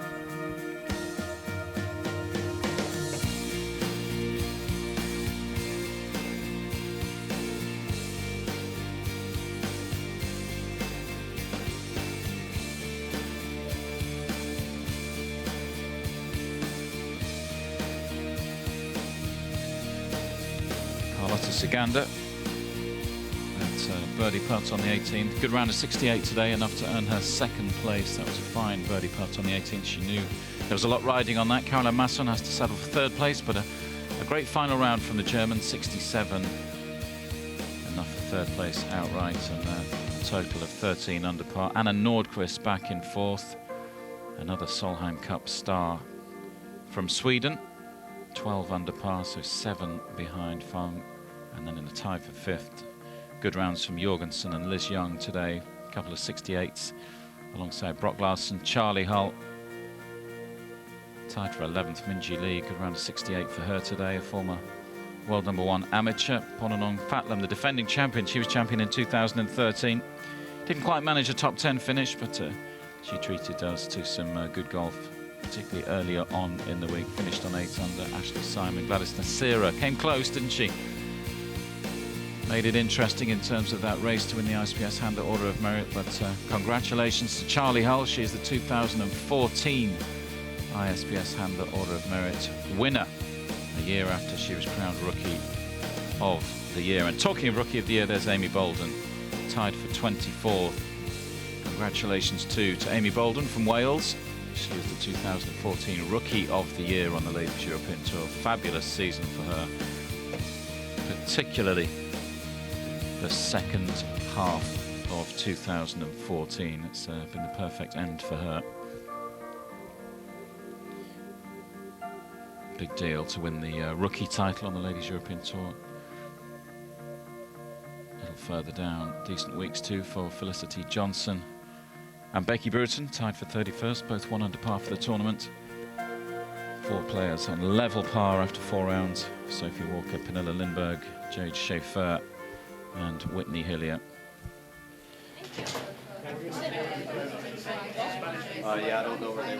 There's the champion, just outside the scoring office. Just getting briefed about exactly what happens next. Accepting congratulations from one and all. Secret.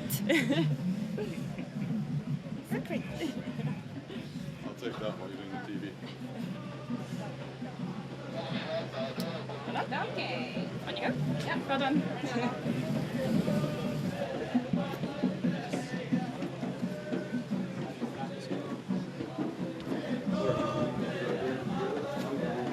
Officials getting the 18th green ready for the presentation ceremony. She'll make her way up the red carpeted stairs up to the suite where the presentation party awaits the world number 5.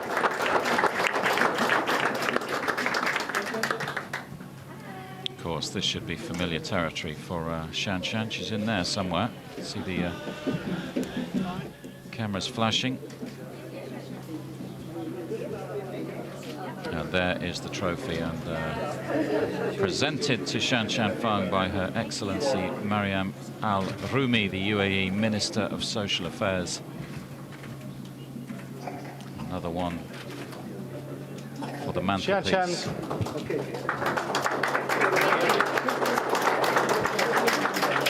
think in a few moments' time we should hear from the winner.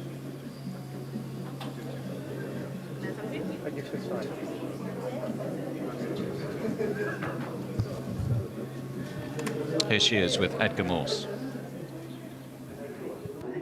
Shashan, congratulations, your second title here in Dubai. You must love playing here. Yes, I do. Well, it's my honor to, be a part, with the Omega team, and I'm really happy that I've done well here, and I'm so happy, and because it's so good to end up the season with a win, so I love it here. What was the key out there today and this week?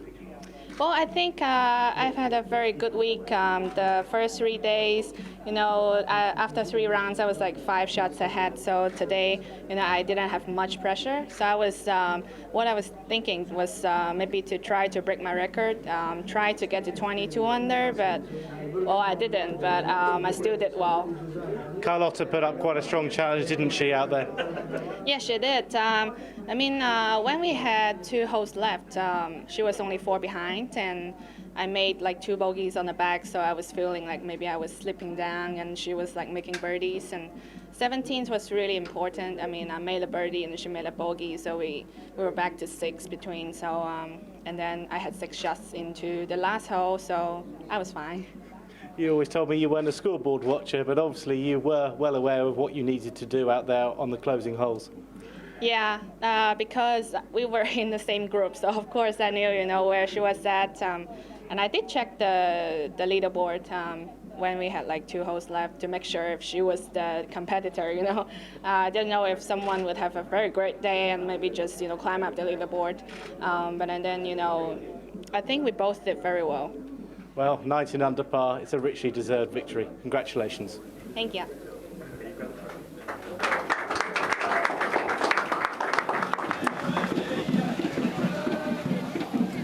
She did very well. I think we can confirm that, that's for sure.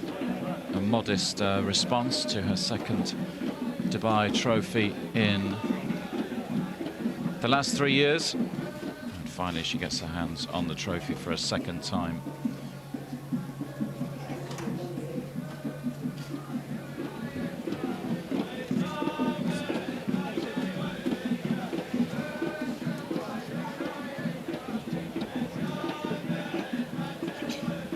Put on an impressive trophy presentation here at the Emirates Golf Club. The red carpet awaits Shashan and the presentation committee as they'll make their way out onto the 18th green, where she'll receive the trophy and the winner's check in front of the fans and officials here in Dubai.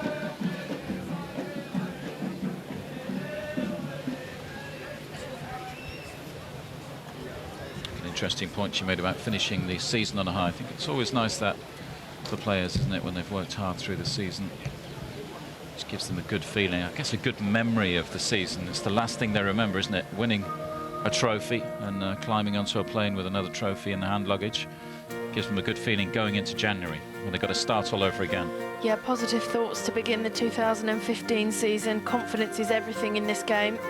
So a good performance here, I'm sure will stand quite a few of these players in good stead heading into the new season.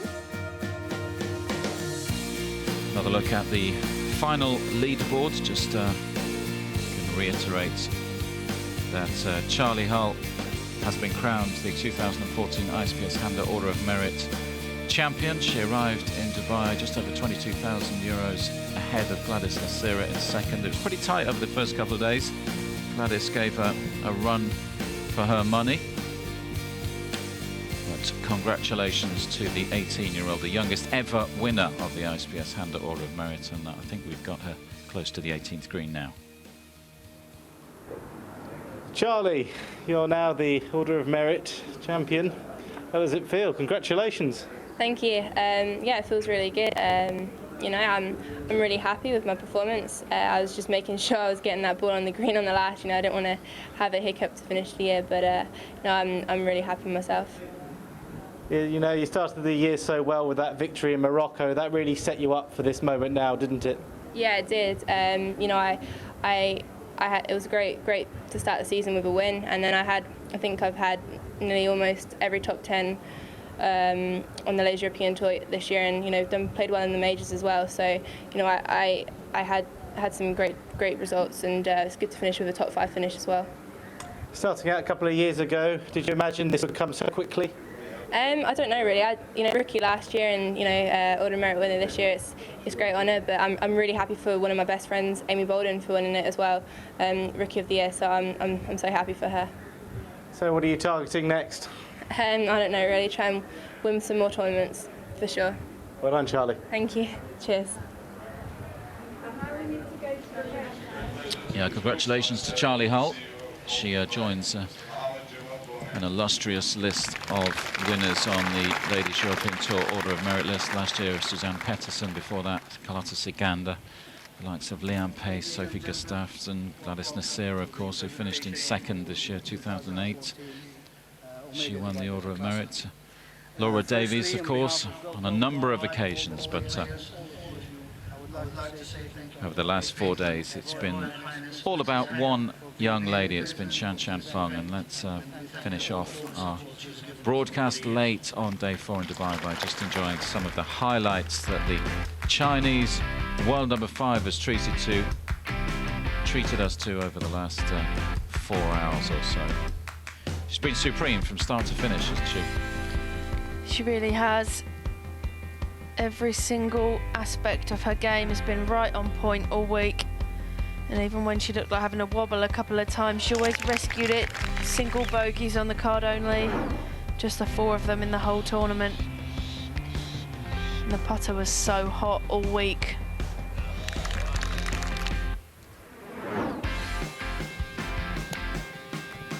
And just looked so composed from start to finish as well. Never looked like anything fazed her, particularly when she had to defend a lead for so long. Joint leader after round 1. She's been up there all week, hasn't she? But doesn't seem to bother her that she's got a packed leaderboard behind her, full of quality as well. This isn't any old tournament. This is the strongest field on the Ladies European Tour, and she's beaten her rivals by some margin. Yeah, I think she was obviously playing from a very comfortable place before she started her round today, leading by 5.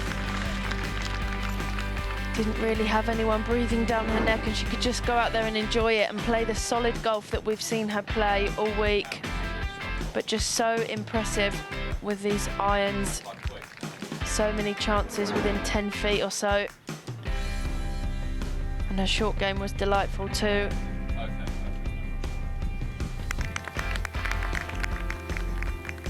Yeah, judging by what we've seen over the last 4 days, of course, she's already won 1 major in golf.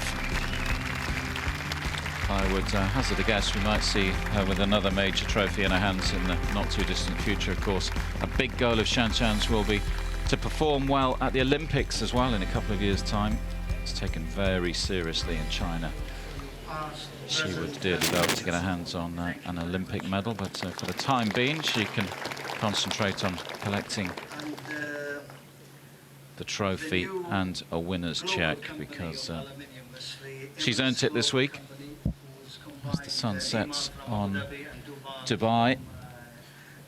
And of course, this, our last tournament of the season. It's been a season full of quality. We had some great champions over the last few months, haven't we? Cheyenne Woods, her first title. Lots of first-time winners as well, which is always nice. Charlie Hull, Val Derrick, Kylie Walker. A good year and a fine end to the season. Well, it's finally time to say goodbye from the golf. From me, Lee Goodall, Charlie Douglas alongside me, and all the team who've been working hard behind the scenes here in Dubai. It's bye for now.